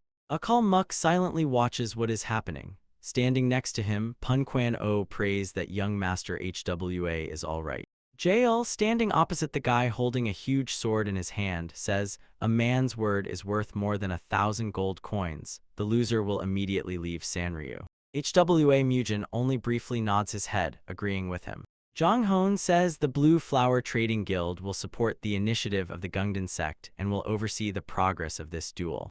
In the eyes of the deputy head of the Blue Flower Trading Guild, blue sparks flash. He mentally celebrates. This puppy has fallen into the trap himself. He is sure there is not a single chance that a scoundrel like him will defeat Master Jael. The guy, gripping the sword in his hand, gloomily looks at his opponent. Jael, looking at him, thinks that his internal energy at best reaches an average level. The victory over the Crimson Moon sword was surely just pure chance. Gripping the sword handle, he thinks it is regrettable to extinguish the rising star of orthodox factions, but he will make sure that the guy, at the very least, remains crippled. Raising the sword before him, he says, let's begin. His sword is aimed at the guy standing before him, who in response raises his weapon. In the blink of an eye, HWA Mugen is beside his opponent, knocking him off his feet. His sword descends on Jael, who is trying to prevent the strike. The head of the law hall of the Gundam sect lies on the ground, drooling. A huge bump rises on his forehead. Frowning in pain and groaning, Jael sits down. A voice reaches him, finally awake. Confusion appears on the man's face. HWA Mugen, towering over him and shrouded in a purple aura, asks, does he admit his defeat? Jael looks at him in shock, mentally wondering he lost. Seriously, what the hell just happened? Punquan-O is surprised. Wow, it all ended in the blink of an eye. Akalmuk says it couldn't have been otherwise. Jael grits his teeth. A drop of sweat crawls down his cheek. A red aura flares around Jiang Hon. Mentally, he curses, thinking that things are bad. Jael rises and bows, folding his hands in the traditional gesture where the palm of one hand covers the fist of the other. He says that, as promised, the Gundam sect is withdrawing from this conflict. He expresses hope that mercy will be shown to the Trade Guild. Jael adds, and now, HWA Mugen coldly interrupts him, wishing him a safe journey. The head of the law hall of the Gundam sect can only silently turn away. Young Hon looks at him with wide eyes and reaches out a trembling hand to him. Jael even closes his eyes, suffering a shameful defeat. HWA Mugen silently watches the man walking away. The guy turns to those remaining and orders them to bring him a chair. Akalmuk replies, at your command. Sitting down on the chair, HWA Mugen says to Young Hon, come on, let him keep barking just like before. The deputy head of the Blue Flower Trade Guild starts to equivocate, assuring that he did not mean that at all. HWA Mugen says, on your knees, unless of course he wants to lie in the damp earth. Young Hon obediently drops to his knees. Glancing at the shining celestial body in the night sky, the guy tells him to listen carefully. They have two options. First, let them forget what will happen to Bu Chon and their manager. Those scoundrels have crossed the line, so they are already dead men. Then he orders Young Hon, who is listening attentively, to clean up all the mess they made in Sanryu, and then let them get out of here. Also, let them give 30% of the share from exclusive tea sales in Hubei to the Blessed Winds Trade Guild. With a sinister smirk, HWA Mugen asks, don't like it? Then there is another option. They can end all this once and for all right here and now. Glancing at the two demon brothers present here, he says he will take his warriors and head straight to Hubei. They will slaughter everyone who stands in their way. Will they dare to attack? Let them send everyone at once, no need to be stingy. Killing hundreds of such brats will be no trouble for him. Cold lights flash in his eyes as he says, everything related to the name Blue Flower will simply fade into oblivion, and their place will be taken by the gracious winds. Well, how about him, or does he think he is bluffing? Looking at the shocked Jiang Hon's face, HWA Mujin urges him, let him make a decision, right now. Walking down the street, Jiang Hon thinks, no, he could do nothing. Who would have thought that jail would be so easily defeated? Remembering HWA Mujin's cold gaze, he thinks that they have no way to stop this man now. Continuing to walk, the man reflects that he cannot stake the fate of the Union. He is sure the chief will understand this decision. The rays of the rising sun fall on the face of the sleeping chief manager of the Manhwa Trade Union, Lee Suman. A man appears near his bed, clutching a huge battle axe in his hand. The axe whistles through the air, splattering blood. The head of the Manhwa Trade Union, Bu Chen, suddenly sitting up in bed, shouts, "Who is he? Let him get out of here immediately." The man, whose lower face is hidden by a mask, says he will show her a little mercy. The figure of the man is hidden by a cloak with a hood. Raising his sword, he says for her to close her eyes. Bu Chen screams in horror, mouth wide open. Several days later, Pyongyang Trade Union. Demon brothers hugging exclaim, finally they have all gathered together, the four demons of Yongsan. HWA Mujin silently watches them. Two of the brothers approach him and the guy says they did an excellent job. Chang Ti replies, it took quite some time to track down that man from the Sapam gang who escaped. After he cut off one of his hands, the man easily wrote a confession. He adds, well, he managed to confirm the reputation of the HWA clan and young Master Mujin. Don Jaejok says that just mentioning his name made everyone bow their heads immediately. HWA Mujin asks, and the other two, did he take good care of them? Chang Ti answers yes, just in case he tore them apart before leaving. There is no need to worry about them. HWA Mujin says, good, let him keep his mouth shut and not mention this matter anywhere. The reply is understood. HWA Mujin raises his eyes to the turquoise shining sky. He says, all right, enough, it's time to return. Peng Quan-o exclaims, oh, he's already leaving, but they haven't even properly treated him yet. He asks him to stay a little longer. HWA Mujin replies that he has already been absent from the clan for a long time, and says they will leave it for next time. Peng Quan-o agrees, yes, understood. He asks the guy to definitely visit them again. The head of the Blessed Winds Trade Guild watches the departing carriage. A carriage drawn by a team of 4 horses is traveling down a city street. Passers-by stare at the carriage. One of the men says, oh, that carriage, it seems that young Master HWA Mujin is inside. A woman standing nearby asks, is he leaving? A shout is heard, they ask HWA Mujin to wait a moment. The carriage stops. People approach the carriage window. One of the men thanks the young man for saving the fabric district. He invites him to come back sometime and promises to treat him to a bowl of delicious noodles. HWA Mujin, who is uncomfortable with such attention, replies, yes, yes, thank you. On the other side of the carriage, girls approach the window. Masha waves with her hands. They invite the brothers to definitely return and play with them again. One of the girls adds, next time, let them first stop by their house of pleasures. HWA Mujin bows his head, and the carriage starts moving. The carriage moves away from the settlement, and people continue to stand and wave their hands after it.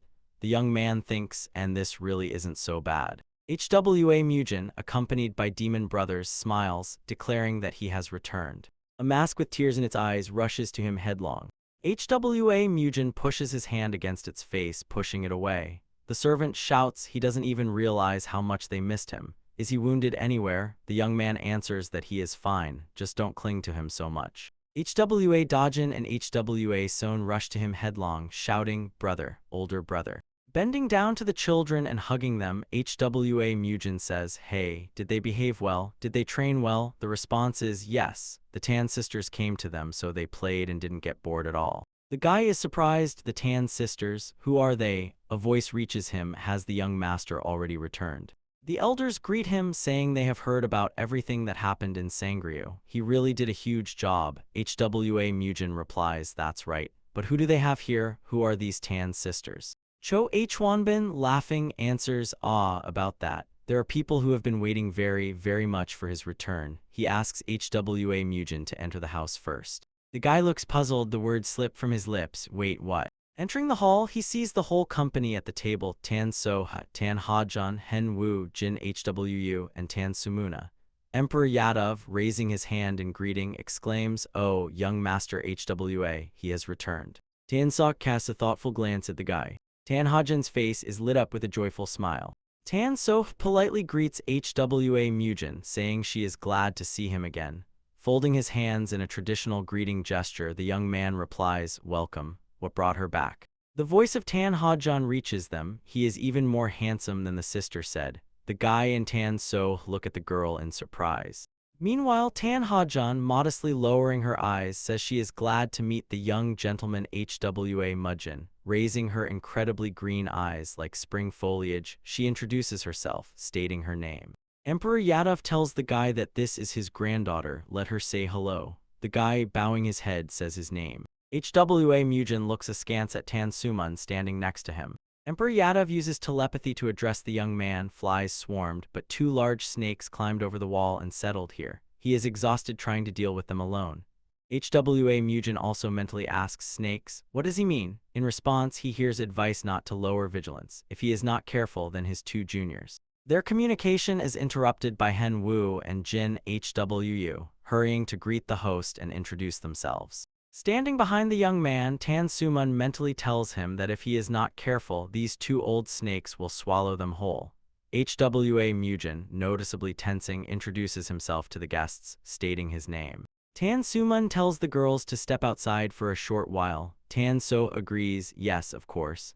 Tan Ha-jan suggests she go to the children to see how they are doing. Tan So glances back, but Hwa Mujin pays them no attention. He invites the guests to sit and have more tea. Already crossing a small bridge, Tan So stops and turns to Tan Ha-jan, saying, "How can she say such a thing to a person right to his face?" She is surprised. "Handsome? Why, did she say something wrong? He is much more attractive than his sister described." Slapping her forehead with her palm, Tan So says with annoyance, "Ah, she really is something." Tan Ha-jan, looking aside, says, "Oh, the young master's guards are here too. And those people they saw last time are here as well." She shouts to the men that they, the masters, look so reliable. She tells her brothers, stunned by her attention, to protect their young master well. The men again could not find words to respond. Already sitting at the table, Hwa Mujin asks the guests what brought the 2 of them to such a modest place. Shaolin and Amei never really had special reasons to cross paths with them.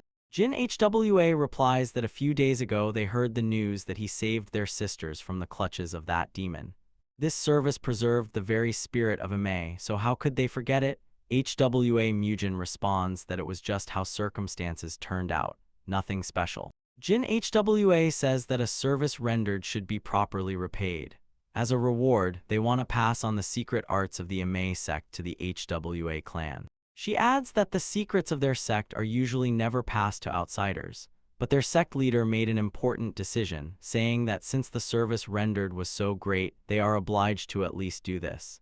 Hwa Mujin is impressed by her words. He replies that he is grateful to them for sharing their secrets, but he is curious about whom exactly she intends to pass them on to. He has already mastered his own secret techniques, and his juniors are also studying the secrets of their clan.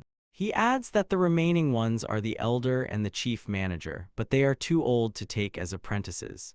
Jin Hwa replies with a smile that she would like to pass on the secret arts of Seon. The woman is confident that she will be able to master them well enough while continuing to practice the clan's techniques, so the young master need not worry about it. Hwa Mujin says he is not very willing to talk about it, but Seon is his only sister. He cannot allow her to study the secret techniques of Amei. Jin Hwa replies if he is worried that studying their secrets will require her to be registered in their sect as a nun, she can assure him these concerns are unnecessary. Tan Sumun again resorts to inner speech, saying that he should not allow himself to be misled. Once the connection between mentor and student is established, everything will change. This must not be taken lightly. The guy says he will repeat it once more. Suddenly a shout is heard, "Older brother." Hwa Mujin turns his head toward the door. In the doorway, a small dark silhouette is visible. Hwa Seon says that she wants to learn this. A red aura flares around the girl, a smile appears on her face, and sparks of excitement light up in her eyes as she utters, "Soaring palm, piercing snow clouds." HWA Mugen says confusedly, "Sown." A thought flashes through his mind. Who would have thought that the abbess had already managed to influence her? HWA Sown, approaching her older brother sitting at the table, says that the palm technique shown to her by the elder. The girl declares that she really wants to learn it. Placing his palm on the head of his younger sister, the young man casts a wary glance at Jin HWA. And what exactly did she show her? The woman replies, "Just nothing special. She only showed the girl the basic palm technique." HWA Sown recalls how Jin HWA demonstrates martial arts to her. Looking at HWA Mugen with admiring eyes, the girl says, "The woman said that when her brother returns, she will be able to learn an even stronger palm technique." HWA Sown pleads she wants to learn the palm technique. She begs HWA Mugen to allow her. Tan Suman snorts disapprovingly. Henyu chuckles. HWA Mugen ponders. The Emperor of Flame technique is undoubtedly an outstanding martial art, but at the same time, it is an art based on yang energy. Looking at the girl who clenches her fists, eagerly awaiting his decision, the young man continues to think that for a man with strong yang energy, this is an excellent technique, but it will be extremely difficult for the girl to master it. Leaning toward HWA Sown and looking into her eyes, he asks, "Will it cause her trouble? If yes, then he will not do it. He is not one to be easily put in a difficult position. There are not many people in this world capable of causing him problems." HWA Mugen looks at his sister with a gentle smile, thinking that the martial arts of the Amei sect might indeed suit her much better. Rising from the chair, the young man says that the girl is clever and possesses an exceptional will to win. Since she is the only daughter in the clan, they had no intention of sending her far away. Folding his hands in a traditional gesture, he asks Jin HWA to take care of his sister. The girl standing nearby barely restrains her bursting joy. Jin Hwa's face literally lit up. She clearly did not expect to get his consent so quickly. Rising from the chair, the woman folds her hands palm to palm as if praying and replies, "Amitabha. May the grace of the Buddha bless the union between the Amei sect and Sown." The young man, slightly surprised by such formality, responds, "Such reverence is not necessary." Henwu, continuing to sit at the table, also folds his hands in the same gesture and says, "Amitabha." He congratulates the Amei sect and the Manhwa clan on acquiring these bonds, and this undoubtedly is also a blessing of the Buddha. Tan Suman, lowering his head, emits a dissatisfied cough. Henyu thinks that Amei still got Sown. Now it's Shaolin's turn. He remembers the meeting with HWA Dajin. This child, in his opinion, is truly unique. His talent for martial arts exceeds all his expectations. But more than anything, his heart was captivated by the depth of the boy's character. Henwu, recalling how HWA Dajin stood before him, maintaining an unflappable appearance, thinks he is calm and composed, but a spirit of rivalry rages in his chest. This boy is exactly the student he was looking for. He will never let him slip away. Henwu, rising from the chair with a smile, tells HWA Mugen that this good news must be reported to Dajin. Tan Suman, using mind speech, warns the guy, "Careful, the second snake is creeping up." HWA Mugen says he wants to establish ties with the secular clan. Although he himself preaches the teachings of Buddha, he adds, "Quite an awkward situation." Henwu, smiling, replies, "Is that so? Like monks, they are detached from worldly vanity, but that is only formalities." Radiating joy and tranquility, Henwu, surrounded by a faint glow of a bright aura, says that he has finally found a worthy person with a karmic connection to whom he can pass on wisdom, and his position does not matter. Looking at him, HWA Mugen thinks, a formidable opponent. The guy wonders, either he doesn't understand hints at all, or he's just shameless. Folding his hands in front of him in the traditional gesture where the palm of one hand covers the fist of the other, the young man respectfully bows his head, and replies that his younger brother is destined for a great fate and must master the secret techniques of their clan. Circumstances do not allow him to be apprenticed to Henwu, so he asks for understanding. The monk, smiling even wider, answers, "Amitabha. Can he ignore the difficulties of their clan? If they allocate him a small room, he will be able to teach him gradually right here." HWA Mugen is unpleasantly surprised. Henwu needs a room. Has this old monk decided to live here? The young man mentally addresses Tan Suman, asking, "Was he always like that?" Emperor Yadav replies that the monk's shamelessness truly matches the great Shaolin. He reminds that vigilance must not be lost. HWA Mujin says that first he must find out what Dojin himself wants. He suggests going outside.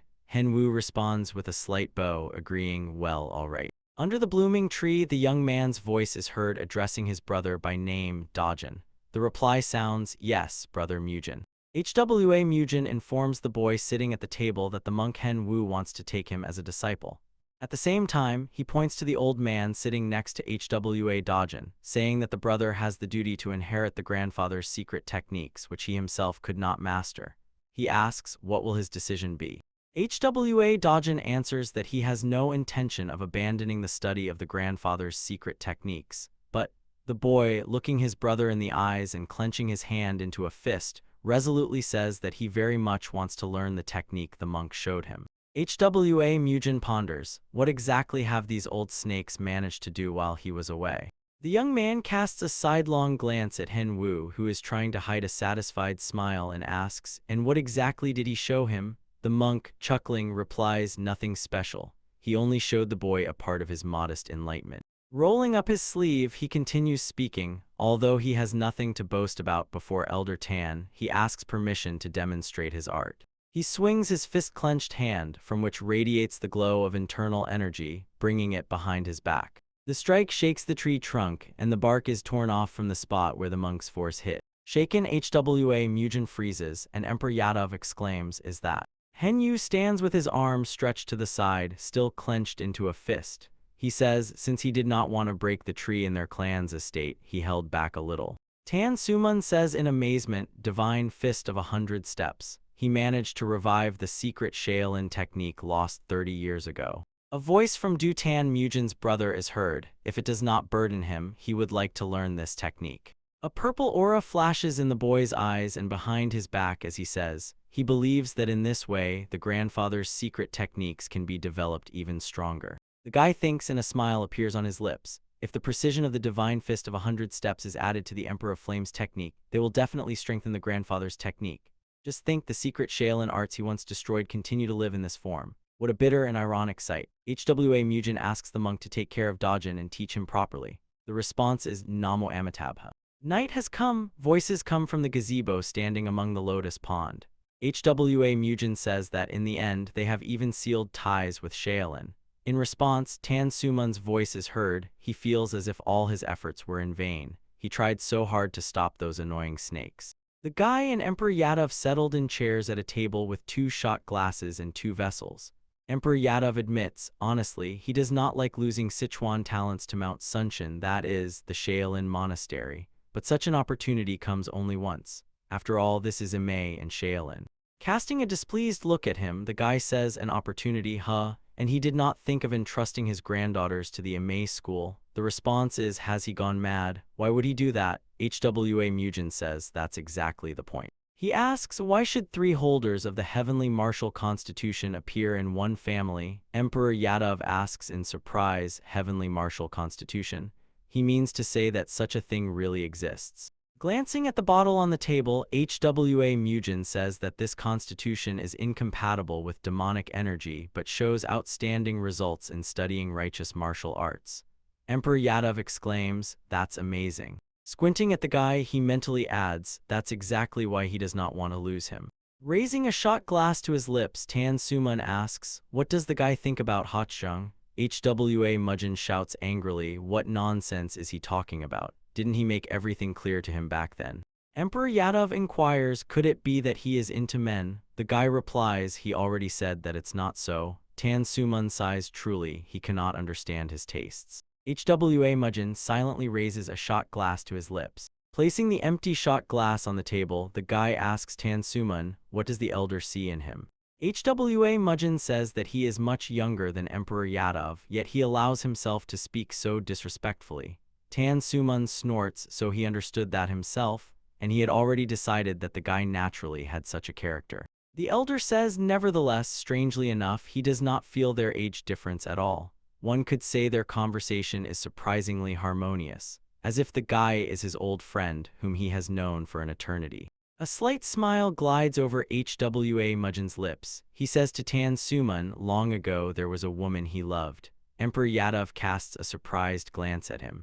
HWA Mujin continues. He was ready to turn away from the path of a warrior and break the last will of his teacher for the one he loved with all his heart. Raising a shot glass to his lips, Tan Suman thinks that he speaks about it as if decades have passed. He says neutrally, "Is that so?" A longing and pain appear in the guy's eyes. Over the water's surface, his quiet voice carries. He tells that a girl born in poverty raised her younger brother and sister alone, asking for nothing in return. In harsh winter frost, she took any work at the market, and during harvest season worked in the fields despite her fragile body. She was incredibly pure and noble, like a lotus flower. His face lights up with a smile as he says, moreover, she never accepted help from strangers. Her will was that strong. Tan Suman asks, but why is the guy no longer with her? HWA Mujin answers, she died. The guy says, looking back, he realizes how foolish he was. He, who chose the path of an assassin, hoped to keep such a beautiful woman by his side. His hand clenches into a fist as he says, she and her juniors died at the hands of the masters of the righteous sects who hunted him. Emperor Yadav is shocked by his words. What? HWA Mujin continues speaking, that was exactly when it all began. Tan Suman cannot take his eyes off him. Cold blue lights of inner energy flare in HWA Mujin's eyes as he says, his bloody path of Asura, on which he began to cut down each of the 9 great sects. Tan Suman looks at HWA Mujin in shock. What did he just say? Is he sane? Emperor Yadav asks, is he drunk? What is he even talking about? The guy replies that his mind is absolutely clear, and he tells him about his past and his revenge. HWA Mujin says that the conflict with the Namgun clan was what started it all. It was something insignificant, but that small spark grew and eventually led to death at the hands of Namgun Cheneng. Tan Suman repeats after him, Namgun Cheneng. Mentally he wonders, how does he know the name that was completely erased from Murim 45 years ago? HWA Mujin, without looking at his interlocutor, says that this is the name of the enemy he never forgot for a moment. He adds, in any case, when in that fight with those scoundrels her 2 juniors also died, he literally saw everything in red. The guy says the battle between him and the 9 sects lasted for 15 years. Surprised, Tan Suman listens as HWA Mujin tells the story. At first it was only the Namgun clan. He killed everyone his gaze fell upon. Soon all the orthodox Murim sects declared a hunt for his head. Imei Shaolin, all without exception, and he killed them all.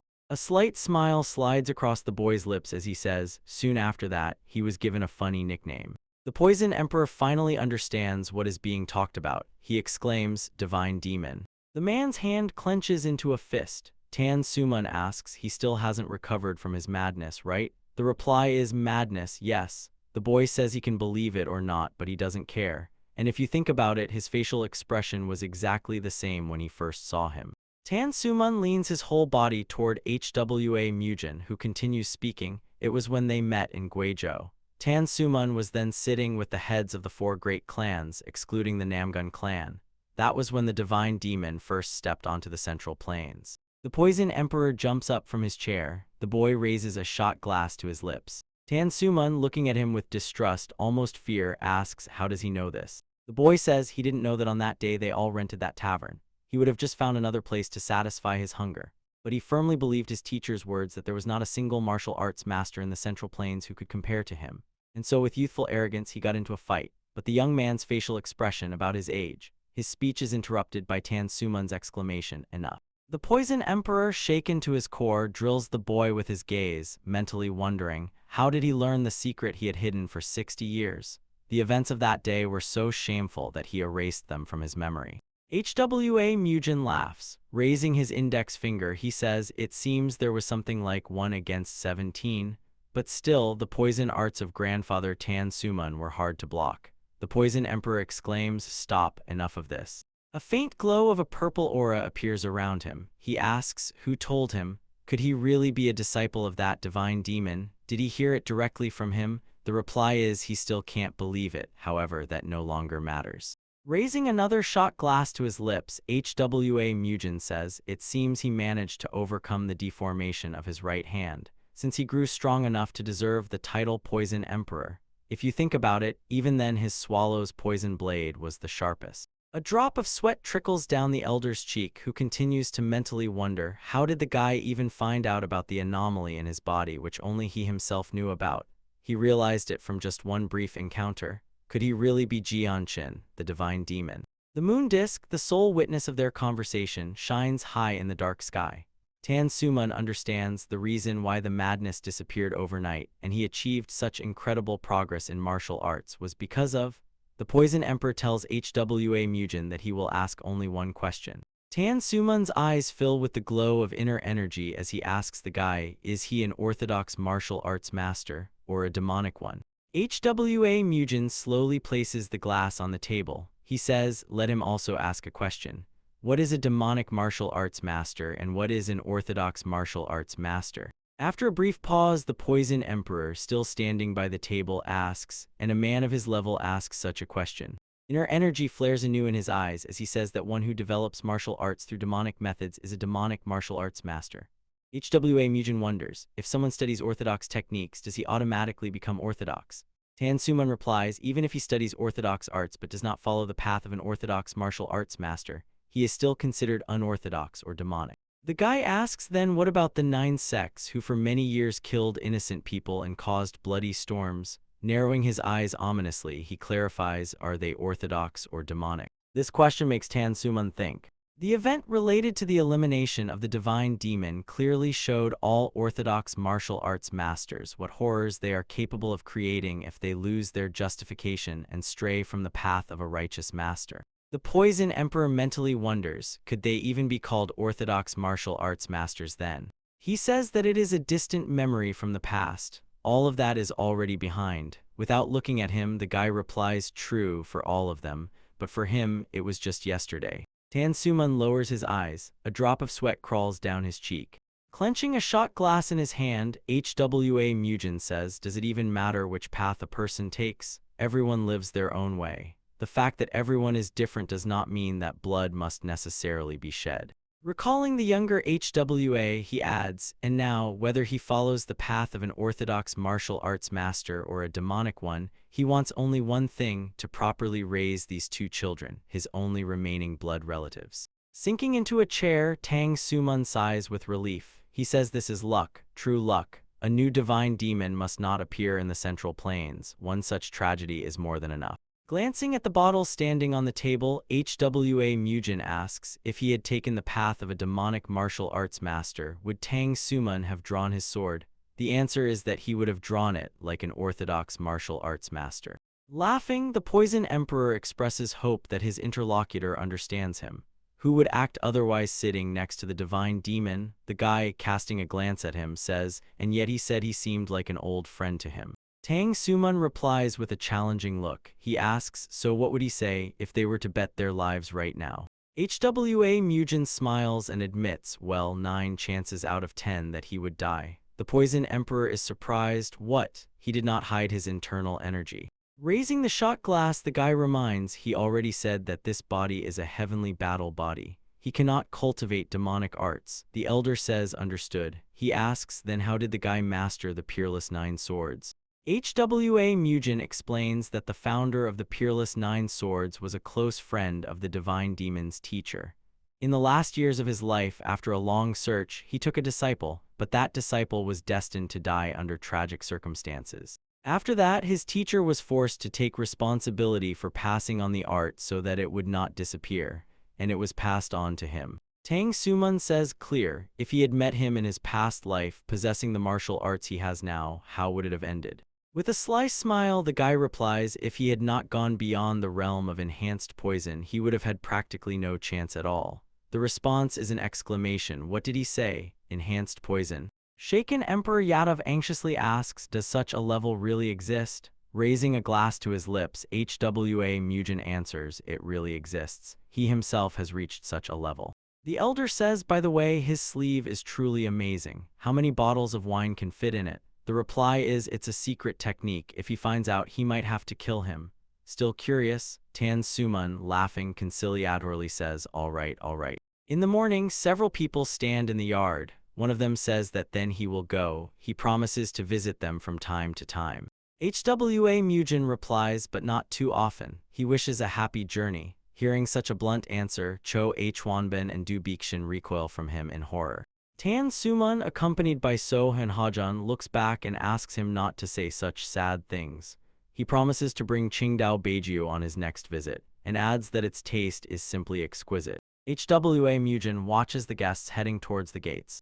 Cho Hwanbin exclaims anxiously, "The young master is sick again. This is Emperor Yadov. How can you tell him not to come often?" The guy sighs, he is so noisy, and replies that he had a good reason to say so. The manager exclaims again, "What?" Looking after the departing guests, the guy replies that he does not need to know the details, and let there be no argument about it. Cho Hwanbin asks, what does he even want to say by this? Tan Sumun, glancing back, thinks, hidden dragon Hwa Mujin, whose true identity is Jiangchen, the divine demon. Looking at the back of the already turned-away guy, he continues to ponder that before him is a man who slaughtered the entire central plain for the one and only woman he loved.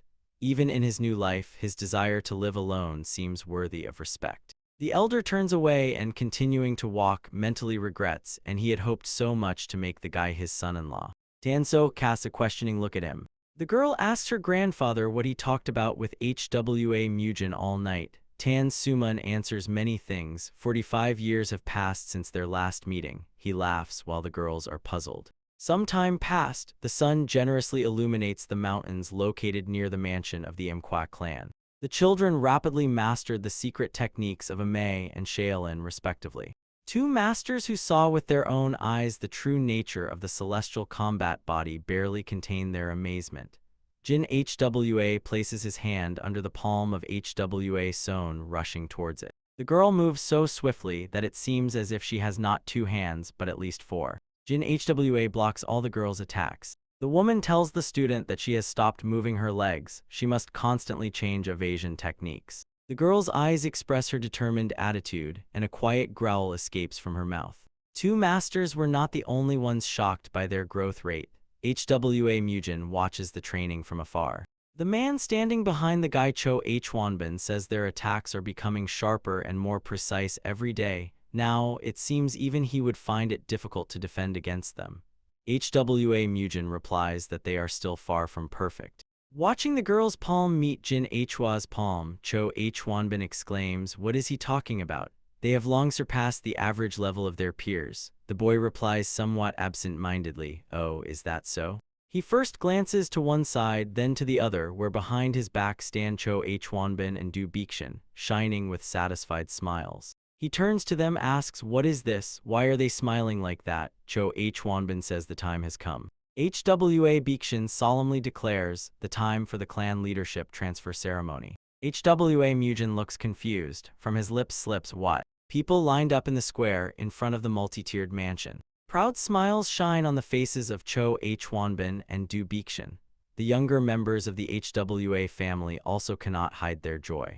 Masak bursts into tears. A heavy palm falls on his shoulder. Hwa Mujin is hard to recognize in festive attire and with a new hairstyle. The young man in luxurious clothing marches among the crowd parted before him, accompanied by Cho Hwanbin and Du Bixin. Hwa Mujin's face distorts with a displeased grimace.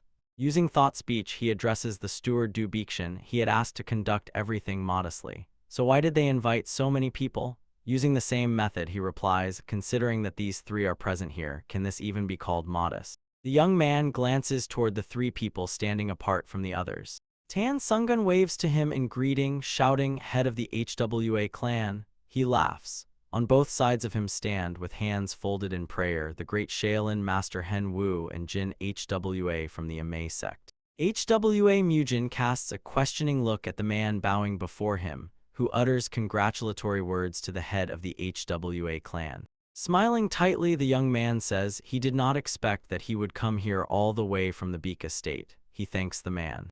Hwa Mujin continues to receive congratulations. Cho Hwanbin casts a wary glance at Chang Xian, the chief steward from the Beak clan, who has stepped aside. He thinks angrily, and this is no longer just the Tang clan. Now Amei and Shaolin also have connections with the Hwa clan. If he quarrels with the Hwa clan now, he will have serious problems. The heads of the trade guilds, smiling warmly, sincerely congratulate Hwa Mujin. The young man thanks them for making such a long journey. The head of the Blessed Winds Trade Guild, Peng Quan-o, replies that this is a joyful event, how could they not hurry here? Bowing his head in a respectful bow, he says that their 3 trade guilds will continue to support the HWA clan wholeheartedly. Smiling earnestly, Tang Mujin says he sincerely thanks them. Just their words are enough to feel enormous support. Standing behind him, Du Bixian, using thought speech, says, regarding the fact that HWA Mujin gave them a share of the profits from the Blue Flower Trade Guild's tea business. The young man glances at him, mentally replying, did he do that, so what? The steward explains, they say it brings colossal profits. He heard that their monthly income is comparable to the annual profits of all 3 trade guilds combined. HWA Mujin is surprised, is that so? Well, nice to hear. Meanwhile, Peng Quan-o hands him a small box, saying this is a small gift they prepared for him. The young man asks, what is it? The head of the Blessed Winds Trade Guild answers, it is a pill of minor purification. He heard it increases internal energy by 20 years. The box instantly disappears into a secret pocket of the new head of the Manhwa clan's captain. The young man says, just think, they give him such a thing. He promises to find a worthy use for it. The elder of the Manhwa clan, Cho Hwanbin, solemnly announces, so from this moment, silence falls. HWA Mujin, standing among the parted crowd, respectfully bows his head. The elder says they begin the 3rd ceremony of transferring power of the HWA clan. HWA Mujin proudly straightens up, thinking, let them watch closely. He will make the HWA clan the most prestigious clan in Sichuan. He bows at the waist, continuing to think, he will just borrow this for now. This is the body of HWA Mujin. The one born with a heavenly battle body. HWA Mujin, who was once considered a burden by his family due to an accident, once encountered a fortunate chance and overcame his madness. At least, that's what people believe, including those now watching the ceremony of power transfer. Except for one person present there, no one knew the truth that HWA Mujin's body was occupied by Jiang Qin, who died decades ago. No one, neither the servants, nor the demon brothers, nor the younger members of the HWA family. However, even he himself did not know that the story he was creating with his own hands would be passed down to future generations for more than 1,000 years. Even being HWA Mujin and his past self, the divine demon, he did not know this. Time flies quickly, autumn has come. The cold wind tears yellowed leaves from the trees. HWA Mujin, dressed only in pants, holds a sword in front of him and counts down. He swings the sword with force, cutting through the air and continuing the count, 3043, 3044. His sword is enveloped in fiery energy that seems about to melt metal. He is distracted from training by the voice of Cho Hwanbin, calling out to the clan head. The sword enters the ground like a knife into melted butter. HWA Mujin asks, what is it? Cho Hwanbin, behind whom stands Du Bixian, says he wanted to ask, isn't it time to go to Mount Sun? The guy is surprised, Mount Sun, but why does he need to go there? The elder asks, isn't he going to attend the Great Orthodox Conference? HWA Mujin gives him a surprised look, what, the Great Orthodox Conference? Cho Hwanbin repeats, yes, the Great Orthodox Conference. It is the largest event for Orthodox sects held once every 5 years. Since this is a martial arts tournament where the most talented disciples of Orthodox sects gather, the winner receives enormous wealth and fame. HWA Mujin, turning away from the elder, answers he does not know. He is not interested. What is the point of watching such a thing? Cho Hwanbin says he thought it would be a great learning experience for the young master and young lady. The elder adds they seem very interested in the conference, so it's a bit of a pity, but he understands everything. HWA Mujin's expression changes. He thinks, right, just observing this could be a great stimulus for the children. The guy calls Masoka. A carriage drawn by 4 horses approaches the mansion. HWA Mujin, making an inviting gesture with his hand, asks the children and their mentors to go ahead. Turning to Cho Hwanbin, he says if anything happens, let him immediately send a carrier pigeon. The elder replies yes and wishes them a safe journey. Nosak, sitting on the coachman's box with the reins in his hands, loudly proclaims that they are setting off. Cho Hwanbin waves his hand at the departing carriage. The elder says that it will be a bit boring for a while. Du Bixian replies that he agrees with him. The man bows respectfully before the person sitting at the table, saying they have gone to Mount Sung. The response is this concerns Shaolin and Ame. They must not leave any traces behind under any circumstances. The man replies, of course. The person he respectfully addresses asks, "What about them?" A man whose right corner of the mouth is cut by a vertical scar says he has already placed them along the route. A person says, "Good, forward, he will wait for good news." The response is, "Yes, sir." The man is heading towards the exit. The man whose face is hidden in the shadow of the red aura flashing around him thinks that this time he will finish off HWA Mugen once and for all. Meanwhile, the carriage rushes along the forest road. HWA Mugen asks the cheerfully chatting children sitting opposite him, "Are they so happy about this?" They exclaim in unison, "Yes." He says if they wanted to go so much, they should have said so earlier. Jin HWA says with a smile she is so happy to see the children happy. Thanks to HWA Mugen, she will also be able to see Mount Sun. It is truly a precious journey. The guy replies to the abbess that he is glad. Turning his head to the monk sitting next to him, HWA Mugen asks, why did the great master say nothing to him? After all, this is an event of his sect. Hen Wu, chuckling, replies, could Shaolin really have problems just because of the absence of one humble monk? Lately, his only joy is watching this boy grow. Dajin asks the teacher, will there be people using the divine fist of 100 steps at the conference? Hen Wu answers negatively, no, it seems that besides the two of them, no one else masters this technique. Zone asks the mentor sitting next to her, what about the palm of the snow cloud? Jin HWA replies, also unlikely.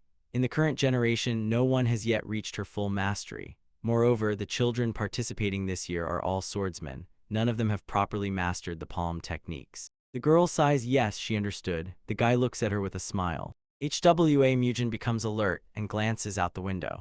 Using mind speech, he informs No Saku that someone is pursuing them. He feels a thirst for blood, so let that one be ready. A group of horsemen is rushing after the carriage. The squad commander says with a smile that he has about 30 elite fighters with him, plus those two more. No matter how strong the guy is, he can't handle this. HWA Mugen orders to speed up and No Saku urges the horses on. The road ahead curves, and when they come around the bend, they see a fire. In the glow of the fire, a man sitting on the ground, trembling, asks, why are they doing this? He and his companions were just passing by. Looking at the burning wagons and dead bodies lying on the road, his tormentor replies, that's right, just passing by. They were just unlucky, from all places and at all possible moments. Two formidable human silhouettes approach the unfortunate man, their faces unseen behind a wall of flames brightly blazing behind their backs, and in unison say, they were supposed to be right here. A hand with sharp nails and crooked fingers reaches for the man.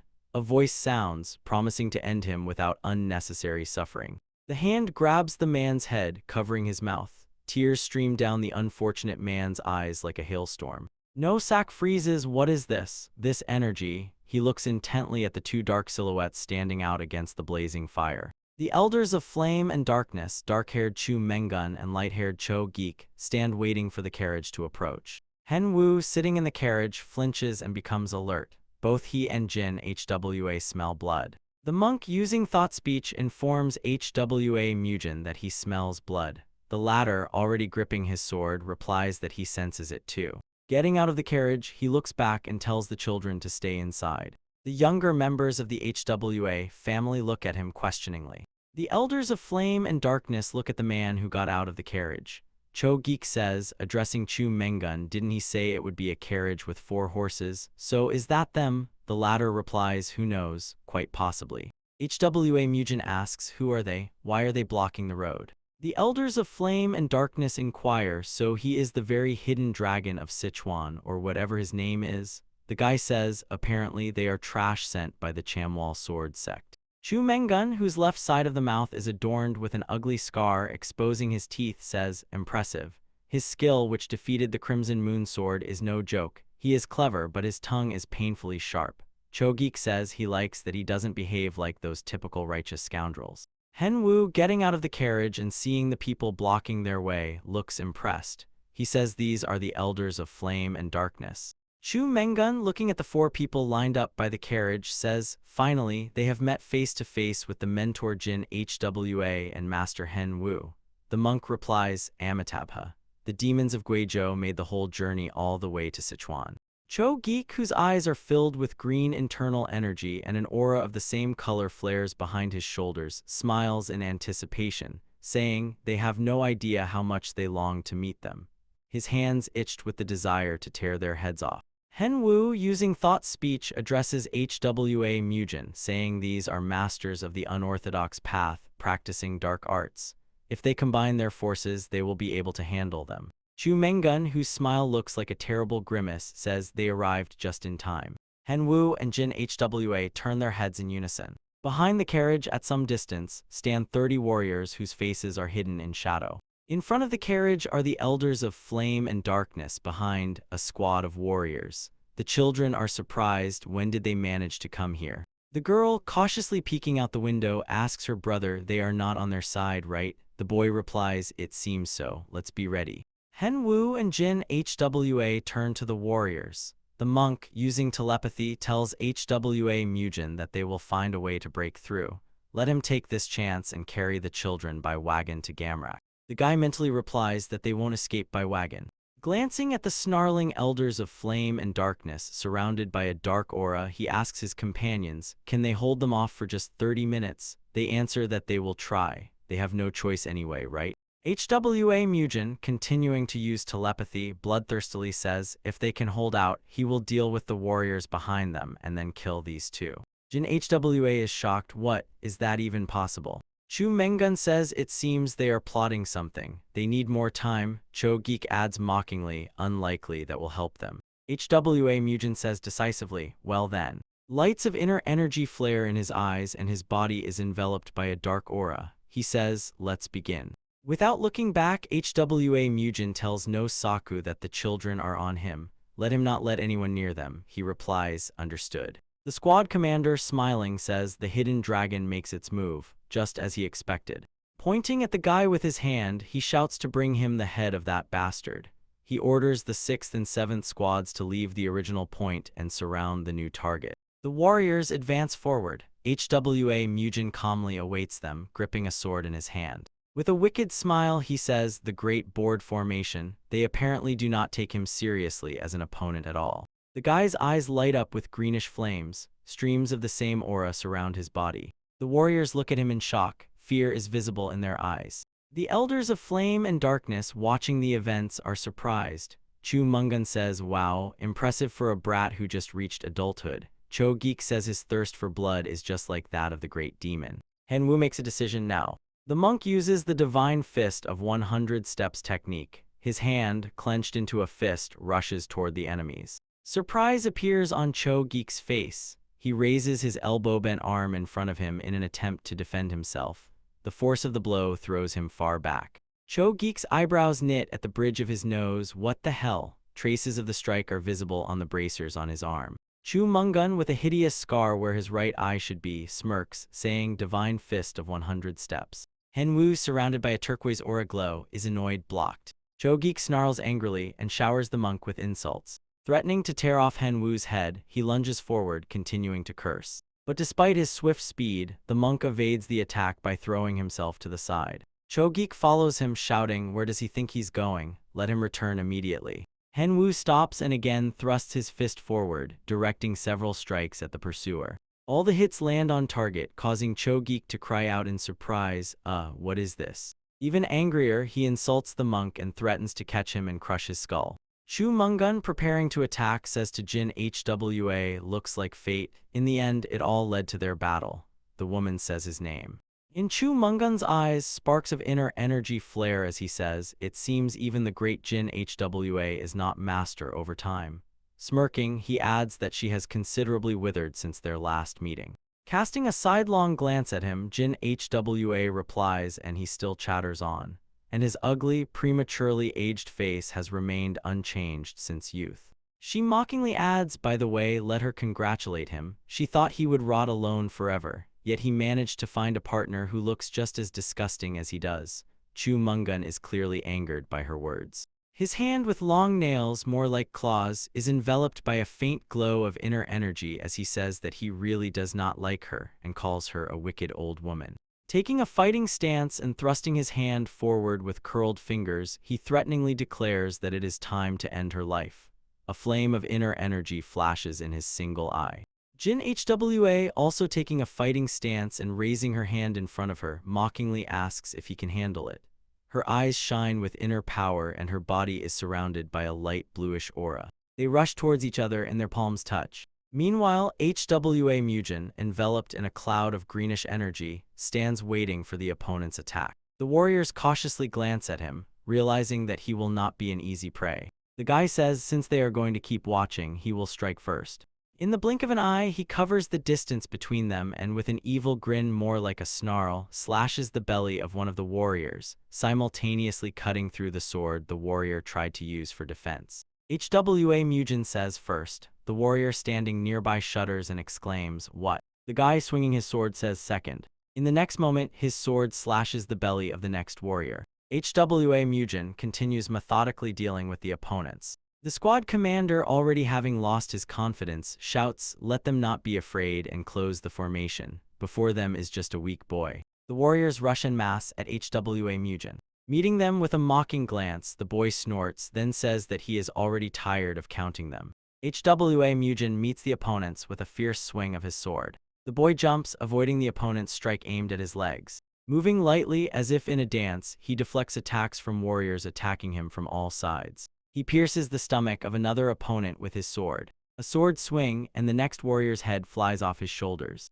A huge pool of blood forms in the middle of the clearing where the fight is taking place. A shout is heard, "Let them hold the formation." The warriors continue the attack. The man standing next to the commander, watching the battle from afar, is amazed. How did it happen that 30 elite warriors cannot handle even one person? Hope shines in the commander's eyes. He calls the warriors forward. He orders the third squad to surround the wagon and attack. The commander commands to kill the children. No Sack stands ready for battle near the carriage. Warriors rush towards him from all sides. But No Sack decisively raises a glaive before him, a spear with a sword instead of the usual tip.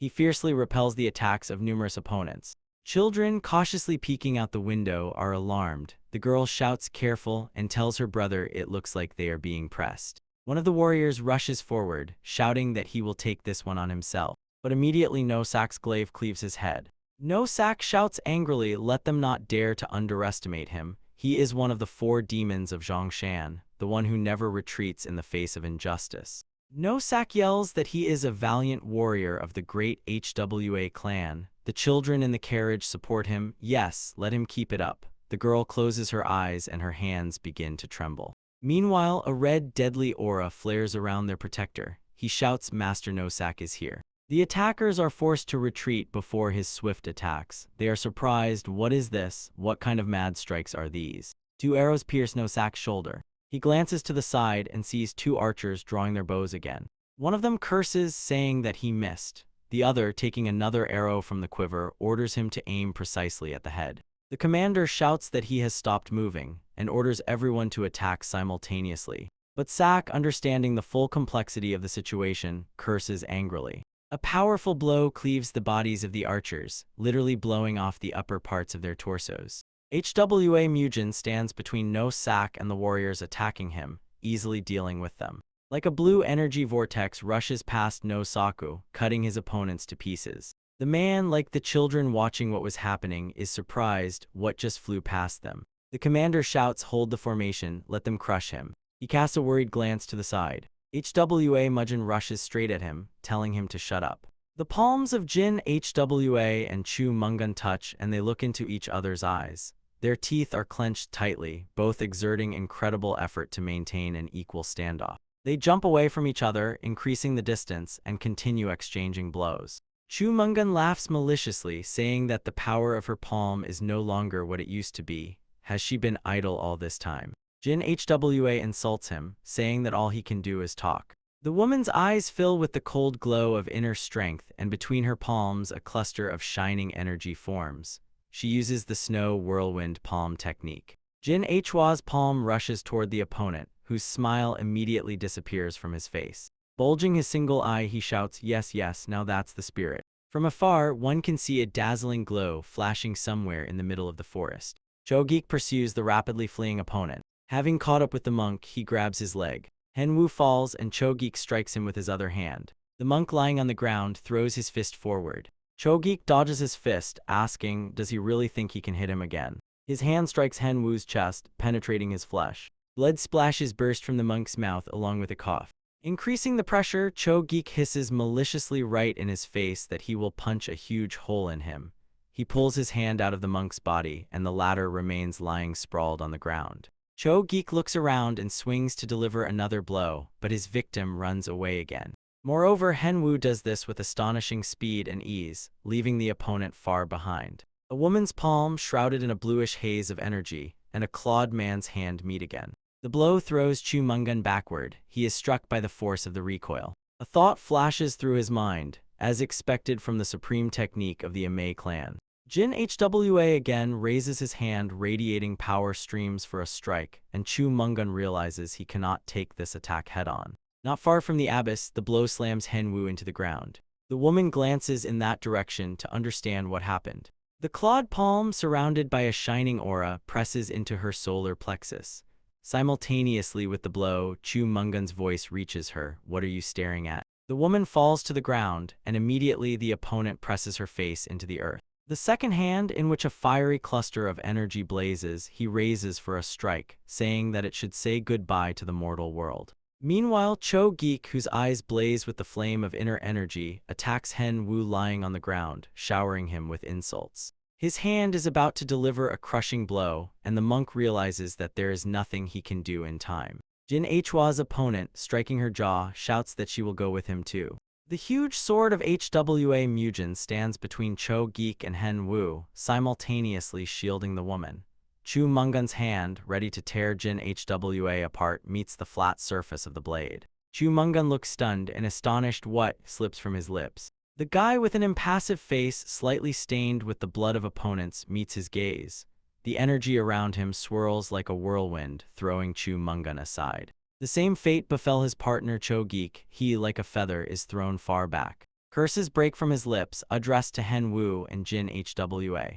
Cho-geek immediately picks himself up and rushes to the fighting Hwa Mujin and Chu Mungun, shouting, has he also decided to die? He attacks the guy in a jump, but the latter easily dodges the strike. At the same time, Hwa Mujin delivers an upward sword strike, cutting off Cho-geek's hand. The severed limb falls to the ground. Cho-geek delivers a pinpoint strike to his own chest with his finger, stopping the bleeding. Jin Hwa meanwhile tries to help Henwu stand up, asking the Great Master to rise. Both cannot take their eyes off the battle. Hwa Mujin, standing opposite two opponents near the severed limb, is annoyed. Tusk. He executed the rising strike too early. Red lights ignite in the boy's eyes. In a voice that foretells nothing good for the opponents, he says that this time he will send them flying. They are scary enough to be chased even in nightmares. He explains to the men glaring at him with purple flames burning in their eyes that he means their ugly heads. Hwa Mujin, gripping a huge sword in his hand, stands opposite Cho-geek and Chu Mungun. His gaze is calm and full of determination. Chu Mungun glances aside toward the mangled bodies of warriors lying there, and a huge pool of blood spreads on the ground. He clearly sees the torn-apart bodies drowning in their own blood. Chu Mungun asks, did he single-handedly take down more than 30 first-class warriors? He really is something. Cho-geek, drilling the boy with his gaze, says, enough fooling around. It's time to start. He threatens to knock the boy's head off and then boil it. His partner agrees, yes, it's time to start quickly. His clawed hand is enveloped in fiery energy. He adds that he doesn't even know how many years have passed. Cho-geek exactly repeats his gesture, curls his fingers, and around his wrist flashes the same fiery aura. Bloodthirstily looking at Hwa Mujin, Chu Mungun says, just think, they finally met an enemy who forced them to unite their forces. Jin Hwa excitedly says, those guys will now show their true power. The abbess, resorting to thought speech, warns Hwa Mujin that the nickname Elder of Fire and Shadow was not given to them for nothing. Their palm techniques are extremely strange. Due to many variations, it is impossible to predict their movements. Especially let him beware of their joint attack. Clenching the sword hilt, the guy mentally replies to her that he will take it into account. Hwa Mujin takes a fighting stance and raises his sword in front of him. His opponents instantly break from their place and rush towards the guy, intending to attack him from two sides. They use the Scarlet Flame Palm technique and the Dark Void Palm, but their hands meet the flat surface of the blade. Hwa Mujin blocks the strikes. The guy is impressed by their strength and barely holds back the onslaught. He thinks anxiously that the shock wave passes through the sword. He sees a hand covered with a fiery aura slipping under the blade and reaching for him. The guy barely manages to tilt his head aside, and the strike misses the target. HWA Mugen sharply swings the sword, and now it is his opponent's turn to be surprised. The men rush towards him again, and curses burst from the boy's lips. Meanwhile, the abbess and the monk rapidly approach them from both sides. Jin HWA attacks Chu Mungun, shouting, "Scoundrels! Do they really think she will let them do whatever they want?" Covering herself with her hand, the man insults her. He shouts for her not to interfere, and his fist strikes the prioress's solar plexus. Glaring maliciously, Cho-geek knocks out Henyu. The monk and the abbess fall down side by side on the ground. They struggle to get on their knees. The woman curses angrily, insulting the opponents. A scream reaches them, "Don't come any closer." HWA Mugen shouts that he will deal with them himself. The guy delivers a slashing blow, but Cho-geek, jumping high up and avoiding injury, calls him an arrogant puppy. Opponents simultaneously strike the guy, dodging their attacks. Chu Mungun exclaims, "Is he going to face their joint attack alone?" The soul of KHVA Mujin's boot cuts into the man's left cheek. At the same time, he strikes with his hand the surviving hand of Cho-geek, which was about to deliver a blow to him. HWA Mugen displays wonders of cunning while positioned between two opponents, but Cho-geek manages to get behind him and deliver a blow. He releases the sword from his hand, but immediately kicks it upward and firmly grips the hilt again. He tries to maintain balance and simultaneously strike with the sword. But Cho-geek, who was behind him, trips him and he falls to the ground. Right then, Chu Mungun jumps on HWA Mugen, shouting, "Let him die already." Closing with a sword, the guy simultaneously delivers a kick to the man's back. The opponents jump back, increasing the distance, and the guy gets up. Gnashing his teeth angrily, Chu Mungun says now they will see if he can block this too. Chu Mungun and Cho-geek advance on the guy. Their eyes are flooded with the glow of inner energy. Chu Mungun's hand rests on his partner's hand, and they are enveloped by incredibly strong streams of fiery energy. Their touching hands reach out to HWA Mugen. They use the destructive palm of the fire dragon technique. The guy manages to block with his sword. HWA Mugen is struck by the force that is crashing down on him. Their energy passes through the steel of the sword and through his body. A fiery flash throws the boy backward.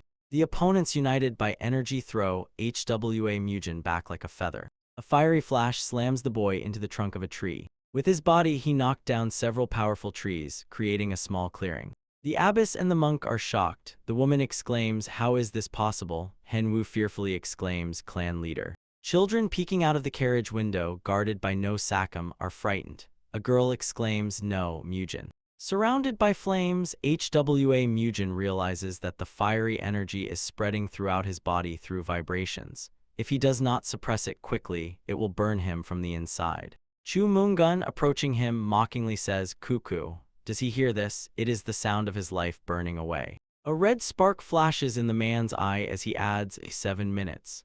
In 7 minutes, his internal organs will begin to burn. Triumphantly looking at the boy with blazing purple eyes, Cho-geek smirks and says, "No, first we need to tear off his limbs."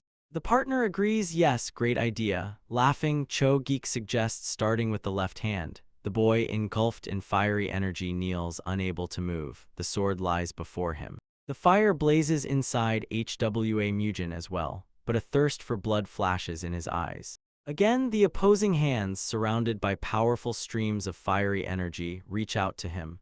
They shout, wishing the hidden dragon of Sichuan to die quickly. The men's eyes blaze with the radiance of inner energy. Their hands are about to deliver a decisive blow. HWA Mugen stands to meet them. His hand rushes forward, meeting their joined hands. Glaring fiercely with his single eye, Chu Mungun shouts that he is a fool if he thinks he can defend against the destructive palm of the fire dragon. He adds that even thick armor would be useless, but HWA Mugen is determined. From the boy's lips flies reflecting energy. He invests a powerful stream of blue energy into the counterattack. Chu Mungun is stunned. What? He reflected the vibrations of fiery energy. If he still managed to stand firm, then his partner, engulfed in blue energy, is clearly experiencing severe pain. The next crushing blow is delivered to Chu Mungun by HWA Mugen. With a clatter, the weapons crossed, sparking bright sparks. The warriors fiercely exchanged blows, not yielding to each other. Nosak easily repelled the enemy's attack, forcing the attacker to recoil. A whole crowd rushed at him shouting, but the very first enemy received a deep wound and flew back. Nosak moved with lightning speed, leaving only a bloody trail behind. Bodies fell one after another, while the commander desperately shouted to hold the line. He could not believe that 30 elite fighters were unable to stop one man. The leader waved his hand and ordered the third squad to surround the cart. The enemies rushed there, deciding to kill the children first. Nosak clicked his tongue irritably. He instantly turned around and rushed headlong. The children warned fearfully about the danger, but the warrior assured that he would take everything upon himself and immediately struck down the first attacker with a devastating halberd blow. Calling himself the demon Zhongshan, he ordered not to underestimate him. He stepped forward, and his body was enveloped by a powerful aura. He spun his weapon like a whirlwind, deflecting all spears and arrows. The enemies retreated confusedly before his onslaught. Two archers quarreled over a miss and aimed directly at his head. The leader noticed that Nosak stopped and shouted to attack all at once. Suddenly, the space was cut through by a huge wave of blue energy. It flashed forward and instantly cut the archers' bows in half. The wave rolled further and swept away the enemies standing around. A whirlwind of energy rushed very close to Nosak. He blinked in surprise. The children gasped with excitement, and the leader shouted again to press the opponent. But at that very moment, the leader turned pale and looked up in horror. "Shut up," the dark-haired young man said coldly, bringing down his blade on him. Meanwhile, another red-haired warrior crossed his arms in a duel with a gray-haired old woman. Their palms merged into a blurred spot from dozens of quick strikes. The red-haired man burst out laughing, mocking her weakened strength. The old woman called him a chatterbox and used the snow whirlwind technique. Her hands flared with a dazzling blue icy glow. The enemy was not afraid. He only snarled fiercely, rejoicing in the real battle. A powerful pillar of energy struck the sky. Nearby, a gray-haired fighter with a scarf sharply threw his hand forward. He firmly intercepted someone's strike. The strike reached the target and with incredible force drove the bald monk into the ground, after which he immediately delivered a finishing punch. But three masters blocked his way, crossing their shining swords. The gray-haired fighter heavily stepped on the chest of the fallen monk. The latter painfully spat out blood. The attacker jumped up, breaking through the defense of the old man. He aimed at the huge hole in his chest. Suddenly, a concentrated energy cluster flew at him from the side. He instinctively raised his hand, blocking the attack. An old woman intervened. The recoil from her technique was colossal. The fighter realized that this was the superior skill of the Yamei clan, and such a blow cannot be taken head-on. He sharply jumped back, avoiding the destructive explosion. The old woman rushed forward again, but the opponent did not lose composure. He harshly seized the initiative. The red-haired warrior charged his fist with flame, preparing to deliver a deadly blow. At that moment, the gray-haired fighter with a scarf rushed forward, shouting curses at the false monk. Suddenly, everything changed. Someone's mighty hand forcefully pushed him back. He did not have time to realize what had happened. The red-haired man stared wide-eyed in shock. A dark-haired youth appeared on the battlefield. He immediately unleashed a powerful slash of energy on the gray enemy. The latter was thrown far across the ground. He quickly jumped to his feet, growling whether the youth was also seeking death. But instead of an answer, he received a devastating blow to the face. Blades merged into a blurred spot. A lightning-fast exchange of sword thrusts took place, and the young man calmly lowered his weapon. The gray-haired enemy staggered and clutched his chest. Blood poured from a deep wound. Meanwhile, the old woman ran up to the wounded monk, begging him to get up. The elder only croaked in disappointment that he had used his technique too early. The dark-haired young man smiled fiercely. Looking at the remains of the enemies, his gaze grew cold, and he cold-bloodedly promised to tear off their grotesque heads. Mujin, with a giant sword, stood opposite two opponents. His gaze was cold and focused. The red-haired enemy silently glanced over the battlefield. Around lay the bodies of more than 30 first-class warriors, whom the boy defeated single-handedly. The redhead admitted that Mujin really turned out to be a serious obstacle, but his gray-haired partner ordered to end the games, promising to tear the youth's head off. The redhead agreed, and his hand instantly burst into flames. He confessed that he no longer remembered when the enemy last forced them to unite their forces. The woman and the monk retreated worriedly, feeling their devastating aura. The woman warned the youth, "These are the heads of the Hua clan, known as the Elders of Fire and Shadow. Their joint attacks are impossible to predict." Mujin gripped the sword hilt tighter, preparing for the strike. Fire whirlwind swiftly rushed straight at him. The Elders struck simultaneously. With the techniques of Crimson Flame and Dark Void, danger was approaching. The young man sharply went on the defense. The gray-haired threw forward a palm engulfed in fire. The blow landed directly on the broad blade of the sword. Mujin shuddered. The destructive wave freely passed through the steel. The fire exploded, throwing him back. He gritted his teeth, Barely holding back the colossal pressure, Mujin made a powerful swing, releasing a wide wave of blue energy. The elders cursed and sharply jumped back from the blade. The redhead fiercely rushed at the observers, unwilling to tolerate their interference. He directed an explosive strike towards the woman and the monk. The gray-haired, meanwhile, punched the monk right in the face. The blow hit the target. Both helplessly fell to the ground. The elder coldly ordered them not to approach. Mujin shouted angrily that he would deal with both old men himself. The enemies instantly closed the distance. A barrage of rapid joint attacks began, leaving no room for rest. The redhead pressed with incredible fury. Mujin barely managed to parry the attacks with his wedge. Suddenly, the gray-haired man appeared right in front of his face. A joint strike threw the young man into the air. He forcefully struck the ground with his sword to stop the fall. But the enemies did not give him even a second to catch his breath. The redhead jumped up and unleashed a deadly blow from above on him. The block held, but the force of the blow was devastating. Mujin was dragged through the mud again. The redhead grinned confidently, challenging him to block the next attack. In his hands, a thicker burning flame twisted. Sivi gathered strength and unleashed the destructive palm of the fire dragon. The attack was lightning fast. Mujin's eyes widened in surprise. The flame struck. A powerful explosion covered his body completely. The elder secured the success with another brutal strike from the air. A gigantic pillar of fire rose above the night forest. Mujin screamed, engulfed in hellish flames. He fell heavily to his knees in the epicenter of the fire. Lowering his sword, allies and children watched in horror as their hero was defeated. Mujin felt foreign fiery energy penetrating through the vibrations into his body, threatening to burn his insides. The redhead maliciously announced that in 7 minutes the boy's organs would turn to ash. The gray one sadistically suggested to first tear off his limbs. The old men slowly moved toward the victim, deciding to start with the left hand. In the impenetrable shadow, Mujin's crimson eyes suddenly flared fiercely. The redhead swung for the final blow, shouting the name of his technique. The fire again rushed toward the motionless youth, but his hands suddenly emerged from the flame, and with a death grip squeezed the wrist of the gray-haired one. Rudy called him a fool, confident in the invincibility of his fire. He shouted that no armor could save from this heat. Rebound energy, Mujin whispered quietly. A blue aura exploded from the youth's body, twisting the elder's hands and turning their own power back. Rudy froze. The boy reflected the very vibration of their fire. The power surged back. The gray-haired one screamed wildly from unbearable pain. As the energy tore his arm, their own devastating attack mercilessly scattered the elders in different directions. The blue blade cut through the air. When Mujin delivered a devastating blow, the enemy only managed to open his eyes in horror. The strike hit the target. 2 severed heads flew up. Dead silence fell. The observers froze. The fight ended, and the exhausted youth heavily sank to the ground among the bodies. A wheeze escaped from his throat, and suddenly his body was engulfed in burning flames. He groaned hoarsely. The old monk exclaimed anxiously that the fiery energy was getting out of control. The children ran to Mujin crying, but he sharply stopped them. The old woman warned that the flame would spread, causing the little ones to freeze in place. Someone from the warriors hurriedly reached into the bag for a cleansing pill. Mujin took the pill and explained that he had to expel the fiery energy from his body. He asked his comrades to watch him for a while, and they immediately formed a circle around him. He sat in the lotus position on the scorched earth, his eyes closed. The situation was critical.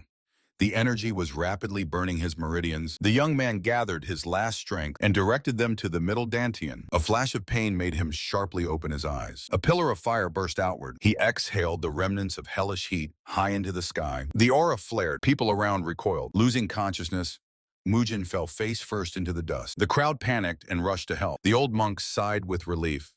The energy was gone. The warrior carefully threw the unconscious Mujin over his shoulder. The carriage with the clatter of wheels rushed away. The children looked at their brother's pale face with tears. Meanwhile, the monks still could not believe that the young man had just single-handedly defeated the elite elders. A mature thought, could it really be the same legendary holy sword before them? From now on, no one will dare to call Mujin the sleeping dragon anymore. A few days later, the carriage reached the peaceful district of Hamrak. Life in the local infirmary went on as usual. The children happily carried a tray with food to the recovering person's room. But the bed turned out to be empty. They anxiously looked out into the yard, and there was Mujin, bare to the waist, swinging a heavy sword with great force. He lowered the weapon. Metal crashed into the ground with a crack. The young man was breathing heavily, examining his palm. The skin turned into a solid burn from the use of fire technique. He clenched his fist tightly, admitting that he had almost died because of his own overconfidence. An indignant cry of a child about the disturbed bedtime regime sounded from the window. Mujin turned around and gently patted the girl on the head. With a confident smile, he ordered to pack things. It was time to set off for Mount Sunshan. The carriage rolled again through the forest. Inside, carefree laughter sounded, as if there had been no recent slaughter. And the rumors about Mujin's feat had already shaken the entire region. Eventually, the group arrived at the Shaolin Monastery, where the tournament was to take place. The young man stopped in front of the magnificent stone stairs. Above the entrance stood a giant statue of Buddha. The children opened their mouths in awe at such grandeur, and Mujin only smiled ironically.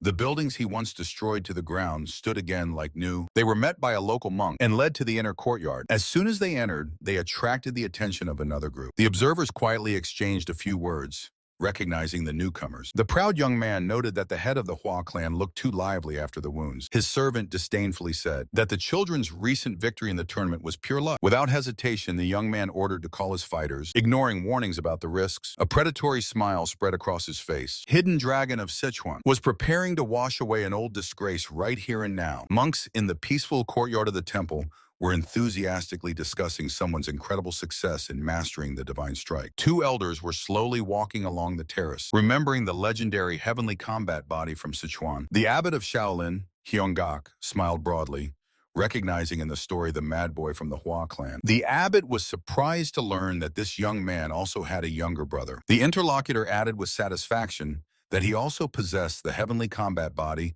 and had an impeccable character with steel endurance. The footsteps stopped. The monk sighed with regret. Due to the boy's origin, he could not be entered into the main Buddhist records. It doesn't matter. He is still a Shaolin disciple. Hyungak cut in, folding his hands in prayer. The monk's face darkened as he recalled the sudden attack by assassins on the way to the temple. The abbot was stunned by the news of 30 masters in a special formation prepared to destroy the head of the Hua clan. But Hua Mujin lived up to his reputation. He personally cut down all the attackers to the last one. The monk recalled in amazement how this youth not only shattered enemy techniques, but also incredibly quickly healed his own wounds. The abbot bowed but firmly stated that such audacity could not go unanswered. The time to settle accounts with the heretics had come. He ordered the information to be immediately passed on to Emperor Fist He-mun. Meanwhile, in the guest hall, Mujin and his small companions were offered rest from the journey. The guide monk only warned that the path to the Cave of Repentance was strictly closed to outsiders. As soon as he left, the girl eagerly asked to go outside. The temple courtyard was bustling with a crowd of burly craftsmen. The children with open mouths were staring at the stern warriors. A sullen man from their escort grumbled irritably about the need to hide the demonic aura. Suddenly, a boy named Nosak accidentally bumped into a passerby. He immediately smiled apologetically and asked for forgiveness. But standing before him was Chol Donho,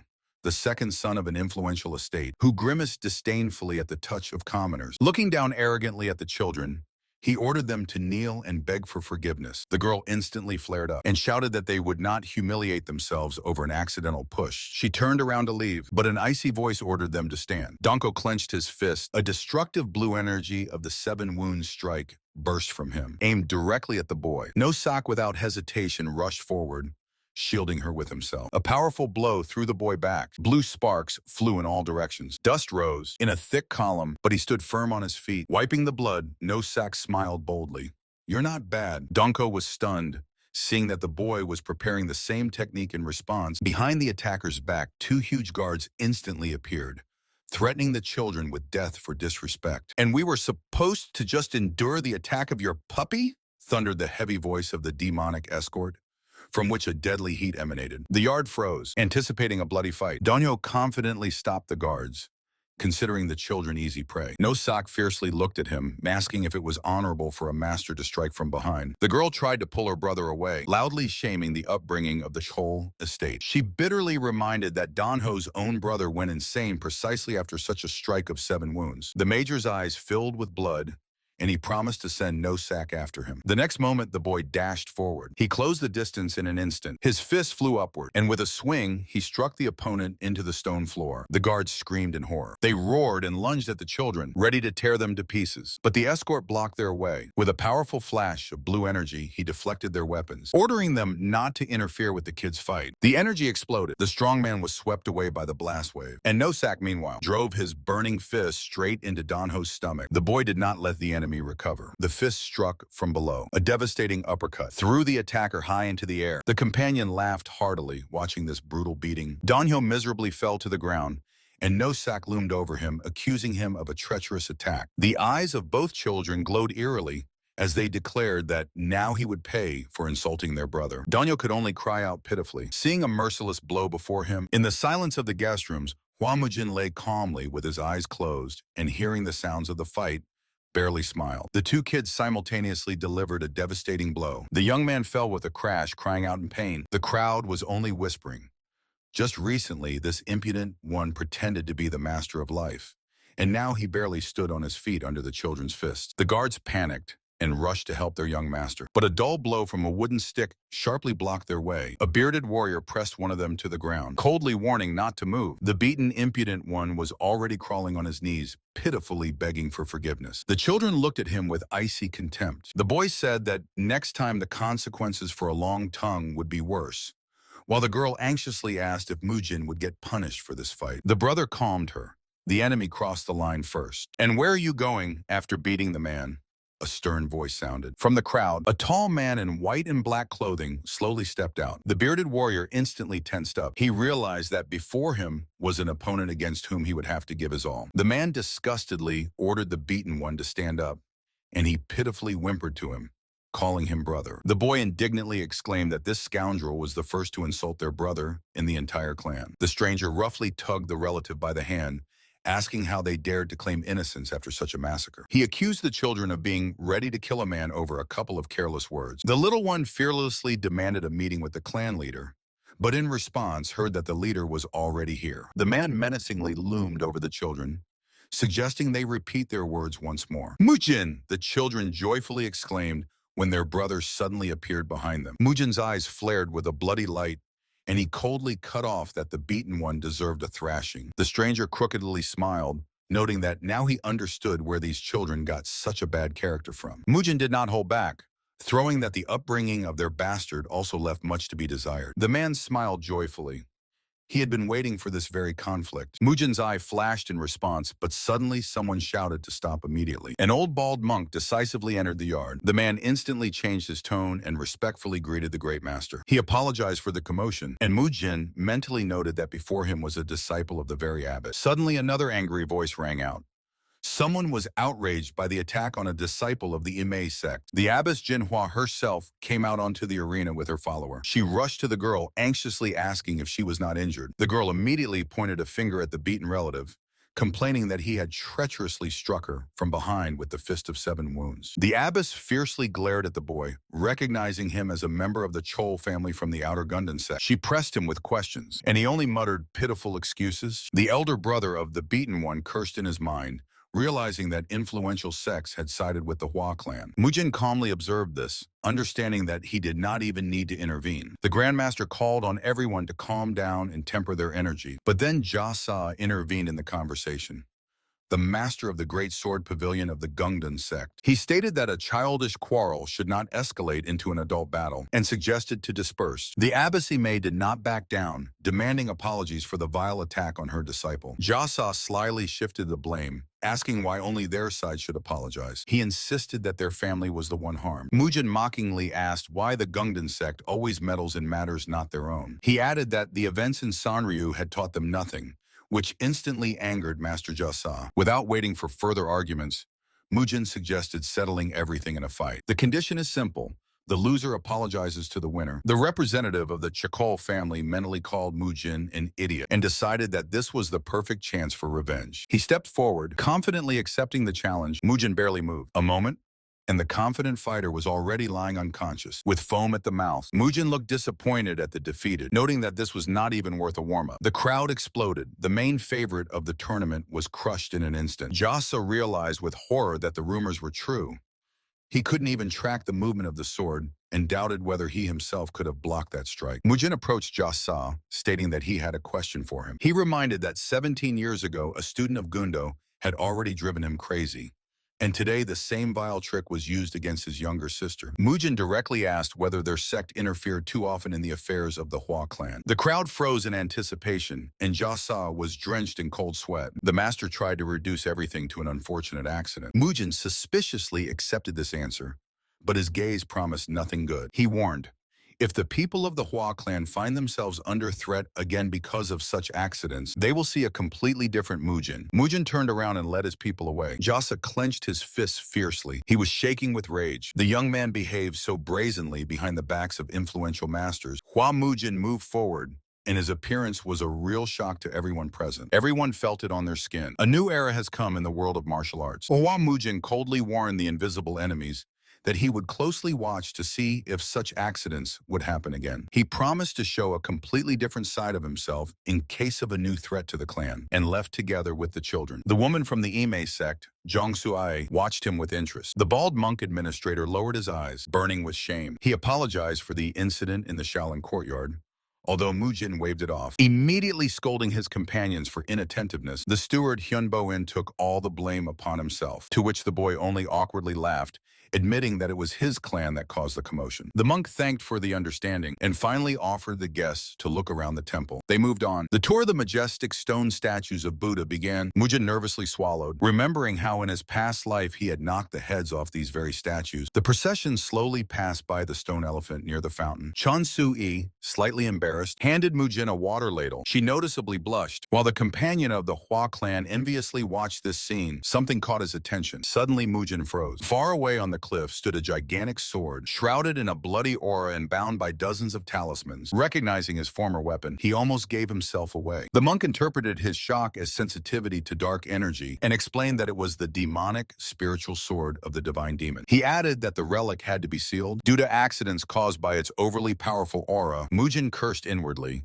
knowing that without demonic techniques, the sword does not emit energy. But aloud, he hurried to change the subject. That very night under the moonlight, he firmly decided to retrieve his weapon at any cost. At dawn, the abbot Hyonggak stepped out to the crowd of Murim heroes. He solemnly greeted all participants, urging them to use the tournament for self-improvement. Amid the deafening roar of the stands, the abbot announced the opening of the first festival in 5 years. The judge loudly called to the arena fighters of the Eastern Rika and Tiger Fang sects. Mujin was openly bored, while the neighboring spectators gossiped about the removal of the Kongdan sect from the tournament. It turned out that their favorite the day before was easily crushed by some unknown youth from Sichuan. Bright auras flared up in the arena. The fight began. Mujin watched the duel with an absolutely indifferent gaze. He quietly called his bodyguard and reminded him about the demonic sword from yesterday. Hearing the order to bring it, the man almost fell, denying the strong protection of the monks in his own weakness. Mujin sighed resignedly, realizing that he would have to do everything himself, when suddenly a familiar elder appeared nearby. The old man greeted, but immediately noticed the young man's gloomy mood. Hearing the inquiry about the sealed sword, he became seriously frightened. The elder hurried to assure that stealing the relic was absolutely impossible due to the multi-level security formation. Meanwhile, on the tribune, a frightened monk ran up to the abbot with a report. A dazzling flash of energy shook the air, causing Mujin to sharply turn around. The elder anxiously asked the abbot about the incident, and he did not hide the truth. The seal was torn off, and the demonic sword was stolen. This news knocked the ground out from under Mujin. A white silhouette flashed like lightning over the crowd. Monk Hyun Gok anxiously asked the young man about possible incidents. He hurried to assure that everything was fine, but immediately lowered his voice. Hearing that the seal of the demonic sword was torn off, the boy instantly sprang from his place. Returning to the bearded companion, he silently brooded while the latter marveled at the morning bustle. The young man pondered. Usually the Shaolin defensive formation remains unnoticed. However, now it covered Mount Sunshan with a giant net. Escaping from here will not be easy. The hand firmly gripped the hilt of the blade. Gracefully, John Sui entered the arena, whom the stands immediately greeted with admiring cheers. The bearded man acknowledged her beauty, but smugly declared that the girls he knew were still prettier. The young man agreed indifferently. Sui mercilessly swung her heavy sword. The attack was unexpected. The huge opponent was stunned by such pressure. The girl playfully deflected the strike of his paired blades. The young man noted with interest the unusual weight of her weapon. The face of the big guy distorted with horror before the decisive blow. Broken weapon clattered and scattered across the stone slabs. The fallen enemy heavily dropped to his knees and admitted defeat. The girl cast a quick glance aside. She glanced irritably at the young man. Outraged by his complete indifference, Bordani asked where he was staring so intently, but received a curt excuse. Suddenly, Sui approached their bench and asked for permission to sit nearby. The boy confusedly nodded at the free seats, and she sat down on the bench. The spectators instantly burst into whispers. Someone from the crowd recognized the boy, the hidden dragon of Sichuan, which greatly surprised the bearded man. While the girls were talking, the old man suddenly attacked the young man with reproaches. He jealously questioned why this beauty was better than his granddaughters, but the boy cut him off, saying he had a special reason for that. He refused to tell the details, leaving the old man grumbling discontentedly. Suwa secretly glanced at the impassive boy. The stands boiled with envy, outraged that the first two beauties were sitting next to one lucky guy. The boy only sighed wearily from this endless noise. The judge loudly called the next participants onto the arena. Confidently stepped Chun Muhak from the Uden sect. He threw a fierce, promising snarl toward the stands. Ten Ho Shang came out to meet him, whom the crowd immediately began to beg to avoid poison. The spectators hotly debated whether the warrior of the Tan clan would stand without his signature tricks. Hokan prepared to show his true strength. Before the watchful gaze of the grandfather, the bearded man confessed with anxiety that this was his favorite younger grandson, who had gotten a too strong opponent. The signal sounded, the fighters clashed in a furious flash of blue energy. The weapons rang incessantly, and the youth on the tribune cold-bloodedly noted the advantage of the warrior Udan. The youth awkwardly apologized to the elder for the harsh words, and Emperor Yadiv calmly admitted that his grandson was indeed in a losing position. With one precise strike, Muhak pressed his sword to the opponent's throat and snatched victory. The fight ended. The victor disdainfully turned away from the fallen enemy. The boy instantly felt his heavy gaze upon him, filled with undisguised thirst for blood. The old man slyly proposed an exchange. He will explain the reason for this enmity if the young man reveals his secret. The boy gave up and laid his cards on the table. He was interested not in the girl herself, but in her maids. After all, these maids had been hiding demonic energy from the very beginning.